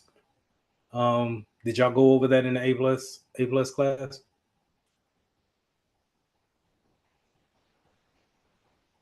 Thumbs up if you did.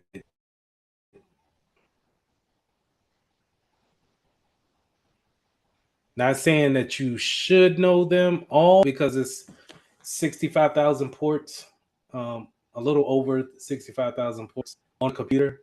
So there's no need to know all of them. But there are, I think, 25 well-known ports that we should know. And I can pull those up, 25 well-known ports.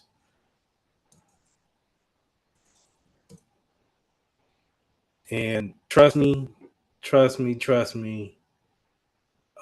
this will be on the test. I promise.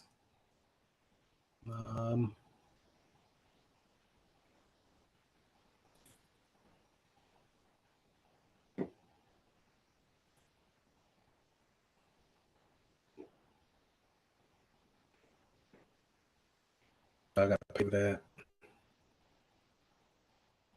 Dang. Okay, here we go.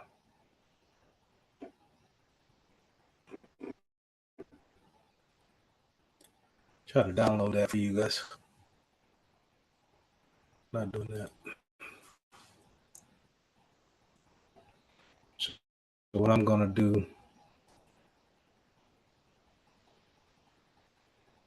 I'm gonna pull out my snippet and take a snip.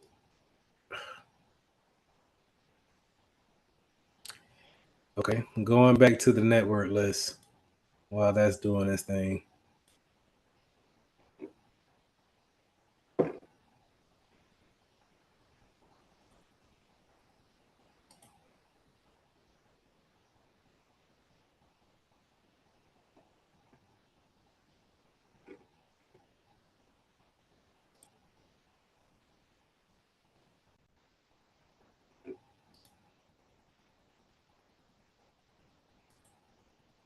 I want to see if I can put this in the chat.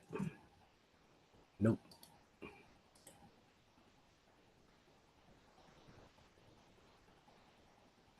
That's not a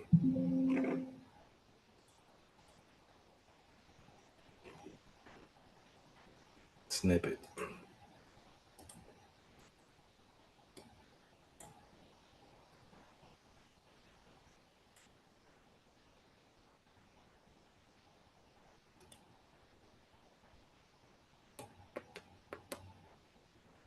New.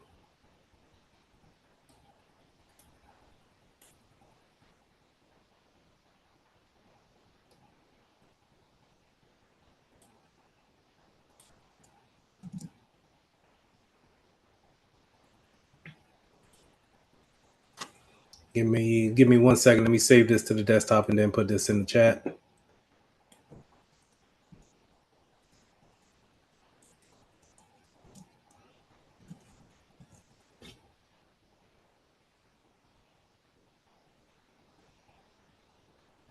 And then let me look for it on my desktop. So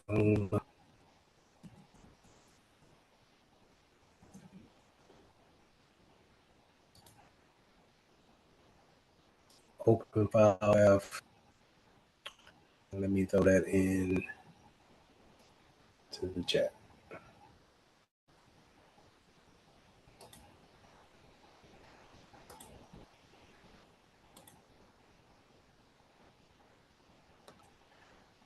Word of advice, please have all your stuff prior to doing a live class, because this is terrible.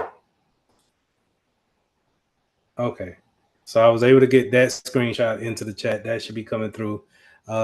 Please download that. And like I said, don't study all of them, but the main ones you want to know are going to be on this particular page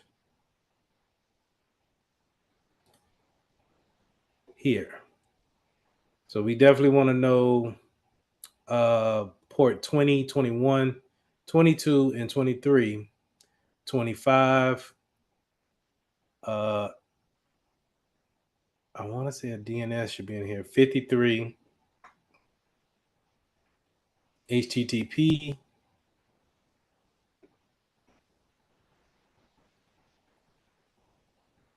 and HTTPS should be in here too. Where is that?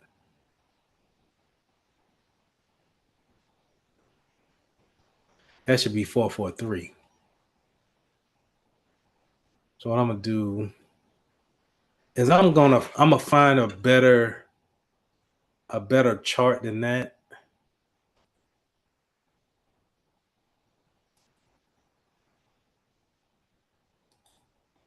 And get you guys that. Yeah. This is what you want. These are well-known ports that we communicate on and that we need to know about. Now, when we get into networking for Security Plus, these will come back up. So go ahead and get ahead of it now. Well-known ports, desktop. And I'm gonna put this in the chat as well.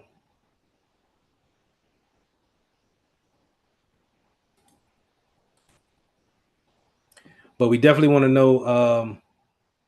So I will just go over them real quick.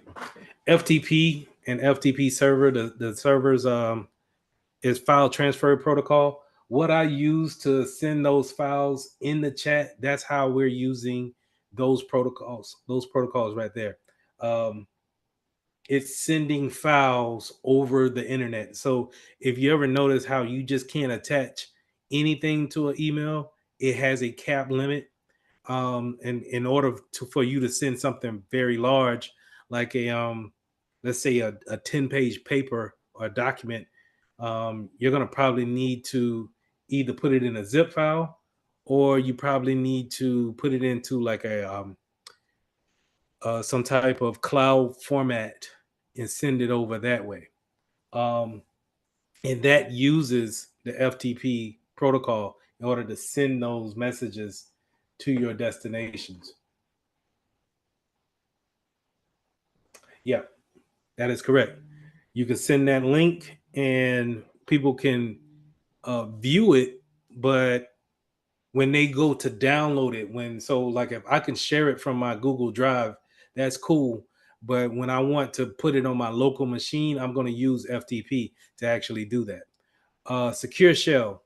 So the second one here, secure shell is going to be sometimes when you get into a professional setting and you need to log into a Linux computer, more than likely you're going to probably use secure shell SSH in order to get and make a secure connection to that particular server. Telnet is similar, but we tend to stay away from Telnet. Try to go with SSH. Simple Mail Protocol, SMTP, is port 25. And, well, let me go back. Make sure you know all of these ports, the port numbers, and then the protocol names that go along with them. You only need to know about DNS when it comes to UDP and TCP. but don't quote me on that. If you have the capacity, go ahead and put the UDP, whether you use UDP or TCP to do so. But going back to simple mail transport protocol, you're talking about sending email. That's pretty much every email server that's out there is going to need to have port 25 open. Domain name system. So when we're pulling up our commands prompt here,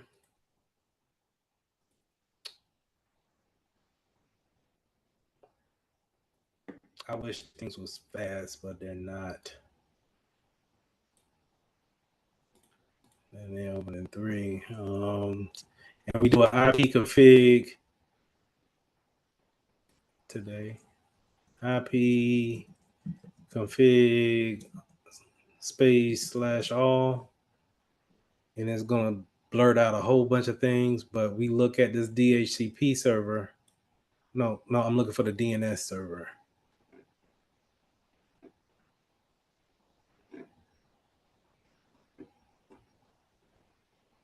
It used to be a command for the DNS, and I forget it. But it used to be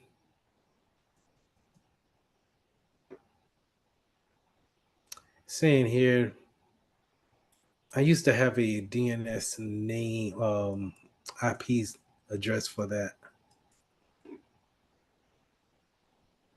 But anyway, DNS is a domain server name system, domain name server system. And what it does is that it keeps all of the websites names that you go to. So it doesn't have to really do a search each time that you want to go to a new website. Well, every time that you want to go back to your favorite websites or sites that you have went to before. And it doesn't have to really verify every time that if this is something that it knows about or it doesn't.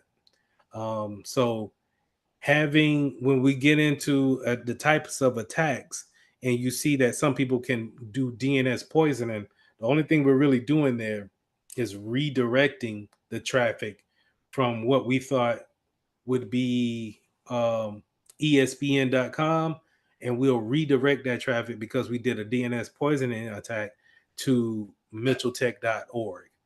And in order to do that, we need to get to the domain name system on that PC or on the network and be able to change that. So that's port 53. DHCP is going to be handled at your network level. That's going to be where your router is giving out those addresses. DHCP is going to give out. I'm pretty sure you guys know what DHCP is now, but it's going to be basically giving out IP addresses, right? And if it has any type of timer on it, it's going to have a time to it of how long does it stay with that particular PC. Now, if you have a static IP on that device, then it's constantly going to give out the same IP address. FTTP, you don't really need to worry about. I rarely ever see stuff like this come up, but it's similar to your file transfer protocol.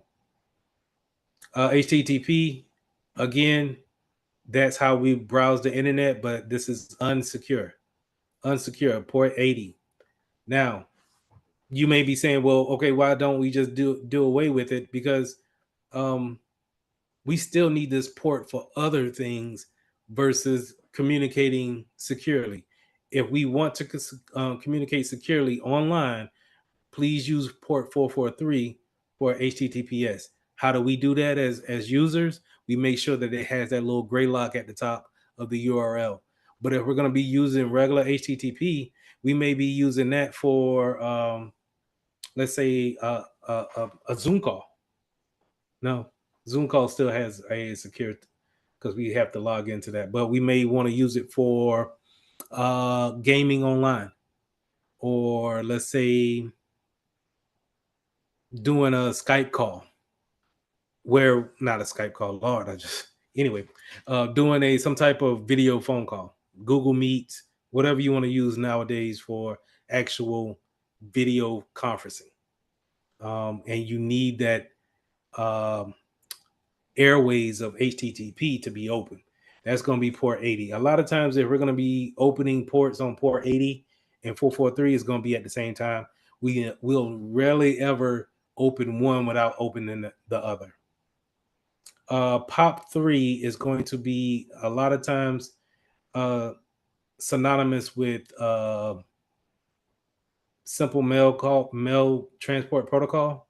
Is going to be that email factor, but this is a old technology, POP3, but it's still email. So a lot of times, if you see port 110 open, they probably have some old technology that's that's still trying to send mail via some type of device. And then SMMP, this is how we are able to see things on the network from other devices. So when I showed you my EDR and I showed you how it had different machines in it, it's using that protocol of SMMP to see those type of devices and send information across the network about those devices. This is a great way to see your printer without being directly hooked up to your printer in your office or at your school using this port and then UDPs. Now, just to kind of go over UDP and TCP just as a refresher. TCP, we're going to have that handshake, right? We're going to make sure that when I give a packet out, I'm going to receive a packet in, and I'm going to get an acknowledgement that you received the packet. So it's always, I'm not going to proceed until you tell me you've gotten my package, my packet, and you acknowledge that it's been done, because that's what computers do. Only thing computers really do is they wait for commands. Hold on for 1 second. What's similar to SQL ejections? I'm sorry, I was just rambling. Oh, my fault. I was my connection's a little delayed. I was referring to what you were talking about earlier. Mm-hmm. Uh, I was talking about, I forgot what you had said, but it was about the sites, and I was asking, was it similar to like the cloning a site process?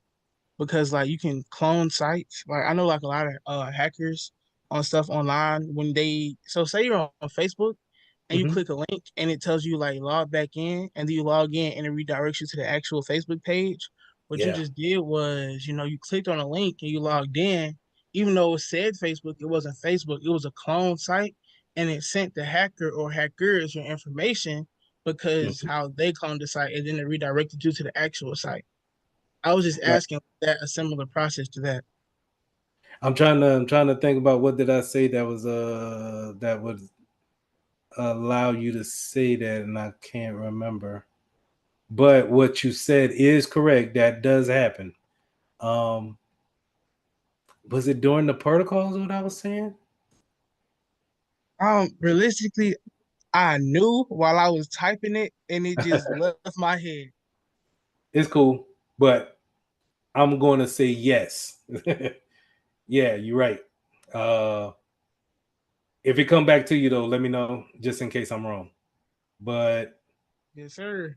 um, SQL ejections, just to be clear on that, SQL injections is using SQL commands to gather information from a server or from whatever that they're putting that information in. You could put that into like a just a regular website whenever it's time to go and log in.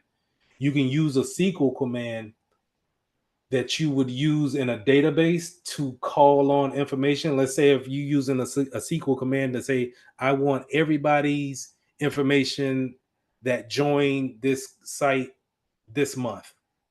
And you have that written out in a SQL script. And what you can do is that you can put that here in, and I'm picking on USAA, but I'm not saying that they are vulnerable.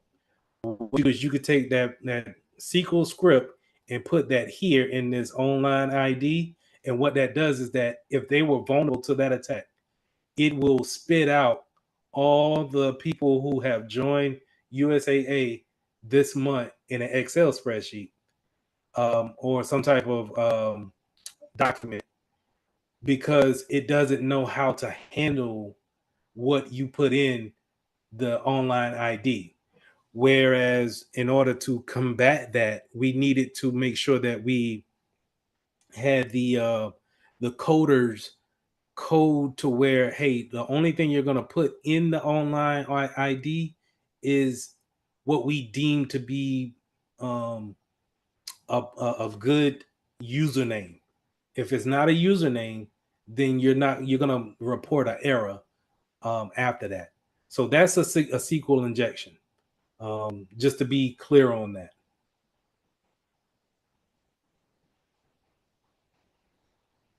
Which a lot of places are not acceptable to that type of attack, just because you know when you're writing code and you're having people respond constantly look over other people's coding, and that now that we got AI writing a good bit of code, it kind of alleviates that pain.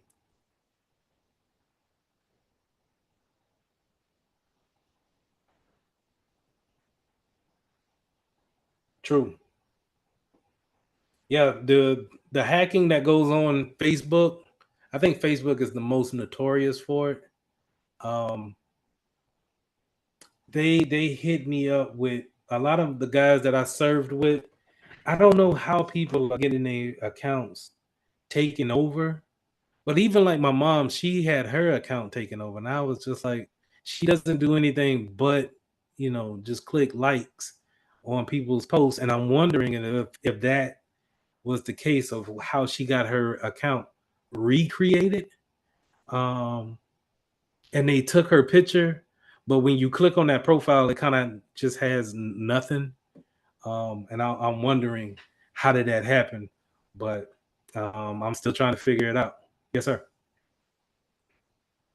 So sometimes, like I read it in a forum, it's about like picking your targets. So sometimes like they'll see like either elderly people or people Hmm. who really don't post that much, or people who are extremely active. Like they'll make like the same exact page and steal their post. So sometimes they what they'll do is they'll send people links from those people's accounts and get them to click on it, or like messages. Like sometimes you may get a message saying, "Hey, this is such and such. I know we haven't talked, but I need you to send me $5." Yeah, Usually people will like have their account taken over by clicking a certain link, whether it's under a Facebook video or a video on the story. You might get a message saying, "Oh my goodness, you won't believe what happened to this person." It's really just a course of attack mixed with hmm social engineering, trying to determine who your targets are.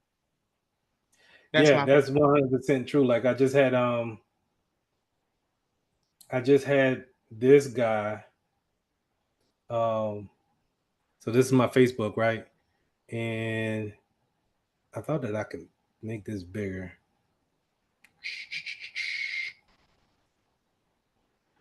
How do I make it bigger? I guess go to my messengers. Open in a new Facebook thingy. I wanted to show you guys this. So this is a guy that I served with, and let me make sure that you guys are still online. Where are you at?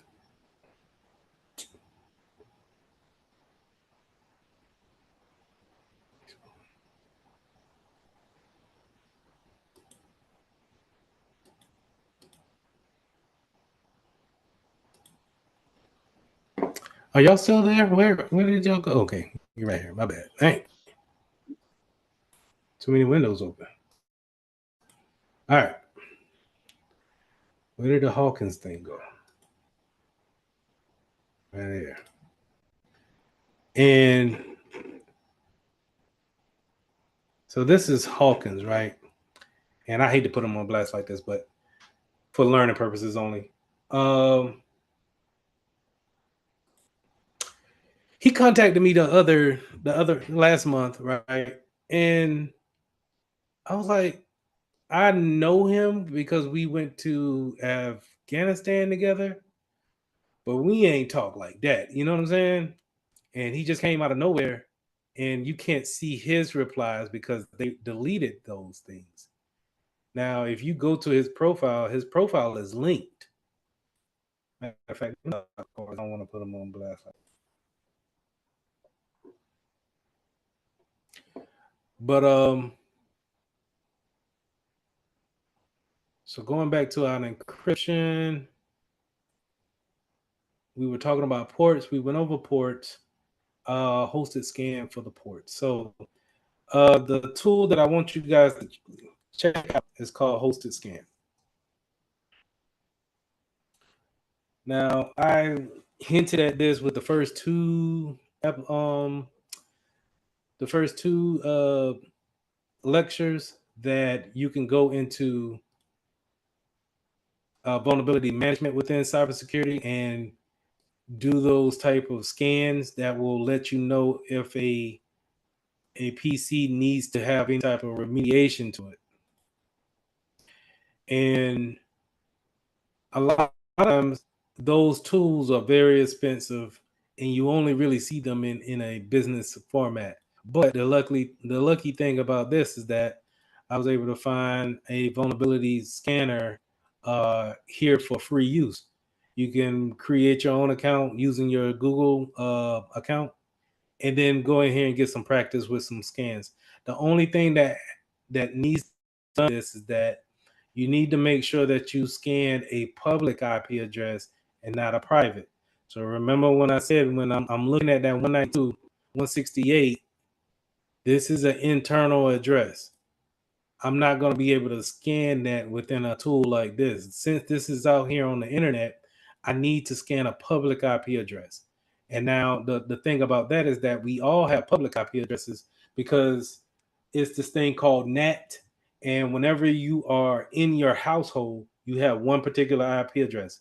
But when you wanted to go and get that file from the chat, it turned your IP address into a public IP address in order for you to make those communications with Zoom to pick up that file and bring it over into your internal. So it all happens in milliseconds, but it's very cool. So how do you get your public IP address? You're not going to see that here in this docs and by doing IP config all. But what you can do is say, what is my public IP? And 9 times out of 10, sometimes Google will show you that. But in this case, we're just going to go to what's my IP right here, and it should show you right here. So now when you get to something like this type of IP address, that 208, this is a public IP address, right? Take this, copy this, put it into the dashboard, and say, well, let's do a new scan. Let's do a open nmap scan. Find out what ports are open on my machine. Matter of fact, let's do an open UDP ports. Let's see what ports is open on my machine, and let's analyze the TLS and the SSL encryption. Now, the reason why you want to do TCP and UDP is because if we're not actively using a port, then it can potentially be a vulnerability that we're not even tracking. Okay, and the thing is that I don't know if you guys ever thought about how do you actually use your your ports. You use them during different applications, different tasks that you're doing, but you never really have like a switch that you could just turn off on your computer. Um, but yet I just told you that it was 65,000 ports on your computer. So that's a potential 65,000 ways that you could be affected in a some type of very high level attack. So what we can do here is we can go in and choose this type of scan online, and we can say, is that my IP address? No. So it changed. So I'm going to put a new target, create a target, throw that 208 in there. and say this is the office computer. And I'm going to submit that. And once I have it selected, then I can say next. And I'm going to schedule it for one time starting right now. And it's going to email whatever email that I registered with, which is my Gmail account. Hit next and check everything. Everything's cool. Run the scan. Now, let's go back to old scans that I have ran and take a look at them. Because while that's running, I can go back to my dashboard just to show you guys how it's going to look while it's running. And let me throw this in the chat so y'all can, on your free time or whenever you want to get some more hands-on experience when it comes to vulnerability management, try this out. It's in the chat. You will run a scan so you can see if there's any vulnerabilities that you have on your servers or on your PC. Now, if you have a vulnerability, let's say if this is an important PC that is public facing, some people always, especially if it's a web server, right? And you're able to see what vulnerabilities you have to those things, then you can remediate them. You can run the patches on them. You can apply the fixes in order to alleviate or mitigate that risk that you have open with that one computer. That's why you want to run scans on these. But this is something that you don't really read this in Security Plus, but this is going to help you understand why you have ports, why do we do vulnerability management, why do we want patching to happen. All of those things happen on a monthly basis, right? Windows push patches every second Tuesday of each month. So that you know that they don't have no intentions of putting a product there that isn't going to have problems right after they put it out. So that's how it looks running the scan. It'll take a couple of days, a couple of minutes to actually finish. But let's take a look at the report. Old report. And it's a nice little executive summary. It'll say that how many ports you have open. I got 16 open TCP ports. And then, like I said, you can see what type of vulnerabilities that you have when it comes to those type of ports. So I have all these ports open. And right now they're saying that the severity of them is not that high. So more than likely, I can put a stop to them if I had some type of secondary authentication to it. We'll learn about that more tomorrow. But it's nothing to really worry about at this point in time, because if I do shut these down, and you shut them down, remember at our host firewall, we could shut our ports down, right? Because I was trying to find the IP address, but the only thing I was seeing was the ports. We could shut these ports down if we wanted to, rerun the scan, and then we can have everything green. But that doesn't necessarily mean that you're going to be communicating properly. But this might be for Spotify. This port might be for communicating on Amazon, what have you. And those are the type of things that we need on a particular PC. But let's say if this was a server, we probably don't need those things open. And so we can go in there and shut them down. Okay. So everything else after that looks fairly decent. What we got?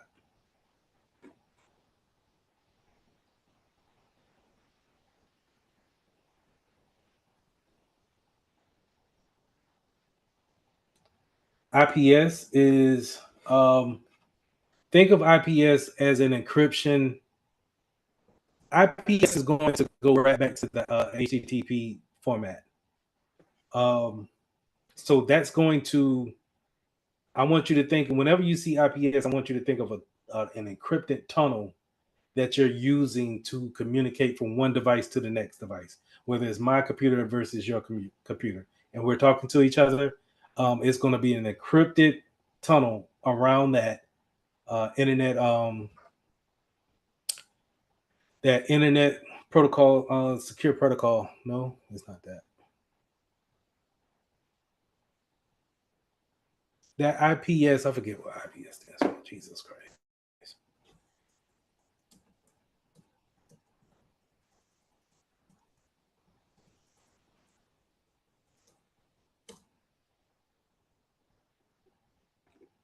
Oh, what does this stand? Intrusion prevention. Yeah. Oh, the IPS. Well, okay. I was thinking about the communication part. If you're talking about IPS and IDS, then we're talking about these endpoints down here. The importance of it is that going back to, we just had a couple of lectures ago where it's a security control where it's going to prevent a action from taking place. So your antivirus is going to prevent that virus to actually take hold of your computer and lock it up. So that's a prevention that it has. Yes, it may have different ports because it's not dedicated to one particular thing. And it may come down to the vendor of what port they want it on. You don't necessarily have to be on a particular port in order for you to communicate. You could be on 2002 one time this year, and then when we come out with a new version of an IPS, then we can have it on port 939. So it can vary from time to time, especially if it's not with the well-known ports that I put in the chat earlier. But the importance of it is that it's a corrective control. It's a preventive control. Once it sees something abnormal, it makes that correction. It prevents something from happening. It's a necessity when it comes to cybersecurity. Hey, my bad, man. I thought you were talking about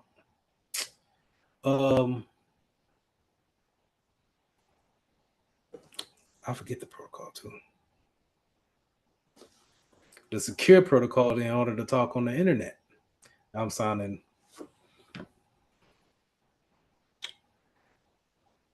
I need to look at my protocols again. But anyway, we at the top of the hour. Not a problem, man. I appreciate the comments. Any questions? In this course, we're going to go over navigating the web interface for the Sophos firewall. Being able to get past that first class that we had about taking out the firewall out of its box and plugging it into our network. We're past that. You can understand that there's a CLI that we can get in contact with the firewall if needed be, but more than likely on a day-to-day basis, we're probably going to go into the web interface and interact with this appliance on a day-to-day basis. So let's go ahead and let's jump into it.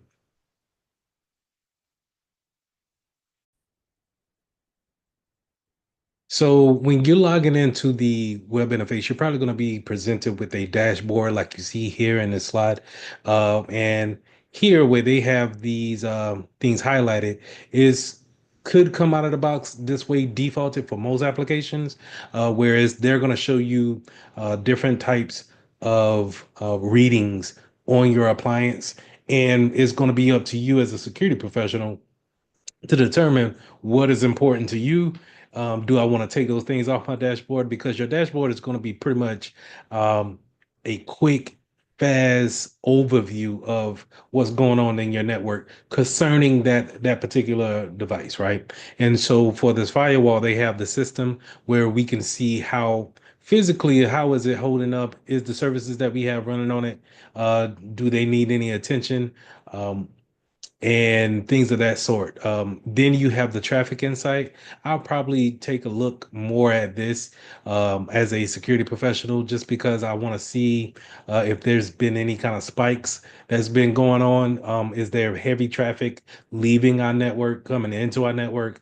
Maybe I want to do some investigation there. So that purple outline that you see in the middle, that traffic insight, I'm probably going to pay attention to that a lot. And then the user and device insights. I'm really going to be paying attention to this more than anything. If it can, I'll probably move that off to the left side. But where I'm working with other applications and other devices, endpoint detection, things of that sort, I'm going to be more engaged with the actual user. And so sometimes I may need to come into the firewall and dig down to see their particular PC on the firewall and then make my adjustments of configurations there. And so paying attention to that is probably going to be one of my big tasks. Maybe seeing if there's a jump in users. Maybe if I'm working for a medium-sized company and I know that we only have maybe 100 users, and then all of a sudden I see 125, then I know that, I'm pulling a meeting together and asking someone, where did the extra 25 endpoints come from? So these are definitely things that you want to have there for your control. Now, moving further along in this slide, they also have the firewall rules highlighted here in that green, where this is probably not going to be something that I'm going to look into more. This is more, I think, going to be if you're on the networking team, maybe it'll be helpful for you there. But as a cybersecurity professional, I'm probably not going to be looking at the active firewall rules unless I'm doing some type of research on something, trying to figure out what's being blocked. Maybe that might give me some indications there. But the reports and definitely the messaging is definitely something that I want to keep my eye on. The reports, if I'm having any type of reports ran, you definitely want to see if they're actually kicking off and going to this particular person or people that we need those reports to go off to. So definitely want to have those things highlighted as well as the messages. So those messages, whether is in an amber, where they're giving a warning, or a red exclamation, you want to make sure that you pay attention to those things and make sure that if you are getting a lot of warnings, maybe it's something we want to look into. Definitely, if we're getting any type of critical um, signals, that we address those things as soon as possible. So making sure that those messages are always handled. If you can, I would suggest probably taking it off the dashboard. A lot of CISOs will probably get paranoid by seeing that, seeing so many messages come in. And plus, you don't want to have a message fatigue by getting so many different alerts. So making sure that you can narrow, bold it down to the ones, the critical messages that we need to know about. But anything else that, we could probably not have it alert on.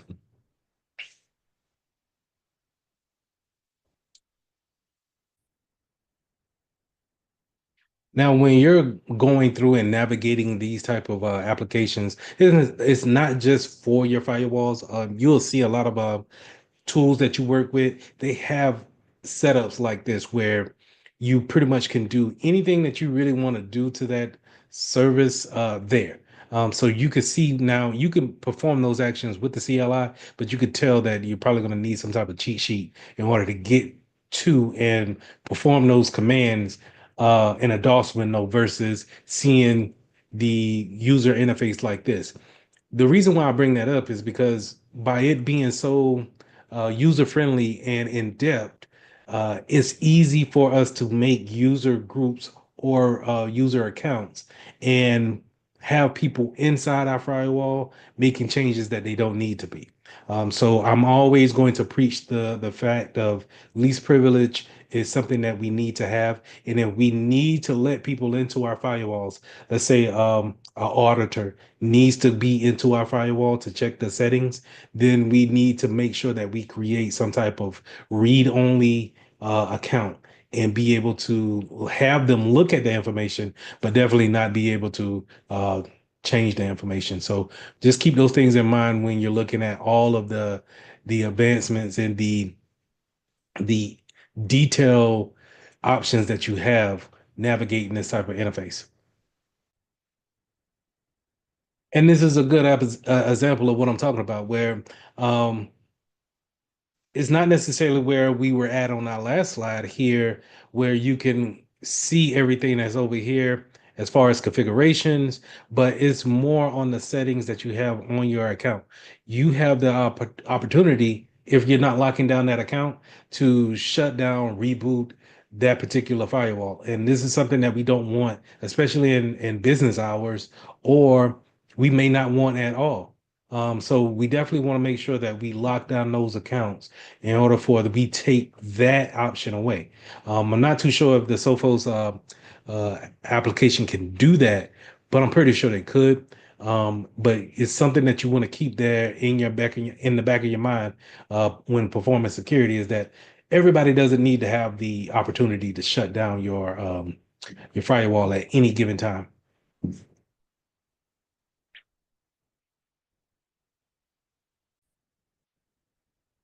So I wanted to bring up the help console.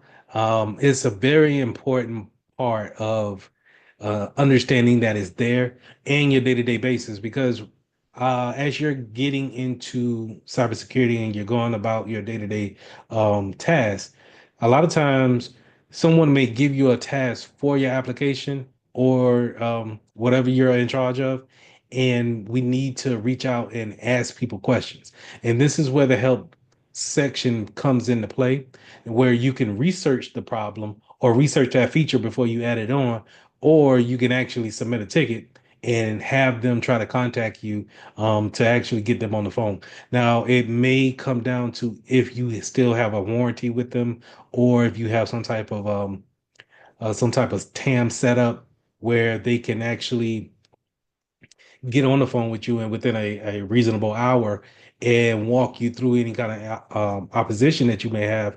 But it's nice to know that you have that option to always open a ticket up with your vendor and be able to get help on their product. So just keep that in mind. This has helped me out to this day of just always, if I need even if it's the simplest question, I'm still going to open up a ticket and put it as a low priority, of course, but have them, just reassure me before I make a change in the network.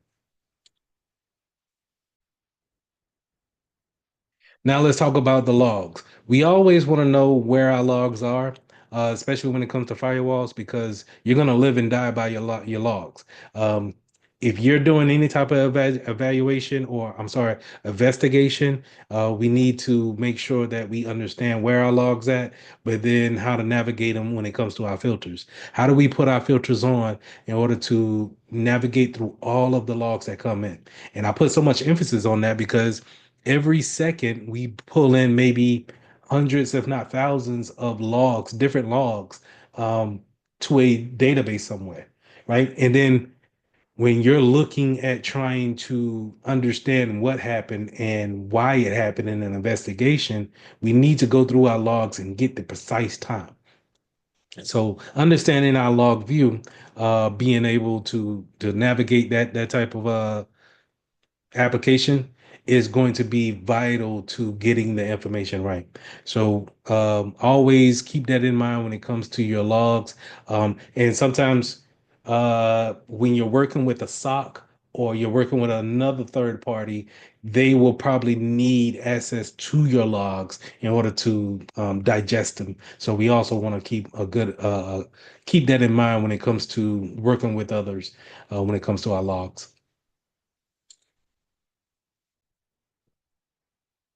I always thought that this was something that, needed to be said, but it's kind of like you get to these things when you get on the job. And um, I think it's also very beneficial for those who are looking to get into it as well. So, and these are the training videos that a lot of these vendors have. If you go to their website, they probably have some type of section dedicated to the training videos and explanations of how the actual products work.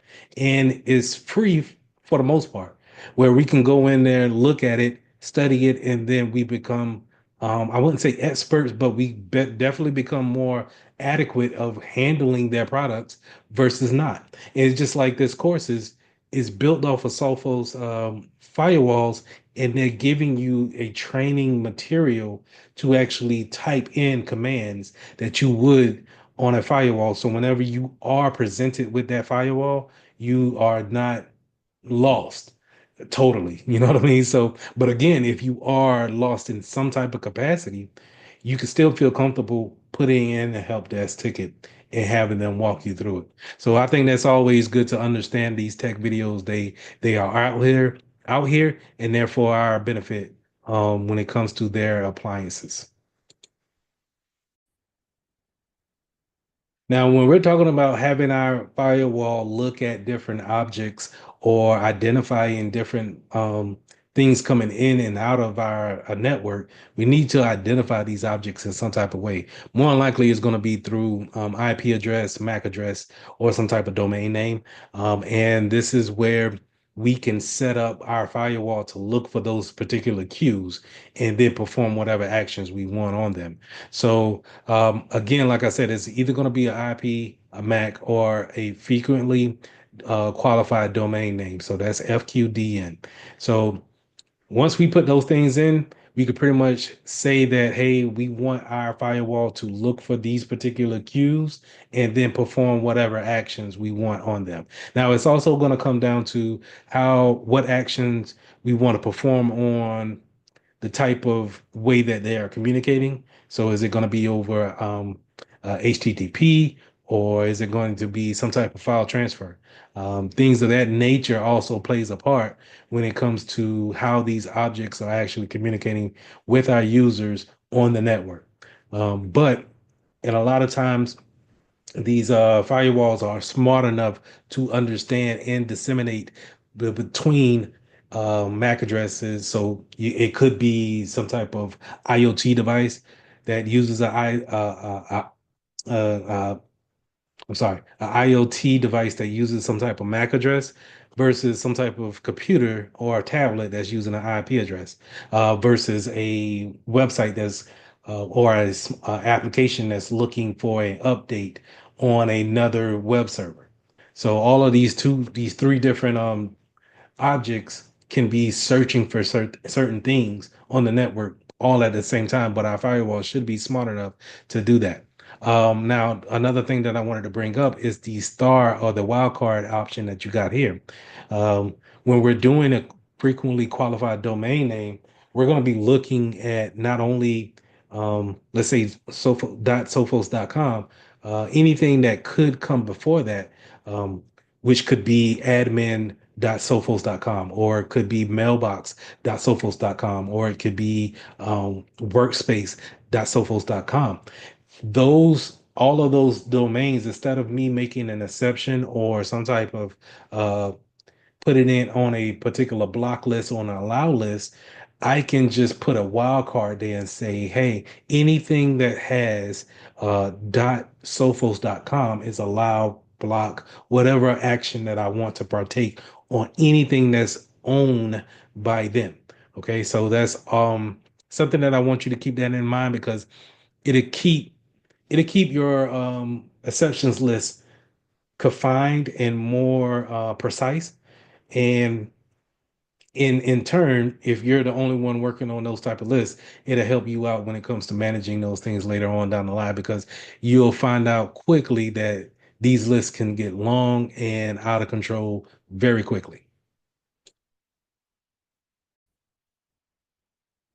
Now, another good feature I think is great from web proxying or firewall settings is being able to allow from certain countries or block certain countries, especially when we are looking at different types of news feeds to see who is actually having a lot of trouble in the world, or maybe performing more attacks than usual. We might want to just avoid them altogether, especially if we're not doing any type of business with them. So if we're not doing any business in South America, then why not just block South America altogether? if it's possible, then let's try to do that, and we will do that because it can bring our footprint in closer to where we are. We don't have to necessarily worry about outside um, adversities interfering with our day-to-day tasks.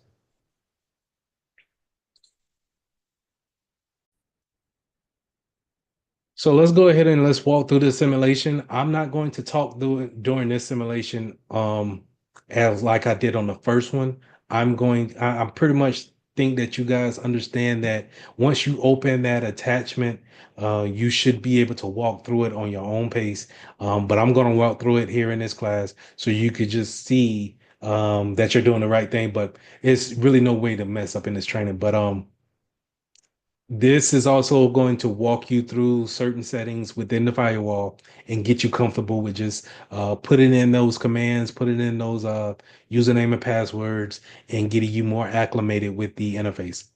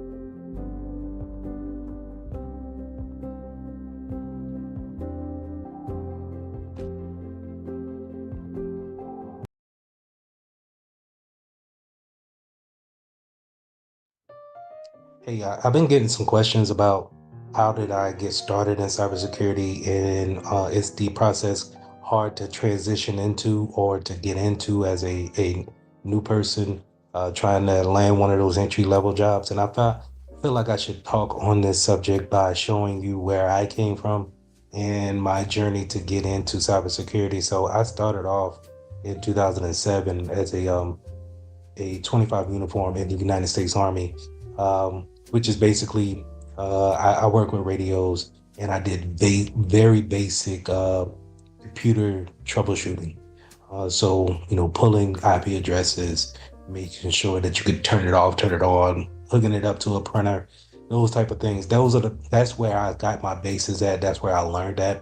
And as time went on, and I got out of the army, I was able to get IT jobs, basically doing those things at more of a higher level, but not necessarily, you know, in a particular field. So a lot of times we start off in the IT realm, and we need to understand what type of specialization we want to go into.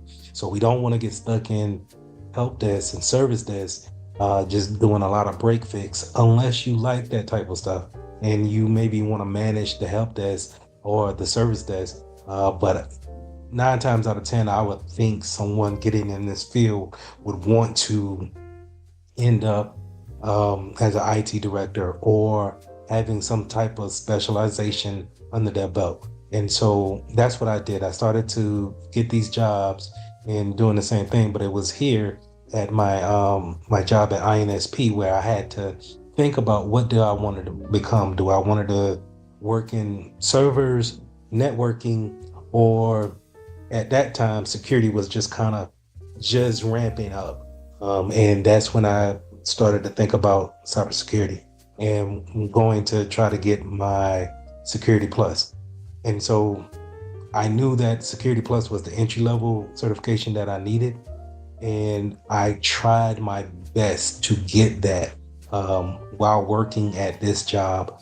And I end up failing that test maybe 2 or 3 times. And it was more on me now that I think back on it. It was me. It was the reason that I didn't study well for that test. Not saying that I didn't know the information. I didn't retain the information like I do now. And so that's the reason why I failed that test several times before actually passing it. And the thing about that is that I went on to still not get my first cybersecurity job with that certification in hand. During those times that I was failing it, I was working at these 2 jobs at Founders as well as INSP. But it was at Ag First Base Bank where I first got my opportunity to become a cybersecurity analyst, and I didn't have my Security Plus then. So I want this to be some type of it's different ways, different avenues that you can come into this sector. You don't necessarily have to have your certifications or degree, but I would say it's gonna help you a lot of times more than hurt you. Okay, so it's better to have it than not have it, because if you don't have it and you could show it on your resume as experience, then that's great. But if that next person that you're going against, if they have both of that and the experience, then as the employer, who do you think they're going to pick? So always look at it as something to aspire to and to actually eventually get. But nevertheless, my journey really kind of started here in 2018 when I got here as a security analyst. And he took a chance on me. The hiring manager took a chance on me as being someone new to this field, but they trained me in the way that they wanted me to go.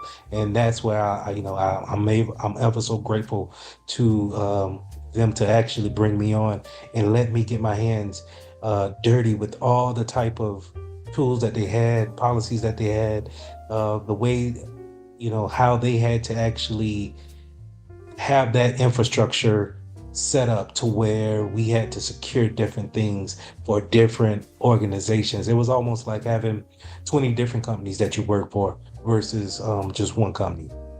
But nevertheless, that's how I got started into this field. It's been tedious, but yet rewarding at the same time. Once you break through, is a very um, very proud moment that you can have about you, actually setting a goal for yourself and then accomplishing that. And I think that anybody can definitely come into this field and be able to achieve the goals that they want to achieve is a very rewarding field. And so I would suggest anybody to, move forward and actually try your best, apply for jobs that you think that you can get. And you never know, but I always say, don't overshoot when it comes to these applications. If you know that they're wanting 10 to 15 years of experience or a master's degree as well as the CISSP, and you don't have any of those things, even if you have the experience, maybe you may be overshooting it just a tad. Okay, so don't get read those requirements, study those things that you need to study to get your resume as closely matched to the application as possible, and then put it in. You never know. It's really about getting in front of those people in the interview and being able to talk with confidence about securing their data. Okay, so I just wanted to share that with you guys, and we'll go on to the next question shortly. So another question that I get is showing your skill level, some type of experience, especially if you don't have any, but you want to get into this field. How do you display that? How do you actually get that, and relatively at a free or low cost? And I would always point someone to the vulnerability management side of things, being able to find some type of scanner and trying to scan certain things to actually understand that in the cybersecurity realm, within a business realm, you have a lot of PCs or Macs or whatever workstations that you may have, and they have patches that need to happen on a monthly basis or in emergency cases, right? And it's up to the security team or that who's ever running patches for that company to understand the vulnerabilities that come along with those patches, and then being able to have them installed in a timely manner. With that being said, I would always point someone to Qualys. Qualys offers a certification and training that's free to the public. Not all of it is free, but for the most part of what we are wanting to do with, you being new to cybersecurity, this is, something that you can always knock out and be able to put on your resume and your LinkedIn to show a good standing that you understand vulnerability and the things that come with vulnerability management and the things that go along with vulnerability management. Now, Qualys is a major player in the vulnerability management scanner bill. So 9 times out of 10, your employer or whoever you are applying to, they will understand who Qualys is and the major implications that comes along with that. So you may see some people, if they're having a job qualification out there, they may be looking for someone that works with Nessus or Rapid7. Well, Qualys is just, Qualys runs along with those tools as well. And they may have it in their environment or not. But either way, you understand how to work with a vulnerability scanner, and you understand you understand the reports that need to be printed out and then sent to the people who need to take care of those issues. So Qualys is a good place that you can come to and actually get some free training. If need be, just use your company's email address to gain access to it, or try to find some type of business email, I think, to sign up with it. But I'm not too sure if you need to or not. But it is a great place to come and learn about all of this stuff. And This is, on their website. I'll put the link to all of the things that I'm going to talk over here in the description. But great tool that you can use. I know that the Security Plus is not cheap by no means, and it's not necessarily a easy test to just study within a weekend and actually pass. You need to put time and effort in. The reason why I bring up the Security Plus is that the Security Plus is a gold standard, if you will, or it's more of a foundational piece that every employer is probably going to be looking for when talking about a position in their environment. And so whenever you're talking about cybersecurity analyst or informational security analyst or anything entry level, more than likely they're going to be looking for some type of Security Plus to be on your resume. Now, like I said before, I didn't have it when I first started my cybersecurity position, but I also tailored my resume to highlight all of the security things that I felt like were notable for that position, right? And I still went on and got my certification.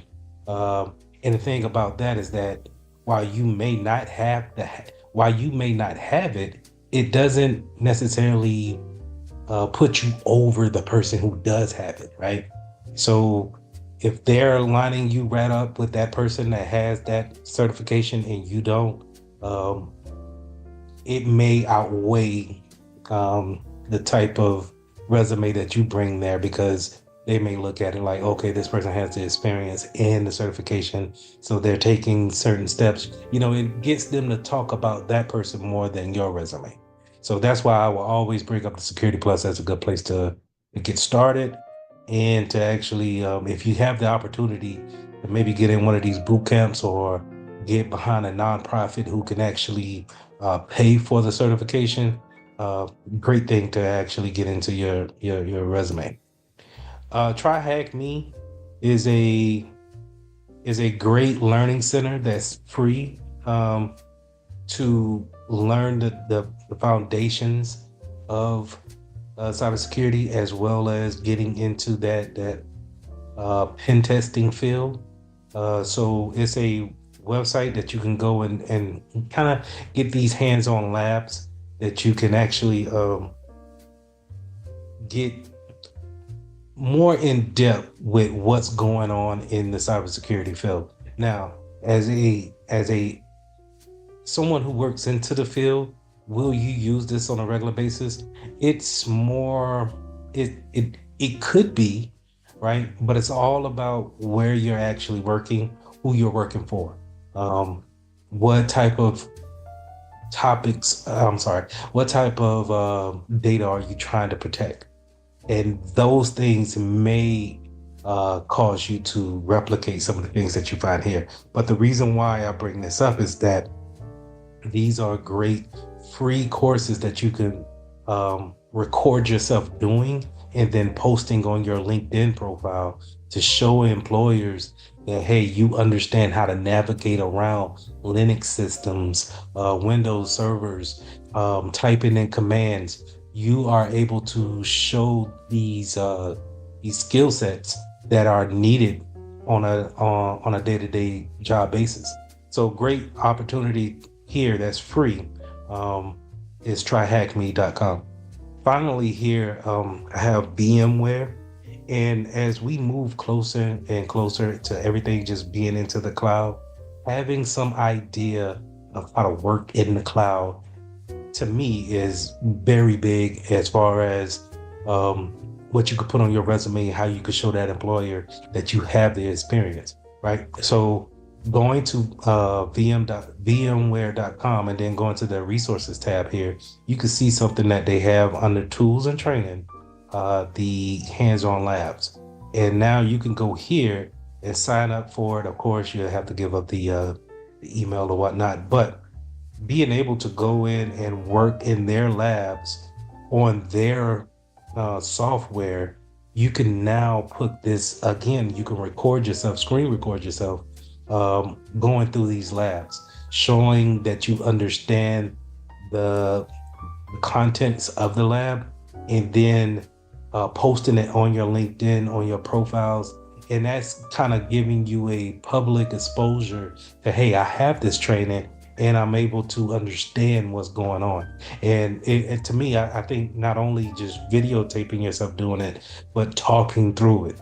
And that way employers can see that you have a full understanding of it and they can actually see you moving your mouse and putting in the commands that's needed. So I think with these type of tools that you have out there, you can pretty much, supplement the things that you may not have in a certification, right? Because your Security Plus is not necessarily going to tell you how to work with the Qualys product or a VMware product. They're going to give you a high level of definitions that's across the board when it comes to cybersecurity. But in the field, these are the type of things that employers will look for because they're going to sit you down, and you actually have to work with these tools. So this is what I think it'll help you along in your journey. If you got any questions, please reach out to me on my LinkedIn, or you can email me at lmitchell@mitchelltech.org, or you can look at CyberUp courses, online courses.host. For my more courses that I offer, YouTube channel, however you found me, you can pretty much reach out to me on that platform and I'll reach out if you got any questions. All right, thank you.